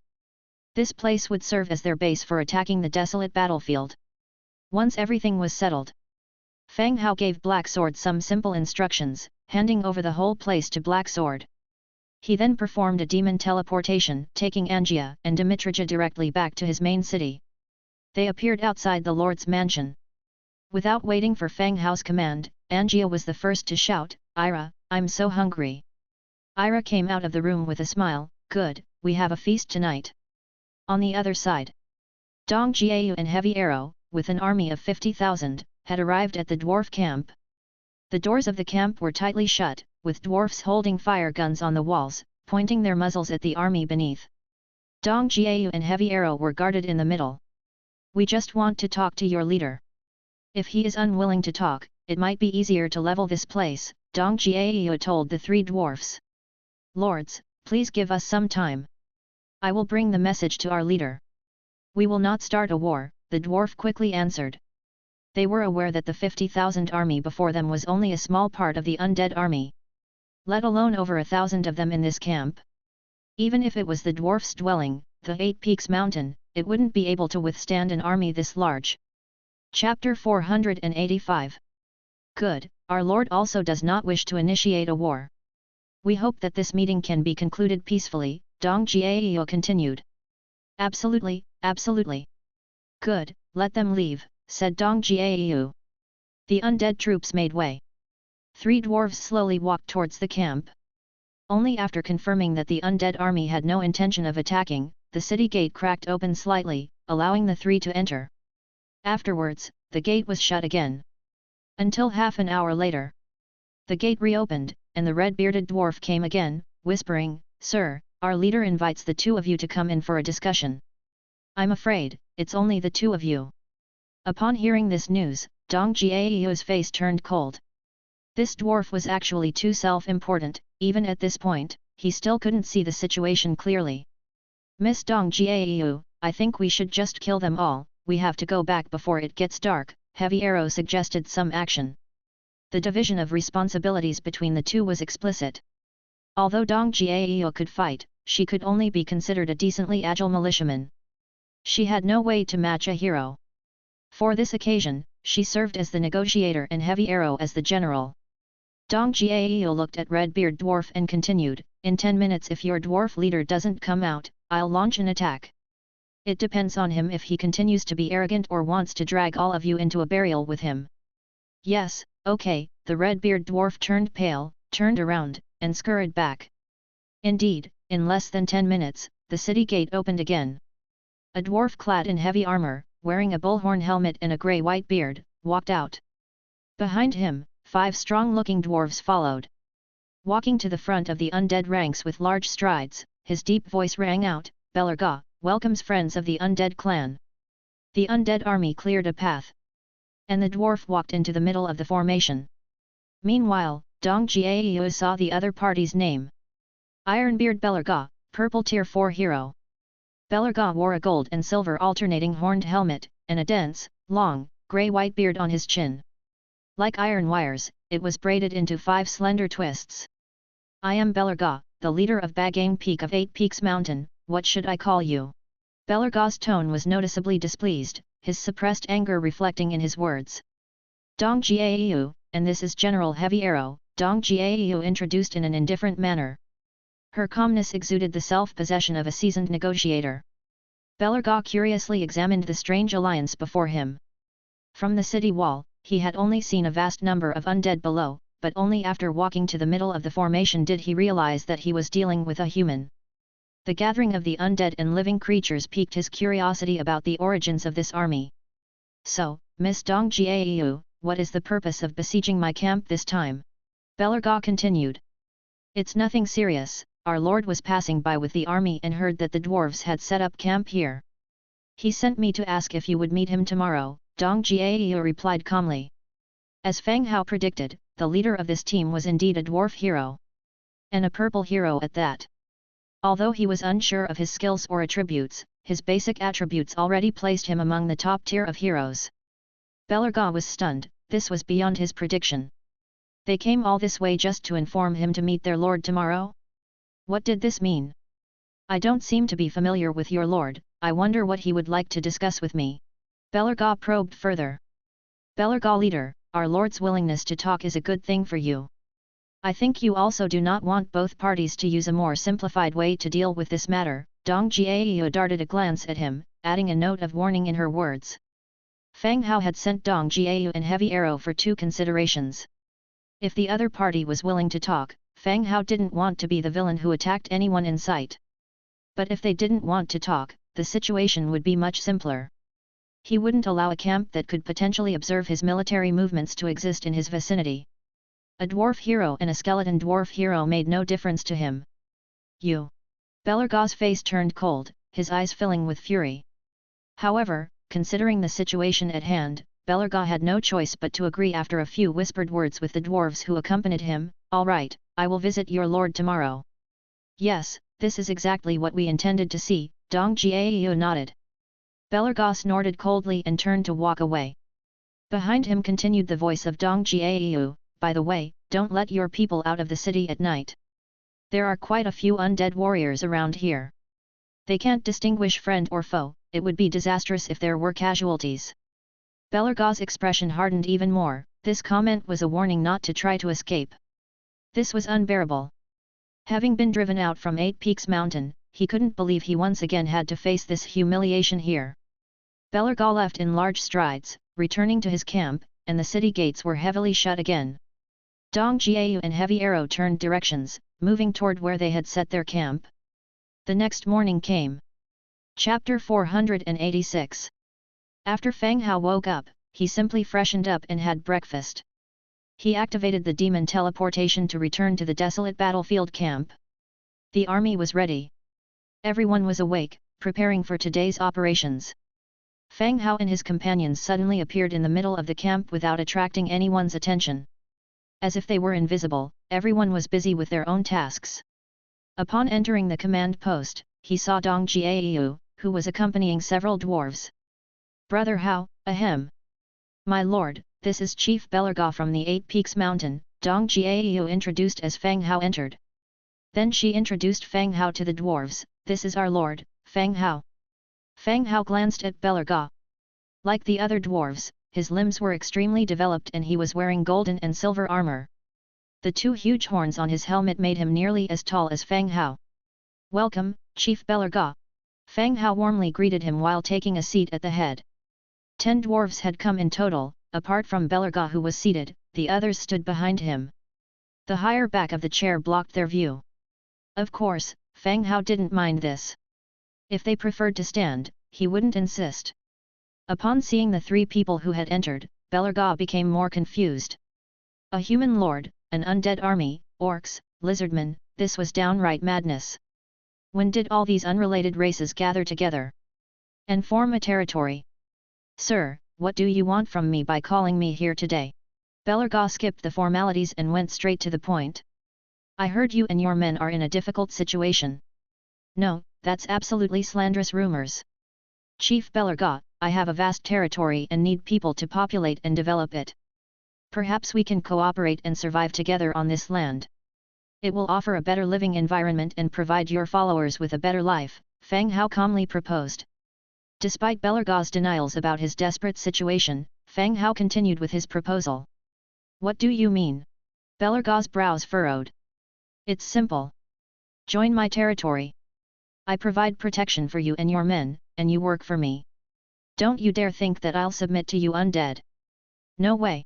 Belarga roared violently, his iron wire-like beard trembling slightly. Don't refuse so quickly. Are you prepared to let your followers scrape a living in the desolate battlefield?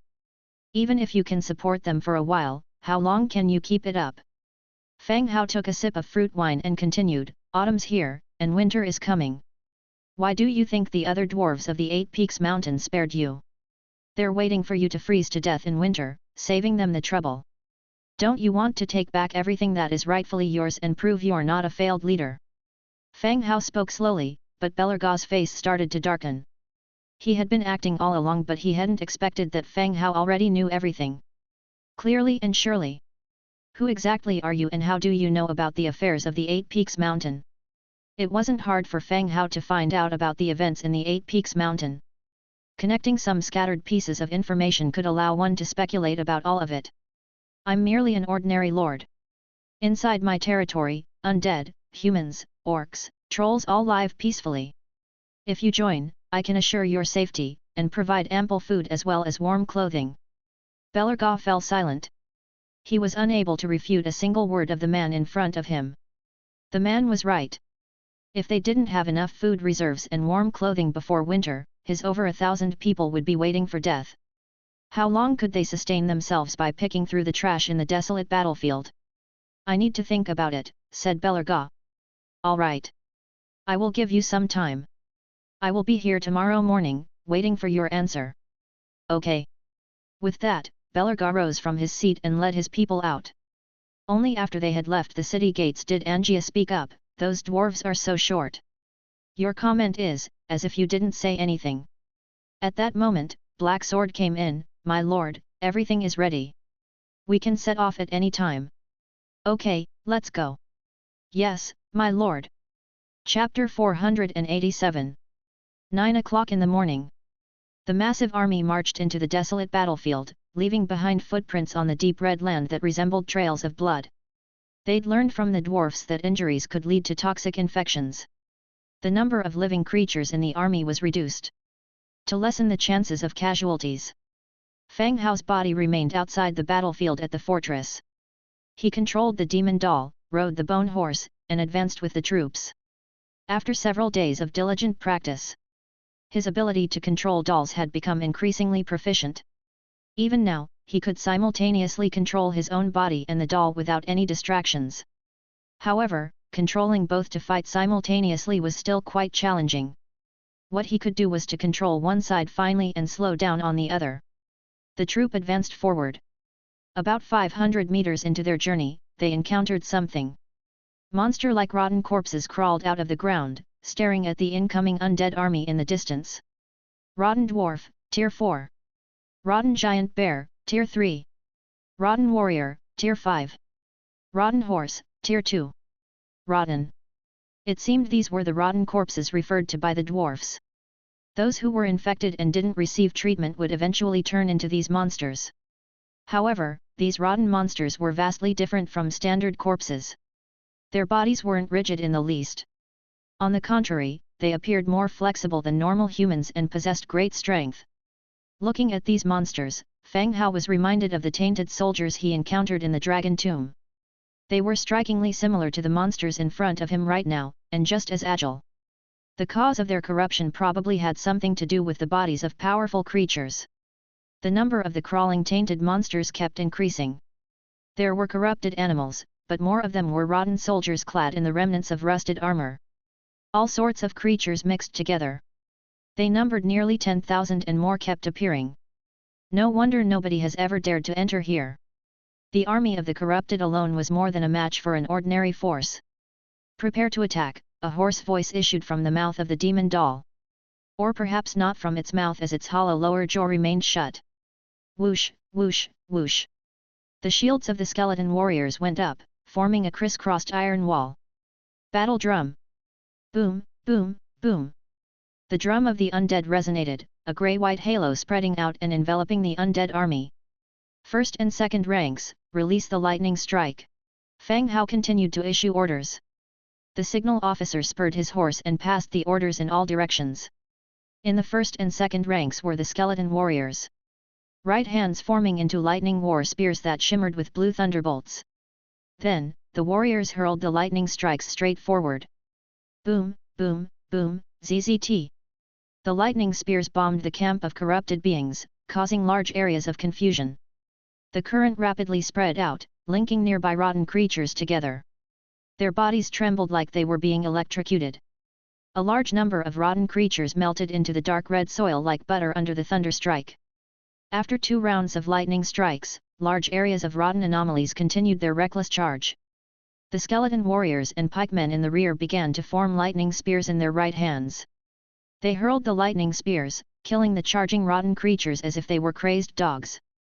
Boom, boom, boom, boom. Soon, the rotten creatures reached the front line. Their bodies harshly collided against the iron wall of the warriors. With their powerful charge force, many rotten creatures broke through the first line of the shield formation. They rushed into the ranks. But behind the first shield wall was another, and even behind that was the spear wall. The rotten creatures that had just rushed in were immediately hacked by weapons on all sides. Turned into ashes. At the same time, the skeleton archers, under the guidance of the heavy arrows, began a series of simultaneous shots. The undead mages, their magic missiles formed a dark sky above the army, falling on the enemy in a parabolic curve, causing massive damage. The skeleton army held their ground without advancing, resisting the endlessly emerging rotten creatures. The army was like an unyielding mountain, with only the signal officer constantly moving through the ranks, passing down one order after another. The sound of battle grew louder and louder. Corrupted creatures from the depths of the earth also started to crawl out. By then, there weren't any corrupted beasts anymore. All that emerged were differently equipped rotten human soldiers. After they crawled out, they found some rotten weapons around, picked them up, and continued the attack. The sound of the shield wall being struck echoed. Corrupted creatures continuously found ways to break in, only to be eliminated. Archers and mages in the rear continuously inputted-output, the sky overcast with a gloomy dome as magic bullets and arrows soared through the air. 3 hours later, the battle gradually came to a close. The deep red ground was now covered in wounds and scars. A vista of burnt, deep pits and scattered arrows filled the view. This battle was nothing more than a war of attrition. The corrupted creatures held an absolute advantage on this land. If Fang Hao had brought a living creature army today, then the rule of infecting living creatures on the battlefield would have been extremely disadvantageous for the attacker. Chapter 488. If anyone gets injured, they will become infected and turn into a corrupted monster. This was more like a subplot from a biochemical crisis, with the number of monsters only increasing as the battle progressed. It eventually turned into an endless, unbeatable war. Fang Hao, however, led an undead army. Even if both sides clashed, their bones would not become corrupted monsters. As a result, many concerns were put to rest. At the end of the battle, the corrupted monsters would turn into rotten ash after death. They left no corpse behind but dropped many rare resources. Death Trace, Shadow Stones, and Essence of Magic were in great abundance. The value of these rare resources far exceeded most of the war spoils. It could be considered a huge gain from this battle. Move forward, clean up the battlefield along the way, and be careful of enemies, Fang Hao commanded. The army continued to advance. Shield warriors, with iron shields in hand, stepped directly over the battlefield. And the soldiers behind began to collect the war spoils scattered all over the ground, including arrows. The team continued to move forward, encountering several waves of attacks by corrupted monsters. They were repelled one after the other. At 4 p.m., a collapsed stone tower appeared in front of the army. The tower was cut off at waist height, the upper part of it had fallen to the side, with most of it buried in the soil. The stone tower was severely weathered and extremely dilapidated. The sudden appearance of a tower here made people somewhat curious. "Sir, there have been no corrupted monsters in this area. There might be threats inside the stone tower." Black Sword walked over from the front and said to Fang Hao. This was indeed a thing of concern. Corrupted monsters had appeared along the way, but none had appeared near this place.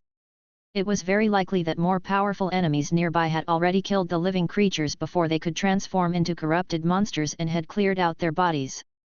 As a result, there were no corrupted monsters crawling out of this plot of land. "All right, arrange for some people to go check it out," Fang Hao continued. "Yes, sir." Black Sword agreed and then immediately went to prepare. Soon, 2 skeleton warriors came straight out of the team and approached the stone tower. The skeleton warriors approached with their metal iron boots clanging on the hard stone steps. Just as they approached the hollowed arch of the stone tower, the entire architecture of the stone tower trembled violently. Shashing! The rustling sound rose, as if numerous tentacles were rapidly climbing, making one's hairs stand on end.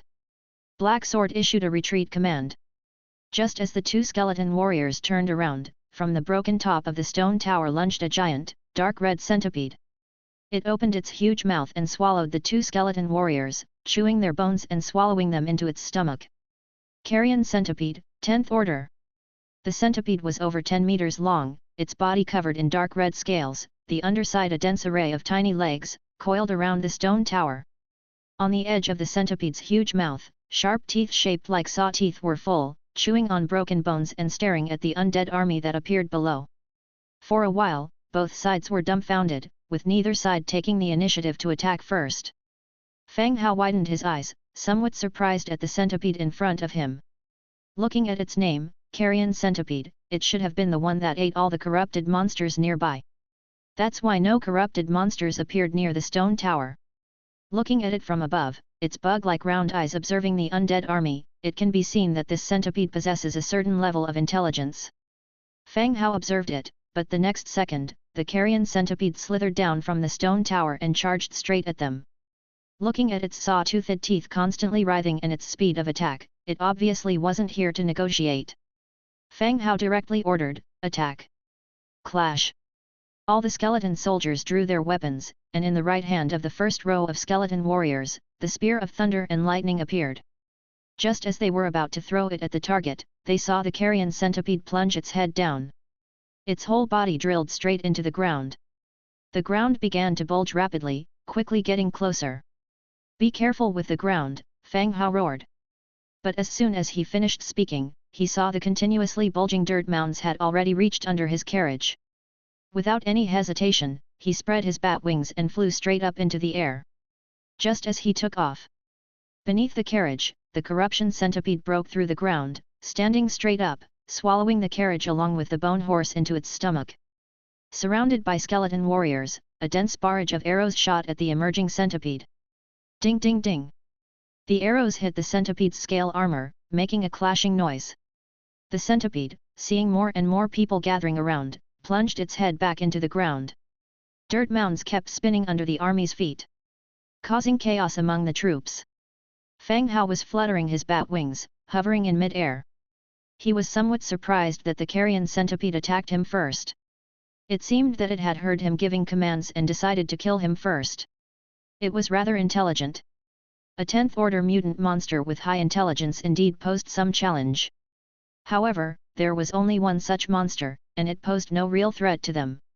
He flew down again, behind the army, and gave out a few more orders. Nispet and the Bone Dragon, following the army, began to approach the central area.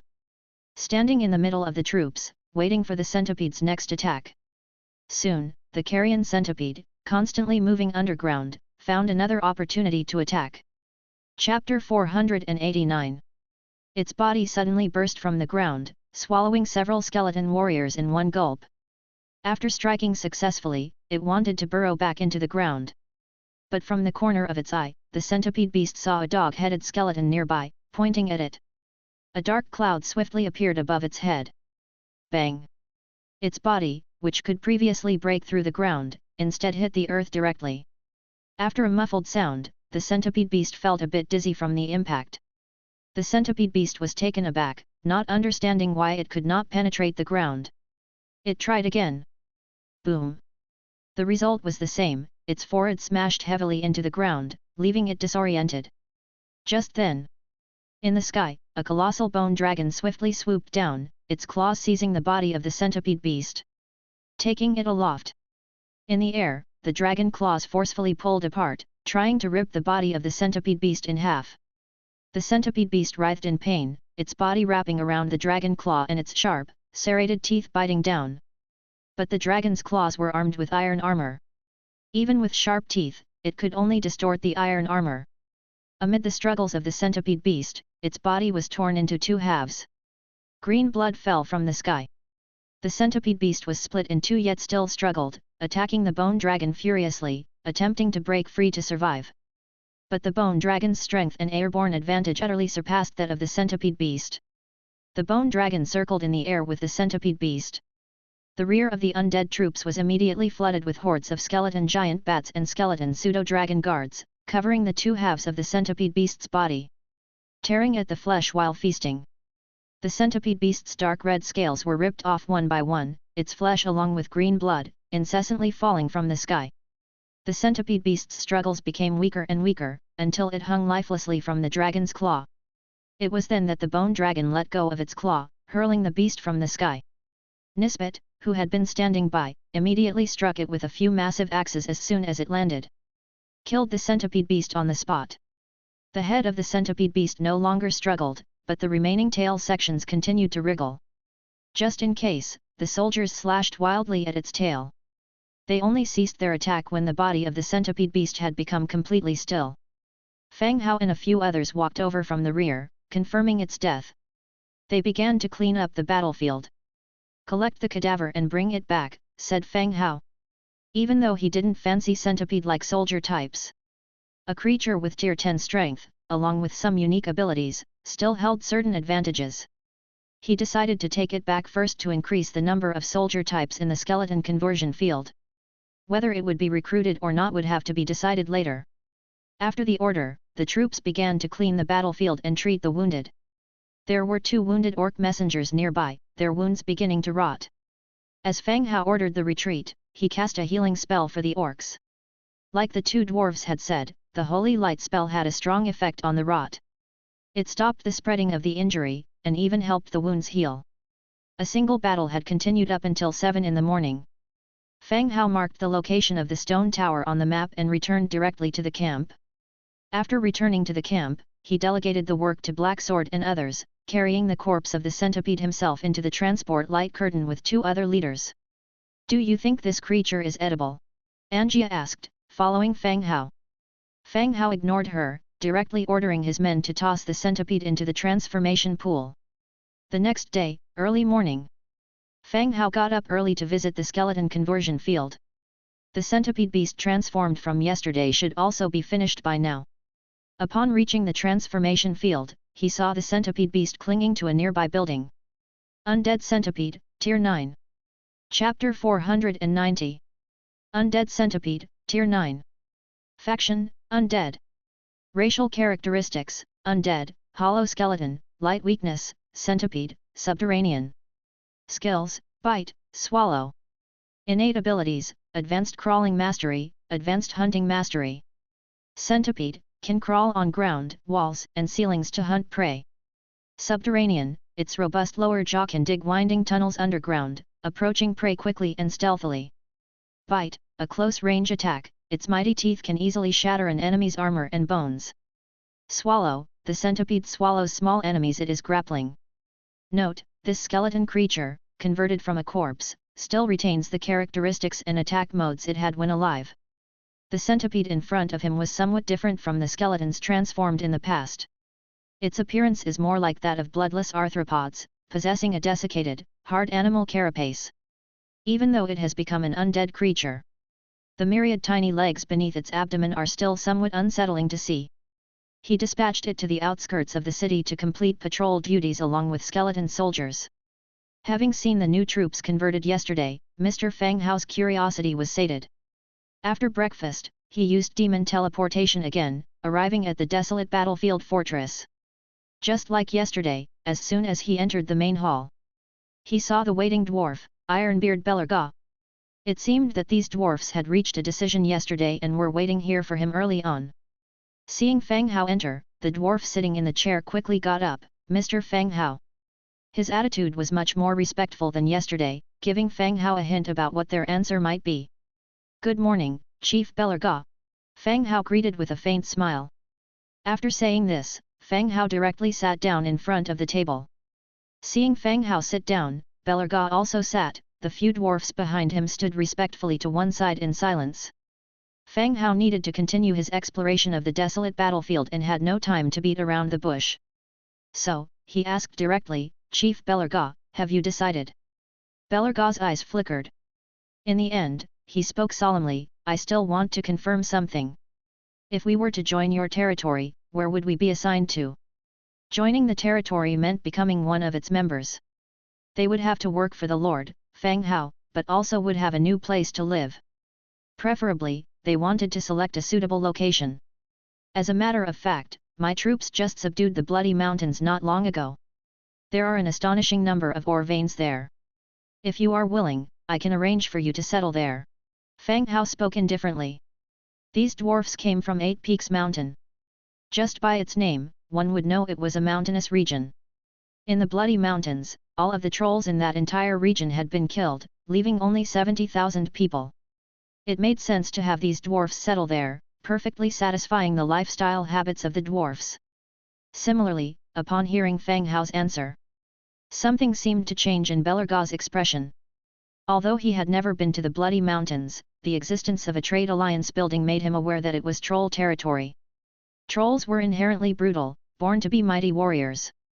Furthermore, the troll ruler was the orange hero, Chaos. Even 8 Peaks Mountain in the past did not desire to deal with or conflict with trolls.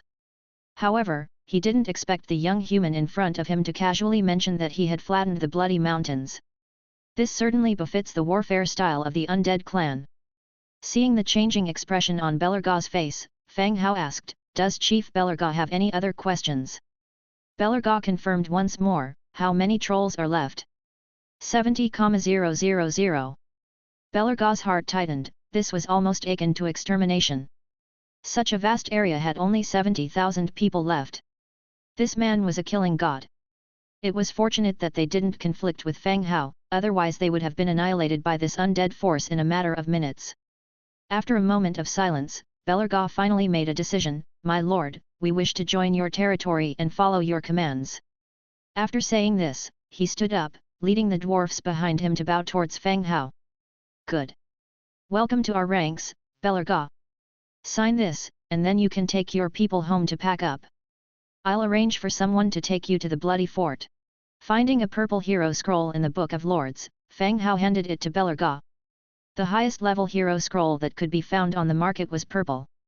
There was no orange or dark gold scrolls available for sale. According to the merchants, reaching the orange hero level meant becoming the leader of a force. No one was willing to let the orange scroll circulate on the market, hence no orange scrolls were produced. Seeing the purple hero scroll, Belarga's face became a bit unsightly. After signing it, he would no longer be free and would permanently have to follow Fang Hao's orders. But, he didn't have any other choices. If he did, he wouldn't have come here early in the morning, waiting for Fang Hao. He cut his finger directly and pressed it onto the hero scroll. A purple light emerged from the scroll and directly entered Belarga's body. Chapter 491. With that, the pact was sealed. Ironbeard Belarga, your current loyalty score is 65. That's not particularly low. Fang Hao immediately opened Belarga's stats, examining them closely. Ironbeard Belarga, Purple Tier 4 Hero. Affiliation, Dwarf. Template, Purple. Racial traits, Living Creature, Robust Physique, Royal Bloodline. Legion Talent, Never Defeated, Dwarf Leader. Skills, Ancestor's Hammer, Rage Leap Slash, Firearm Adept, Magma Power, Magma Master. Inherent Skills, Advanced Strength Mastery, Advanced Defense Mastery, Advanced Tactical Mastery, Advanced Command Mastery, Advanced Area Forging Mastery. Robust Physique, Dwarf's Physical Strength plus 5%. Royal Bloodline, Melee Capability plus 10%, Dwarf Charismatic Attraction plus 50%. Never Defeated, this unit leads a dwarf army, will never rout for any reason. Dwarf Leader, only formidable leadership skills and iron-like will can lead the race toward victory. Command Dwarves, all attributes plus 50%. Ancestor's Hammer, the weapon in hand strikes the front enemy, causes 100% damage. Every 5 points of rage increases the Ancestor's Hammer's critical hit chance by 1%, requires either an axe or hammer. Rage Leap Slash, leap into the air, inflict 80% damage on enemies and reduce their movement speed by 60% for 3 seconds. Firearm Adept, all firearm class equipment and devices, effects increase by an extra 20%. Magma Power, proficient control over fire. Magma Master, comes with a blueprint for Giant Magma Furnace, a building plan automatically unlocked after recruiting the hero. Description: I am the legitimate heir of the 8 Peaks Mountain, this is the will of the ancestors. Seeing Belarga's stats, Fang Hao was somewhat astounded. The dwarf standing before him, wearing a horned helmet and slinging an axe by his side, surprisingly possessed the bloodline of royalty. Based on the description, there seems to involve a dispute for inheritance. However, even Kau's meat fist of the Blood Ridge Mountains is only an orange hero. Belarga, the legitimate heir, merely possesses purple level 4 capabilities, no wonder he was expelled by his clan and lost his inheritance rights. The other surprisingly fact for Fang Hao was that Belarga also comes with a building plan. The Book of Lords unlocked that blueprint after his recruitment. This is similar to Nelson. However, whereas Nelson unlocked the Viscera Museum, Belarga's was seemingly a forge. This doesn't need to be rushed. Once the dwarves reach the Blood Ridge Mountains, Fang Hao can teleport them directly to build the furnace. The dwarves' forging technology is higher, they should be able to smelt fine iron. After inspecting his properties, Fang Hao said, "All right, Belarga. Tell your tribesmen to get their required belongings ready. I will arrange for someone to escort you to the Blood Ridge Mountains when the time comes." "Yes, my lord," Belarga respectfully responded. As a descendant of royalty, his pride had been worth little since he was exiled, now leading a life of vagrancy. The pitiful state of his tribesmen, the revenge of 8 Peaks Mountain, motivated him to persevere. Here is no place for the survival of his kind. Scavenging weaponry from the desolate battlefield was not enough, they would never reclaim what they had lost. Joining Fang Hao and moving to a more suitable location was the only means to bring about change. They had no second choice, and Fang Hao did not provide one either. Seeing Fang Hao had nothing else to say, Belarga left the Grand Hall with his tribesmen, heading back to their camp to prepare their departure. After seeing the dwarfs off, Fang Hao summoned his puppet, spreading bat wings behind him and flew towards the stone tower. The road from the fortress to the stone tower, after clearing away monsters, was now leveled and well marked. A constant flow of construction resources was transported from the fortress to the stone tower. Everything was proceeding as planned. The puppet bat wings, inherited from Red Duke, an orange hero, were extremely fast. It didn't take long for Fang Hao to arrive at the stone tower's location. The troops had already set off, continuing to clear out the re-emerging corrupted monsters. "My lord!" As Fang Hao landed, Black Sword and others advanced to salute him. "All right, let's move on," Fang Hao commanded. Black Sword responded, the troops began advancing again. As the troops moved deeper into enemy territory, the rank and numbers of the corrupted monsters was increasing. Apart from the corrupted soldiers around the edges, a few corrupted trolls began appearing. However, without exception, the weapons and armors of these corrupted monsters had all deteriorated. They presented no difficulties to kill. Relying on their overwhelming numbers and superior equipment, they pushed forward relentlessly. Thorough cleaning of monsters was needed to prepare the foundation for the following transport. Not a single corrupted creature was overlooked, ensuring the safety of the rear convoy. 2 hours later, an abandoned village appeared in front of the team. Brick walls had collapsed, and the village houses, eroded over the years, had turned into ruins. Bricks and stones were scattered, and the beams had turned into ashes. The transport team needed landmarks. In other words, the convoy transporting supplies in the rear needed a distinctive landmark to determine their location on the map. Unlike transmigrants like Fang Hao, who on the big map, have a light point to show their location. Local residents needed to rely on significant buildings to discern location and direction. Therefore, the village in front of them was such a landmark. As they approached the village, they could see traces left on the walls. It seemed that this village had not only eroded over time but also bore signs of many past battles. The village was quiet. The silence, however, only heightened a sense of danger. From the rear of the team, 50 undead mages were chosen. Arcs of magic missiles were hurled at the village. Bang bang bang! A cloud of dust later, numerous large bat-like creatures rose from the ground. They hovered densely in the sky. There are indeed monsters, and they can fly too. Ambush demons, Tier 8. These creatures were huge, with 2 large wings. They circled in the sky, very much like a type of fish called batoid that Fang Hao had seen at the aquarium. Because this type of fish greatly differed from ordinary fish, they were also referred to as devilfish. Their bodies, like the devilfish, were composed of soft tissue and muscles. By flapping their fins like bat wings, they could fly into the sky. This kind of ambush demon appeared like a dark cloak. They clung to the walls and the dark corners of the village, ready to catch any prey that wandered there. Having a strong ability to camouflage, only when they flew into the sky, would they reveal their grey-white abdomen. From the centipede beast of yesterday to the ambush demons of today. It made people feel that the creatures that could survive here had experienced severe mutations. Powerful and ugly were the first impressions these monsters gave. The ambush demons circled continuously in the air, with thousands of them in number. With their ugly heads, they stared at the army of the White Bone below. The threat brought by the White Bone army prevented them from launching an attack, but they had no intention of leaving either. Long-range archers attack, pseudo-dragons and giant bats get ready to wipe out these monsters. Fang Hao directly commanded. Yes, sir. The messenger immediately passed on the command, and the sound of bowstrings tightening echoed in the archers' ranks. Then, a flurry of arrows covered the ambush demons in the sky. Swish swish swish! In a blink of an eye, the ambush demons were turned into porcupines and fell from the sky. And the remaining surviving monsters didn't attack, but started to flee in all directions. From both sides, a large number of skeleton pseudo-dragon guards and skeleton giant bats flew out again, chasing and killing the fleeing monsters. They were eaten up completely.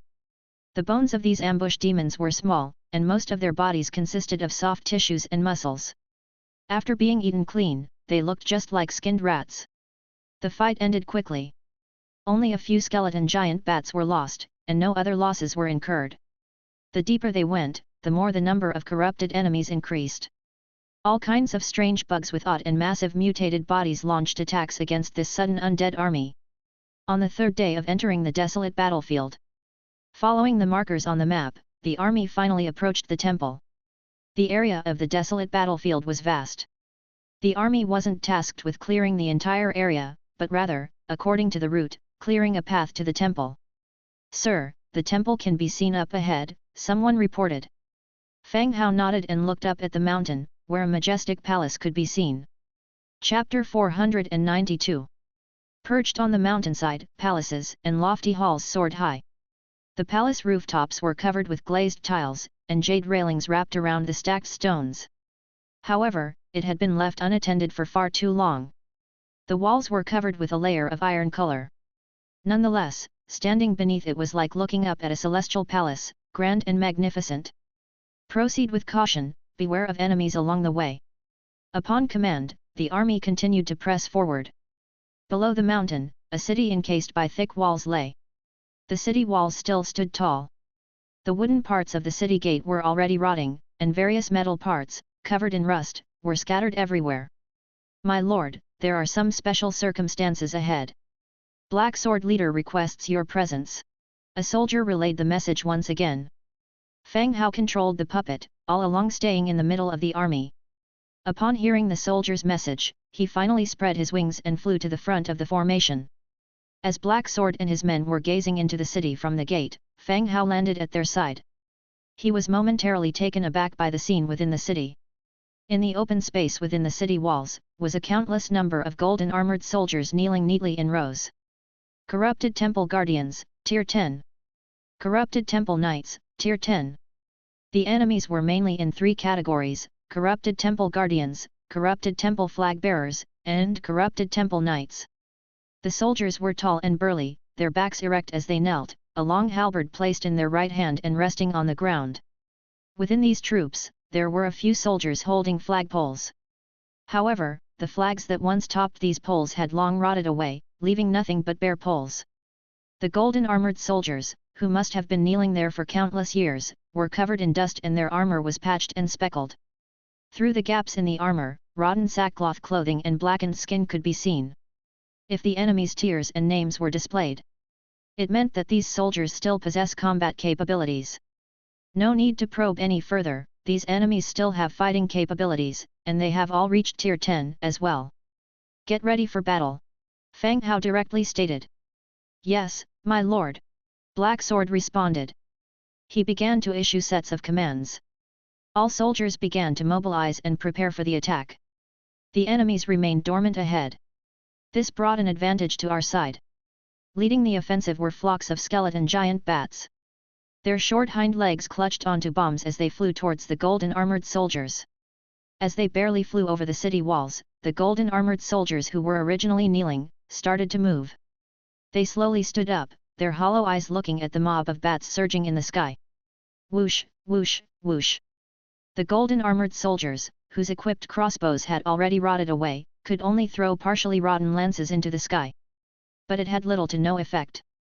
At this point, behind the golden armored soldiers, from the base of the mountain, a large number of contaminated avian soldiers took flight and headed straight for them. They entangled with the skeleton giant bats in the sky. However, the volume of avian troops couldn't compare to that of the skeleton giant bats.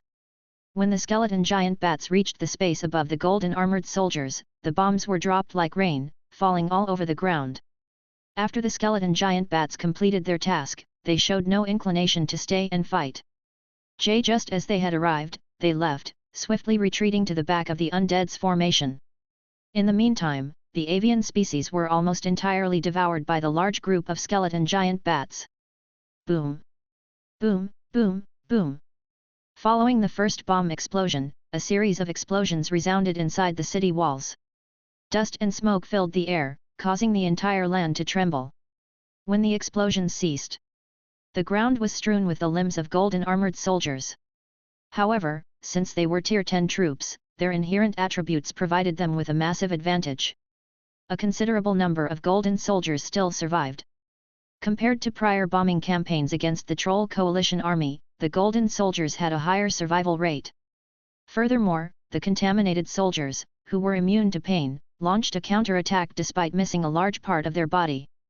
Following the explosion, the golden armored soldiers began their assault on the skeleton army.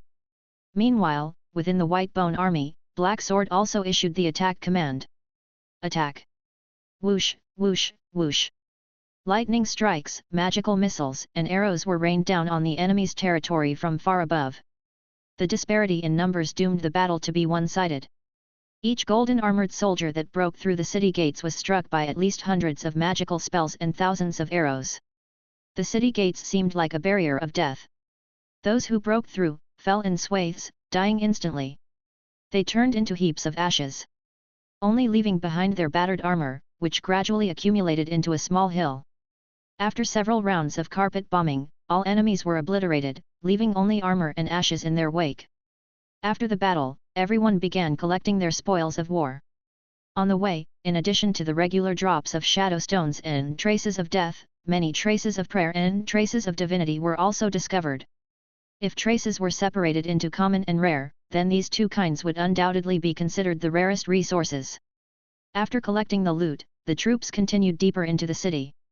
The path to the palace atop the mountain was a steep stone stairway. Once it was confirmed there were no dangers within the city, everyone started to march up the mountain. The army trudged up the steps, advancing briskly. Finally, they arrived at the palace. The temple was much more magnificent and grand than what they had seen from the foot of the mountain. In front of the temple, a large copper door stood proudly. The sheer size of the door was beyond comprehension. Chapter 493. The mountain initially appeared small, but the structure matched its size. Complex patterns were carved into the bronze gate. Symbols could be identified, alongside figures of towering deities looking down upon their diminutive followers. There were no triggers present on the gate. Arrange for the skeleton soldiers to forcefully push the gate. Accompanied by a screeching sound, the bronze door slowly creaked open. Behind the door was a grand hall. The ceiling and walls were adorned with numerous night stones, which illuminated this ancient, dormant temple. Lifelike carvings adorned the temple's pillars, while images of numerous figures and animals were carved on either side of the walls. At the edge of the mural, A giant enveloped in thunder sat on a divine mountain, worshipped by the billions. 1. Apparently, it was indeed the giant spirit. Just as Fang Hao was fascinated by the drawings on the walls. Whoosh! A sudden sound cut through the air. A cold sensation shot through Fang Hao's heart, only to see a blue beam of light burst out of a corner. Its target was not him, but rather the undead troops entering through the doorway. Bang! The blue beam exploded in an instant, disintegrating nearly 100 undead warriors who had just entered. Their bones were scattered. Fang Hao retreated to the gate using his bat wings. He then looked straight towards the corner where the blue beam had originated. A giant figure emerged, almost the size of a troll. A man, covered in blue scale armor and a massive cloak, stepped forward. The man had a thick beard, and his eyes were not hollow like the others outside. Lord of Thunder, quasi-god. Seeing the name and rank of the Lord of Thunder, Fang Hao frowned. Quasi-god. 1. He had recently read many original books that contained some vague descriptions. Quasi-gods are also known as hero gods. The end of a hero god. Another type of quasi-god, birthed by the union of a mortal and a god. Because of their divine bloodline, they don't need to ascend like heroes and are born with immense power. Could it be that this Lord of Thunder, with a physique approaching that of a troll, is the son of some god in the mortal world? Finding a living quasi-god in this long-dormant temple was beyond Fang Hao's expectations. Considering the enemies he had encountered so far, all were corrupted and tainted monsters, resembling the undead rather than the living. It's surprising for you to have reached this far, the Lord of Thunder casually walked forward, devoid of any emotion in his voice. Really? You knew we were coming? Fang Hao inquired curiously. I heard the prayers of my servants. They spoke of an undead army slaughtering their kin, pleading for my help, said the Lord of Thunder. Fang Hao frowned. Are you the giant spirit god the trolls spoke of? Aren't I? You are far from what I had imagined, Fang Hao replied. Bearing in mind the massive heart in the temple where the trolls worshipped the giant spirit god exceeded the size of the human body. He had imagined the giant spirit god as a towering figure of a few dozen meters. But the figure before him stood only a little over 5 meters tall. I prefer this body. It doesn't use much energy, said the Lord of Thunder unenthusiastically. Then why didn't you help them? Why did you watch me level the trolls' territory? Fang Hao continued questioning, and behind his back, gestured his sword, the black blade. The Lord of Thunder, as if noticing Fang Hao's action, failed to react. Instead, he continued, rather than them, I wish to bestow my power upon you, a worshipper with ambition and wisdom. With slightly squinted eyes, Fang Hao looked at the quasi-god. The man spoke calmly, but his arrogance and indifference couldn't bear more clarity. He abandoned his once trolls and decided to support the trolls' enemy and transform them into his new disciples. Fang Hao was curious about the power he mentioned. What do I have to do, and what will I get? It's pretty simple. Just erect my statue in your realm and let the inhabitants worship me, the Lord of Thunder. In return, you will receive the power I bestow upon you. One day, when I achieve divinity, you will become the sole spokesperson. As the Lord of Thunder spoke, he spread his arms out passionately. Fang Hao remained unmoved by the animated Lord of Thunder. Simply put, the quasi-god before him needed the faith of his people to achieve some position. Ignoring whether he could achieve this position later, just by the way the Lord of Thunder treated the troll followers. If he were to agree, wouldn't his realm belong to the Lord of Thunder? And wouldn't he then be treated as a puppet lord? Moreover, this speech reminded him of the pie-in-the-sky promises his boss used to make, which were insulting his intelligence. I believe what you're saying makes sense, Fang Hao responded. The Lord of Thunder was pleased, of course. However, the next second, Fang Hao stepped out of the temple gate. Simultaneously, a cold voice from outside echoed, "Kill him!" Whoosh! Like a floodgate opening, the undead soldiers poured in from the massive bronze door. In the blink of an eye, the room was filled with the undead who raised their weapons against the Lord of Thunder. Chapter 494. As he saw the undead charging towards him, the Lord of Thunder realized too late that he had been played by that brat. Anger spread across his face instantly. You're courting death. I'll turn your territory into a wasteland. The Lord of Thunder roared. He pointed forward with his left hand. Countless arcs of blue thunder shot out from all around him, sweeping towards the incoming undead warriors. In an instant, a large number of undead warriors were struck by the thunder, their bones scattering to pieces. Even the shields in their hands were melting like molten lava under the onslaught of the thunder. The shield of the skeleton warrior was a blue equipment acquired by Fang Hao, crafted from pure iron and extremely heavy. But under the assault of the Lord of Thunder, it began to melt. It was clear how formidable the power of this lightning was. Arcs of blue electricity spread over the ground, the nearby skeleton warriors dying in droves. Fang Hao and the rest of the Black Sword group, standing at the entrance, were stunned by this spectacle. A quasi-god possessed such formidable power, the might unleashed by his skills far surpassed anything they had seen before. His slaughter was on a mass scale, causing death wherever he struck. Black Sword, bring up all the troops down below. I don't believe, with this many people, we still can't wear him down. Fang Hao ordered. Yes, sir, Black Sword moved to follow orders. The army began to form in a dense line along the mountain's stone steps. They were waiting for empty spots to open up at the front, so they could continue to engage the enemy in battle. Inside the hall, countless skeleton giant bats also rushed into the hall, launching their attacks and causing disturbances from the air. The face of the Lord of Thunder grew more grave by the moment. He released a thunderous barrier around himself, blocking the diving white bone bats and skeleton pseudo-dragons from the sky. The thunderous barrier was like a giant net flashing with thunder, which completely enveloped the Lord of Thunder. The skeleton giant bat foolishly crashed into the electric net like a moth to a flame. Although the Lord of Thunder was not injured, his expression became increasingly serious. The enemy outside was so numerous that he couldn't kill them all. He also caught sight of Fang Hao and the others in the distance beyond the door. He made several attempts to charge out and kill Fang Hao. But whether in the air or on the ground, each time he was pushed back to where he started by the massive undead soldiers. He couldn't get out, and the enemy couldn't easily attack him either. Just then, thunder erupted again from the Lord of Thunder, and a whole row of skeleton warriors fell. Glug glug! A few cylinder objects suddenly fell out of the chest cavity of the skeleton warriors, rolling underfoot. A sparking snake of electricity ignited the fuse on the cylinder, emitting a weak smoke. What is this? A magic scroll? The Lord of Thunder looked puzzled. But he didn't have time to analyze it further and quickly released several more bolts of lightning, slaying the charging undead soldiers. At that moment, the Lord of Thunder suddenly got a bad feeling. He looked down to see that the cylinders no longer emitted smoke. Was he being paranoid? Boom! Boom! Boom! A massive explosion sent the body of the Lord of Thunder flying instantly. He slammed into the stone wall behind him and slowly fell down. But the next second, the Lord of Thunder stood up abruptly, his body wrapped in twisting thunder while his face was seething with rage. Damned undead, daring to injure him! And he noticed, these undead were trying to wear him down alive. If he continued combating them here, he would be drained of his spiritual power and stamina. Eventually, he would be killed here. He no longer wished to recruit the opponent as a believer.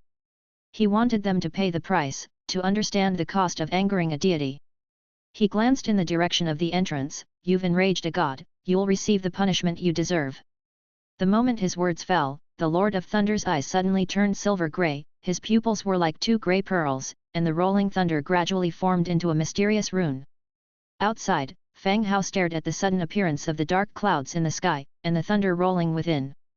His heart sank heavily. This guy was pulling out all the stops. Retreat, let's move back. Fang Hao immediately ordered. He spread out his bat wings, grabbed Black Sword, and flew towards the bottom of the mountain. They hadn't flown too far when they heard a voice coming from within the temple, Thunder Forge. Boom, boom, boom. Countless thick bolts of thunder fell from the dark clouds in the sky, covering the entire mountain range. The temple collapsed, the mountain shattered. The skeleton warriors inside the temple and halfway up the mountain were turned to ash under the onslaught of the thunder in the blink of an eye. Even their armor and weapons melted under the thunder, becoming molten iron. Fang Hao's heart pounded as he watched the scene unfolding before his eyes. This was much more powerful than Rolina. The dark clouds hadn't dispersed yet, but the thunder had already stopped. The Lord of Thunder, his hair disheveled, burst out of the collapsed mountain. With a speed as fast as lightning, he lunged towards Fang Hao. You little brat, where do you think you're going to run to? Chapter 495. A full strike from the Lord of Thunder. It wiped out all the undead soldiers who had rushed onto the temple. However, at the same time, the Lord of Thunder saw a swarm of undead soldiers at the foot of the mountain. He never imagined that there would be so many people below the mountain. His gaze eventually landed on Fang Hao in the crowd. With a stamp of his foot, his figure burst forth. He closed in on Fang Hao's location at an astonishing speed, for only by killing him could he control the current situation. Seeing the other party rush towards him, Fang Hao also showed a trace of panic. The previous battle had already involved tens of thousands of people. Even if the opponent had strong physical and spiritual power, he should be nearing exhaustion, right? But this Lord of Thunder not only killed all the soldiers on the mountain with one blow, but now, he morphed into a streak of light, rushing in his direction. Even if he was controlling a DM doll of orange strength, it would be tough to withstand an attack from a quasi-god.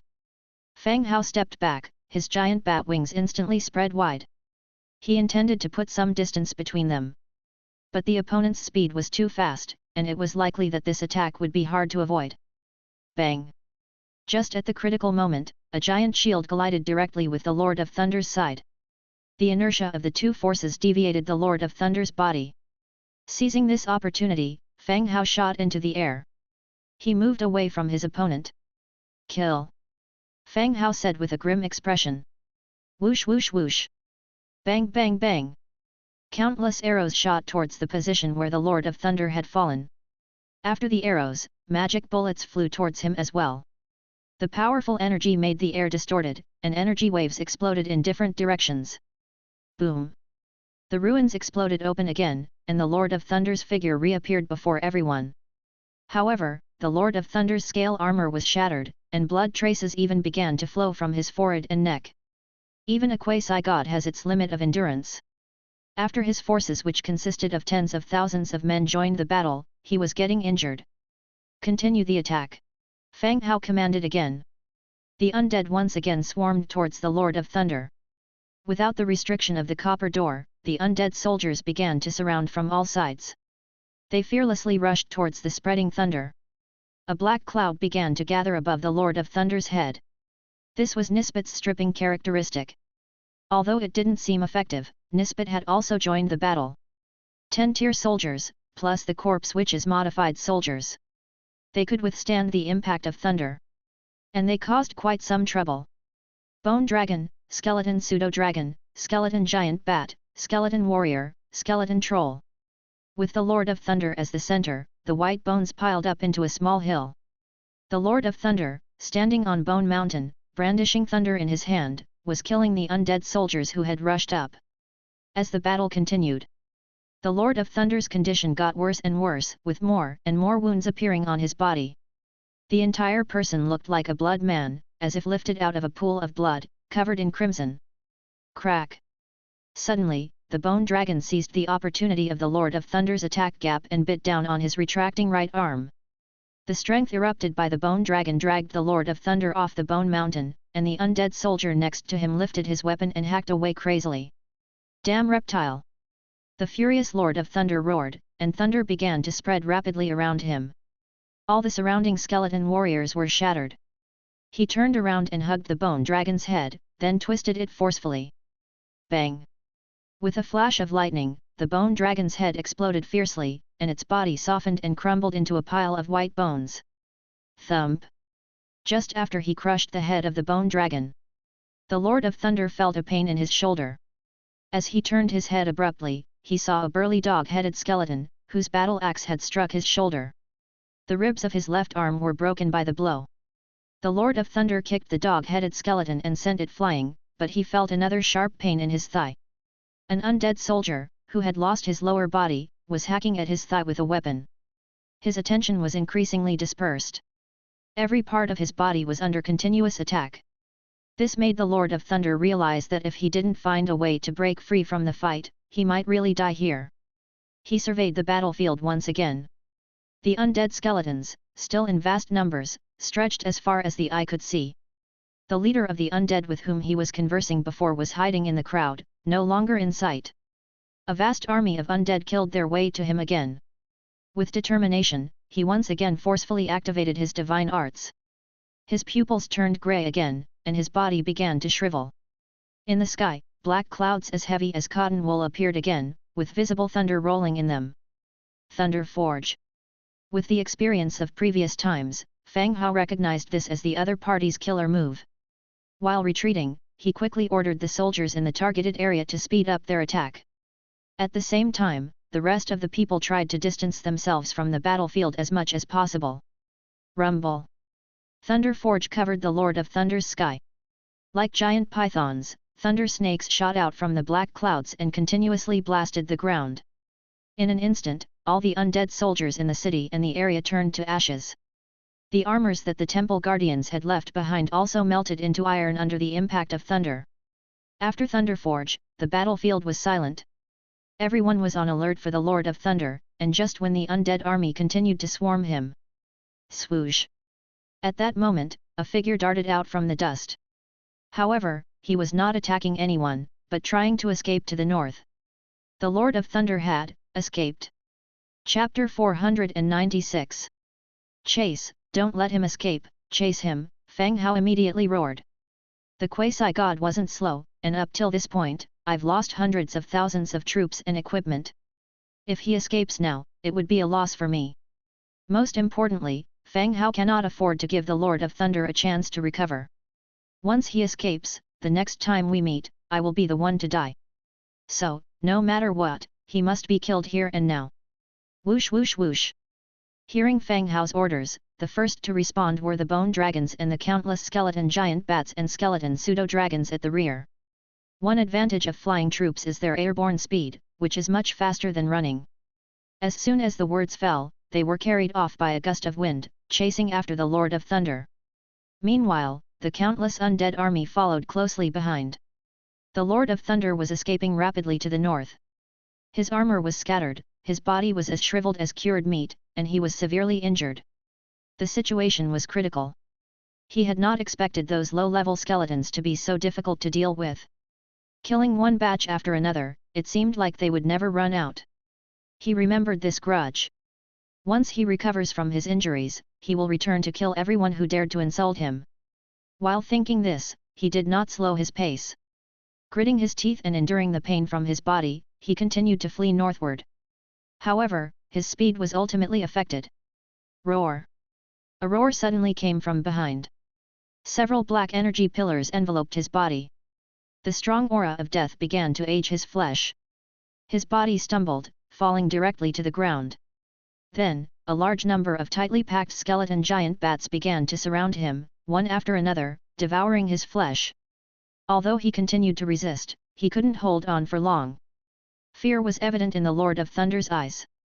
Seeing the majority of the troops coming from afar and surrounding him again, he knew in his heart that there was no hope of escape. You cannot kill me! The Lord of Thunder gritted his teeth and roared. He was surrounded by a dense mass of undead. The Lord of Thunder couldn't see Fang Hao, nor could Fang Hao see him. But the Lord of Thunder knew that Fang Hao must still be nearby, waiting not far off for him to be slowly worn down to death. Why? The voice of Fang Hao came, but it was difficult to make out his location. If you dare to kill a god, you will incur the wrath of all the divine spirits. Your mortal body will be feared by the divine spirits and they will seek revenge on you. The Lord of Thunder bellowed. On hearing this, Fang Hao's brows furrowed. It is now proven that gods really do exist in this world. A mortal showing the ability to kill a god might indeed arouse the fear of other divine beings, this was hard to say. In books, it was recorded to respect and obey gods. Killing a god, even a quasi-god. Such a thing had not been passed down in books or legends. But on second thought, things had turned out this way. If the Lord of Thunder seizes an opportunity, he would not hesitate to kill me. It wouldn't be the divine spirit's turn to make a move. So, unless there is a divine spirit to save him now, he must die by my hand. You're a quasi-god, not a true divine spirit. Moreover, as the Lord of Thunder, you attempted to steal the followers of the God of Undead and their faith. Naturally, I, as a representative of the God of Undead, have to eliminate you. Fang Hao thought for a moment, then said confidently. You, the Lord of Thunder was left speechless. What about you, kill him? Whoosh! The army attacked again. This time, Nisbet and the Bone Dragon attacked together. They besieged him for half an hour. The attacking undead suddenly became static. Nisbet took big steps back and said in a hoarse voice, "My lord, the enemy is dead." Fang Hao nodded. "Disperse and reform," Fang Hao loudly commanded. The stationary soldiers that were surrounding the Lord of Thunder immediately dispersed, revealing a severely mutilated body. Gurgling. The shrunken head of Lord of Thunder also rolled to Fang Hao's feet by the dispersed skeleton warriors. The skull was still wide-eyed, looking at the sky in disbelief. Is he really dead? The Lord of Thunder can no longer display information. It seems he truly is dead. Just then, a gust of wind blew by. The body also turned into ashes and was scattered with the wind. "Damn, the body's gone!" Fang Hao exclaimed. In Fang Hao's eyes, the body of a quasi-god was a rare treasure. As long as he brought it back, he could have a quasi-god skeleton hero, and his status would be unshakable. But now, right before his eyes, the body of this quasi-god was lost in a gust of wind. Fang Hao felt a bit regretful, but then he saw a grey-white light ball in the ashes of the body. It resembled the glow of a night stone. What on earth is that? The inner core burst out. On this journey, the bodies that turned into ashes would drop various rare materials. Similar to the Lord of Thunder, after his death and subsequent transformation to ashes, he must have dropped something valuable. Fang Hao immediately approached to examine the item in the ashes.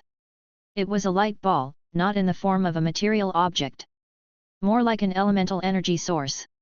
Divinity, Level 0. Description: the core power of a deity. Powerful divine arts rely on divinity to function. Divinity. Looking at the description, this divinity seems to be the core energy of a deity's divine arts. It must be quite valuable. Perhaps a special kind of rare material. As Fang Hao pondered this, he controlled the puppet to pick up the light ball. He quickly put it into his bag. At this moment, Black Sword and the others came over. "Sir, are you all right?" Fang Hao glanced at the ash on the ground and said, "I'm fine. Start cleaning up the battlefield, and arrange people to clear the collapsed temple, dig out the items inside, and take them all back." The temple had been reduced to ruins in the thunderbolt. However, just now in the temple, Fang Hao saw many valuable things. Gold and silver utensils, night stones, there were a lot of them inside. And during this battle, up till now, he had not found a single treasure chest. Fang Hao suspected that the treasure chest was in the temple. Hence, after the great battle, manual labor was needed to clear the ruins, dig out all the valuable items inside and take them all back. "Understood, sir, I'll immediately arrange for the clean-up," Black Sword immediately said. As far as the battle was concerned, it was coming to an end. Next, it was the work of excavating the ruins and searching for the treasure chest. Fang Hao need not be there personally. The route from the fortress to here had already been cleared, and transportation and support were completely unproblematic. Black Sword and the others could handle it themselves. "All right, I'll leave it to you for now. Inform me timely if something comes up." Fang Hao nodded. "Yes, sir." Several heroes responded with a nod.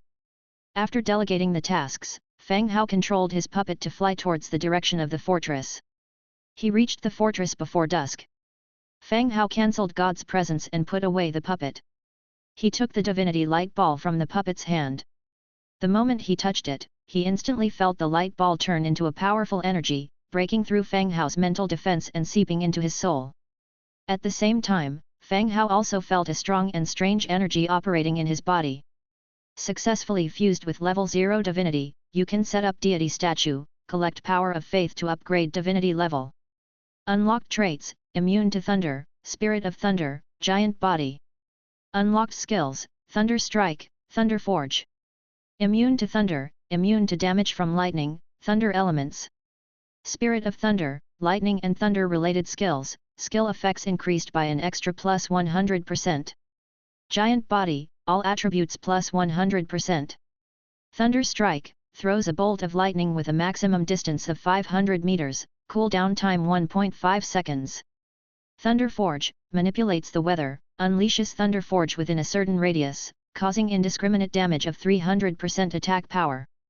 Chapter 497. After absorbing the divinity, Fang Hao immediately unlocked several skills of the Lord of Thunder. particularly the final Thunder Forge, which single-handedly annihilated hundreds of thousands of his undead soldiers. Whether it was the palace or the mountain, they all turned into ruins under the barrage of thunder. It was also the most powerful skill Fang Hao had seen since arriving in this world. Now that he himself had absorbed the divinity and learned this skill, it greatly enhanced his own combat power. Even if he had to face some enemies alone in the future, he would have a strong ability to protect himself. Just that he had been studying fire elemental magic and just started reading a few fire element books with some of his own understanding, and now switched to thunder and lightning. Ah! The world is unpredictable. After bouncing back from divinity, Angia and Dimitrija and others immediately felt a change in Fang Hao. Originally, Fang Hao was just an ordinary person who knew some spells. At this moment, he gave a sense of majesty and strength. Is it raining on the battlefield? I heard thunder. Angia didn't focus on Fang Hao's change, she was more curious about the sunny day ahead was thundering. No, we encountered a powerful person who can release thunder and lightning. Fang Hao answered. A thunder elemental mage? In this middle of nowhere? There is a mage. Angia became more curious. The noise just now was not small. They could hear the dense, huge thunder outside the desolate battlefield. Those who could possess such power obviously had strength. At the same time, she was also a little worried about the situation ahead. Fortunately, Fang Hao came back, the battle was over. It's a quasi-god, it's the giant spirit god that those trolls worshipped. Fang Hao continued explaining on the side. Oh, God, so amazing. Angia finally showed a surprised look. Not really, we killed him. Fang Hao waved his hand, with a casual expression. The battle to kill the Lord of Thunder was not easy at all. Without a matching hero unit, they completely exhausted the enemy with their undead soldiers. Similarly, Fang Hao paid a heavy price as well. At least hundreds of thousands, even close to 1 million undead soldiers died in this battle. This was the largest loss Fang Hao had ever suffered in a battle in history. Luckily, the loot was also enormous, not to mention the treasure chests and war spoils still hidden in the temple. Just the divinity had already compensated for the loss in the battle. Divinity gave Fang Hao a new development path. Actually, he didn't want to accept the undead transformation ceremony that much. If he could gain powerful forces and eternal life by relying on divinity, this would make Fang Hao felt more acceptable. Is there any good stuff in the residence of the quasi-god? Didn't see you brought anything back. Angia did not forget about the spoils of war. The temple collapsed, the spoils of war were buried inside, letting Black Sword to clean it up. So what should we do next? Angia continued asking. Let's go back, we're not needed here anymore, just leave it to Black Sword and the others. Oh, you've killed a quasi-god, should we celebrate tonight with something good to eat? Angia suggested. Wasn't it good enough last night? Even better. Fang Hao stepped out of the command hall. He saw Dong Jiayu and others were looking in the direction of the desolate battlefield and discussing softly. Fang Hao was also curious about what everyone was discussing. He walked closer, and then discovered the changes happening on the desolate battlefield. The thick, lingering decay started to gradually dissipate. The vision towards the depths was not only clear, the dark red color in the soil also paled a lot under the sun. With the death of the quasi-god in the temple, the entire land seemed to have stepped out of a curse. It was gradually returning to normal. Perhaps, after a few years, the land here will return to its normal state. Jiayu, Fang Hao softly called out. Brother Hao. Dong Jiayu had always been in charge of logistics operations, so she never entered the battlefield. Now that the battle was over and Fang Hao was about to leave, she still had to handle the follow-up matters. The battle is over, I'm making some tools, you arrange for people to send them to Black Sword and the others. Fang Hao ordered. Oh, okay. Fang Hao directly opened the Book of Lords and started making various tools. Triggered Hundredfold Amplification, obtained Dwarven Drills 101000. Triggered Hundredfold Amplification, obtained Iron Spades 101000. Triggered Hundredfold Amplification. Pittering and pattering, various tools appeared from the air. Dong Jiayu started organizing manpower to load the tools into the truck. Excavating the temple on the mountain was not an easy thing, all kinds of tools had to be fully equipped. Okay, these are for Black Sword and the others to use first, if there is any tool you need to supplement, you can directly make it. Fang Hao continued. Understood, Brother Hao, don't worry. Dong Jie readily accepted. I'll leave it to you. After Fang Hao finished speaking, he teleported using demon transportation and returned to his territory. Everything in the territory was as usual. The maids were working normally without any changes. After having dinner, Angia told Lori and the other maids about their experience at the desolate battlefield. The episode where the troops battled the quasi-god was even more thrilling. The maids were all gasping in shock from time to time. In the Lord's Hall, Fang Hao was standing in the middle of the hall, with Gray the stone carver sitting next to him. In Gray's hand, he held a clay model. Chapter 498. The clay model on display was a perfect replica of Fang Hao, who was standing in the middle of the hall. Sir, it's ready. Are you satisfied with the model? The clay model in Gray's hands was a small sample. It was a miniature version used before the creation of the full-sized clay sculpture. Any necessary adjustments were made on the small sample, with the final product only being made once everything was assuredly correct. Upon hearing that Gray had finished, Fang Hao kindly approached. Looking at the clay model, he nodded approvingly. Not bad. Proceed with this design, Fang Hao confidently finalized the plan. Very well, sir. I will acquire the necessary materials tonight and officially begin work tomorrow, replied Gray. That's fine, plan accordingly. Remember, the statue should be placed in the temple and not collide with other statues during transport, Fang Hao reiterated. Currently, there were 4 statues placed in the temple. Ever since witnessing the power of the quasi-god, Fang Hao no longer dared to take divine matters lightly. Although he speculated that gods couldn't directly interfere in worldly matters, it was always better to be safe than sorry. Everything should be handled with caution. In his domain, they still relied on benefactions from the gods, and it would provide no benefit to offend them. Nonetheless, he wasn't bothered about setting up a statue of the king. Since the buildings possessed such an ability, they would follow the laws of this world. There should be no issue in offending the gods. Understood, sir, acknowledged Gray, holding the clay sample as he stepped out of the hall. After sending Gray away, Fang Hao soaked in a hot spring before returning to his room for rest. Meanwhile, inside a basement in Lyss City, dimly lit by a dangling nightstone lamp that gently swayed from the ceiling, and elongating the shadows of those present. Around a round table stood hooded figures draped in black, cloaked individuals. They were the faceless of Lyss City. One of them broke the silence, commenting, "Speak up. Why have you summoned us? I utterly dislike being targeted by that lady from the city lord's mansion." This retort was not well received, as it became evident that this meeting was unwanted. The rest acquiesced with the speaker's resentment. The faceless of Lyss City had become universally detested. They led fearful lives, behaving cautiously within the city. The culprit of this crisis was the indomitable Rebecca of the city lord's mansion, who scrutinized and oppressed the faceless relentlessly. No one knew whether they would be next, their home searched, and recklessly thrown into detention. Hence, they tread carefully. The lead faceless didn't refute nor explain anything in response to the adverse comments, but instead straightforwardly declared, "I would like to introduce you all to the newly arrived chief steward, Adeline." As his words faded, crisp footsteps echoed from the basement corridor. A beautiful and sophisticated lady soon emerged from the dim shadows, striding with an alluring sway. She serenely positioned herself before the round table. The other faceless were slightly taken aback by the appearance of the woman. This was because she was not wearing the typical black robe with a hood, only a golden silk veil that covered her face. She was genuinely attractive. Her golden, curly locks of hair cascaded onto her chest. Her ripe thighs were revealed through the high-slit dress, which was tightly wrapped around her voluptuous buttocks. This kind of outfit was exclusively sold at the Bone Textile store in Lyss City. The woman held a crystal ball, placing it on the table. A fortune teller? These swindlers were quite common in taverns. This is Lady Adeline, who just arrived here. From now on, she will be assigning tasks to us, the leading cloak figure reintroduced her. A chief steward of the faceless held a prominent rank and status within the organization. Upon reaching any city, they would immediately take command.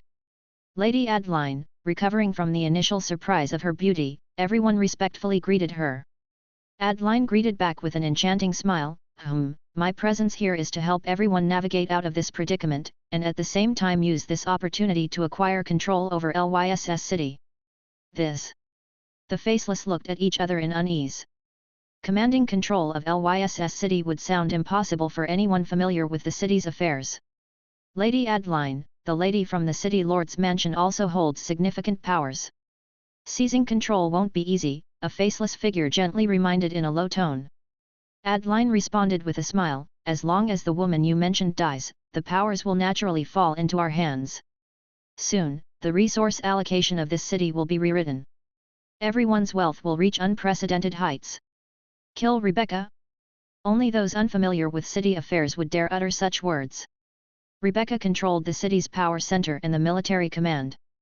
This wasn't as simple as just killing her. If it were so easy, Rebecca wouldn't have survived until now. Lady Adeline, this is... A Faceless attempted to speak, but Adeline interrupted him once again.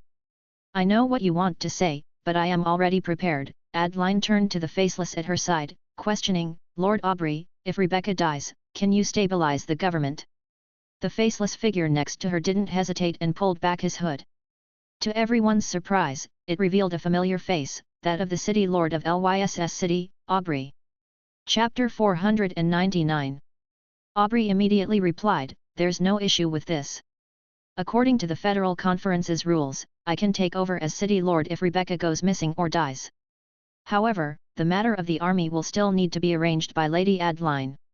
Aubrey spoke in a matter-of-fact manner, but the rest of the Faceless down below were practically staring wide-eyed.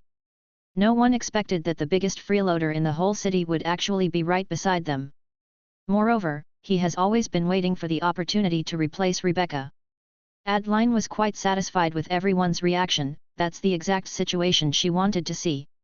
She said to everyone below, I naturally have a plan for the army. This time, everyone just needs to follow my plan. Lady Adeline, what do we need to do? Someone asked.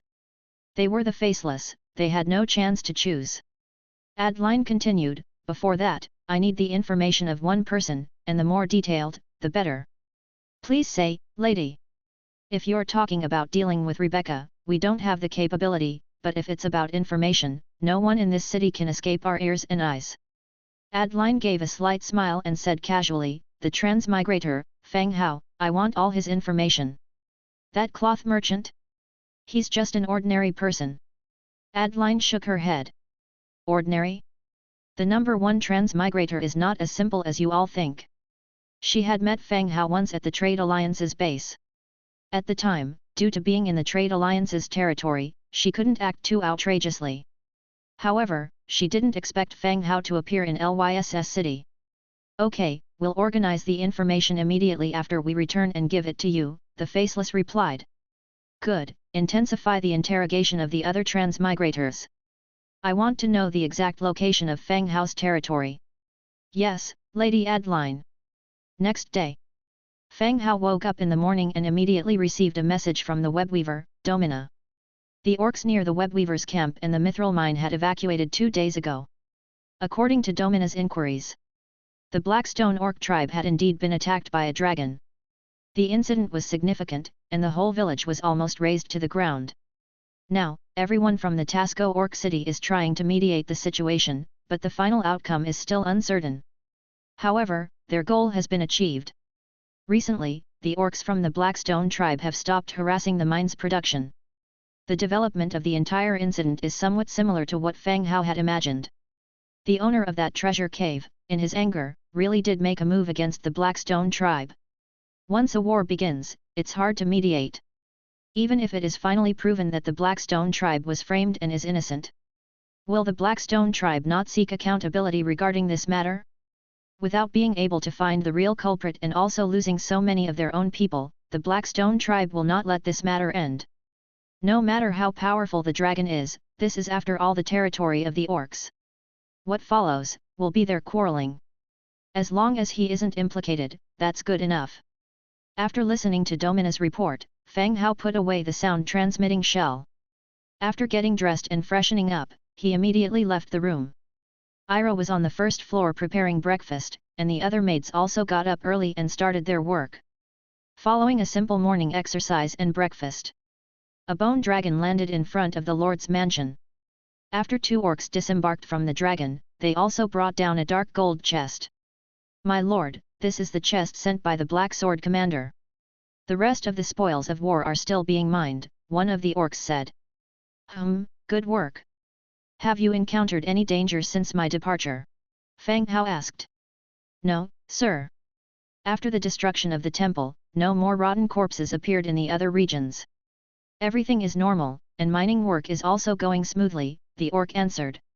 The rotten corpses mentioned by the orc referred to the corrupted creatures. After the death of that quasi-god, the entire land recovered to normalcy. The corrupted creatures also disappeared accordingly. "All right, I got it," Fang Hao nodded in understanding. A maid brought 2 cups of fruit wine. After the 2 rested for a while, they got back on the bone dragon and returned to the desolate battlefield. After the 2 orcs left, Fang Hao then turned his attention to the dark gold chest. The challenge of this battle was immense. Not only did they encounter tens of thousands of corrupted creatures along the way, the strength of the Lord of Thunder far exceeded Fang Hao's understanding of individual combat power. One person releasing one skill was enough to raise a city to the ground. This kind of power is simply terrifying. Fortunately, the earnings were equally huge. A dark gold chest. Opened it immediately. Obtained, blueprint of the Temple Guardian's shoulder armor, purple, blueprint of the Temple Guardian's boots, purple, blueprint of the Temple Guardian's breastplate, purple, blueprint of the Temple Guardian's helmet, purple, blueprint of Thunderblade's shield, purple, blueprint of Thunderblade's cloak, purple, blueprint of Thunderblade's war halberd, purple, blade of the Thunder Eagle, dark gold, hero heart 15, heroic certificate 10, shadowstone 172, god's trace 55, warfire coin 1750. A large amount of radiance appeared before Fang Hao's eyes. At first glance, Fang Hao caught the dark gold equipment. Blade of the Thunder Eagle, dark gold. Category, giant sword. Damage, 7-tier damage. Ability, power of the sky, flight ban. Power of the sky, increases the effect of air elemental magic by 100%, reduces consumption by 50%. Flight ban, lasts a minimum of 2 seconds and a maximum of 15 seconds, causing enemy air units to lose the ability to fly. Chapter 500. Description: Thunder is the wrath of the Heavenly Father, and thunderclaps are the voice of the enigmatic messenger. The Thunderhawk blade is a remarkably ornate giant sword. Complex engravings adorn the hilt of the sword while the blade features designs mimicking feathers and thunderbolts. Although the giant sword seems massive, when Fang Hao grips it, it doesn't feel as heavy as he imagined. In fact, its weight feels similar to the Starfire wand he usually uses. The damage of the Thunderhawk blade reaches level 7. Even the damage of purple weapons is only level 4, level 7 surely marks it as a divine weapon. Moreover, this sword's attributes mesh well with the latest lightning ability he has acquired. It would be a perfect substitute for the Starfire wand. Holding the giant sword in his hand, he waves it around in the air with one hand a few times. After testing the feel of it, he directly stores it into his storage space. Having checked out the dark gold weapon, he continues to peruse the remaining blueprints. Temple Guardian's shoulder guard, 8 blocks of cast iron, 5 fine iron, 10 thick leather, 12 spools of thread, 10 metal parts, 3 mithril. Temple Guardian's boots, 6 blocks of cast iron, 4 fine iron, 8 thick leather, 15 spools of thread, 12 metal parts, 2 mithril. Temple Guardian's breastplate, 12 blocks of cast iron, 8 fine iron, 15 thick leather, 22 spools of thread, 18 metal parts, 4 mithril. Temple Guardian's helmet, 8 blocks of cast iron, 6 fine iron, 12 thick leather, 10 spools of thread, 15 metal parts, 5 mithril. The Temple Guardian's set is the uniform of nobility's guards in the temple. Despite enduring countless years, these Guardians' sets have remained well preserved, demonstrating strong defensive power in battle. In terms of the quality of the equipment, it's considered top-notch among the Army's outfits. The finest armies of all major regional forces are uniformly outfitted in only blue sets. Only a few leading heroes are equipped with 1 or 2 purple armors or weapons. If Fang Hao's army could equip themselves in bulk with their specific type of weaponry, their equipment standard would exceed most forces' troops. The only challenge remaining are the resources. The pressure is now on the newly relocated dwarves. It's up to them to produce the required materials. The following 3 blueprints are for a shield, skin, and a war halberd. Thunderblade Shield, 10 blocks of cast iron, 5 fine iron, 8 thick leather, 12 metal parts, 2 mithril.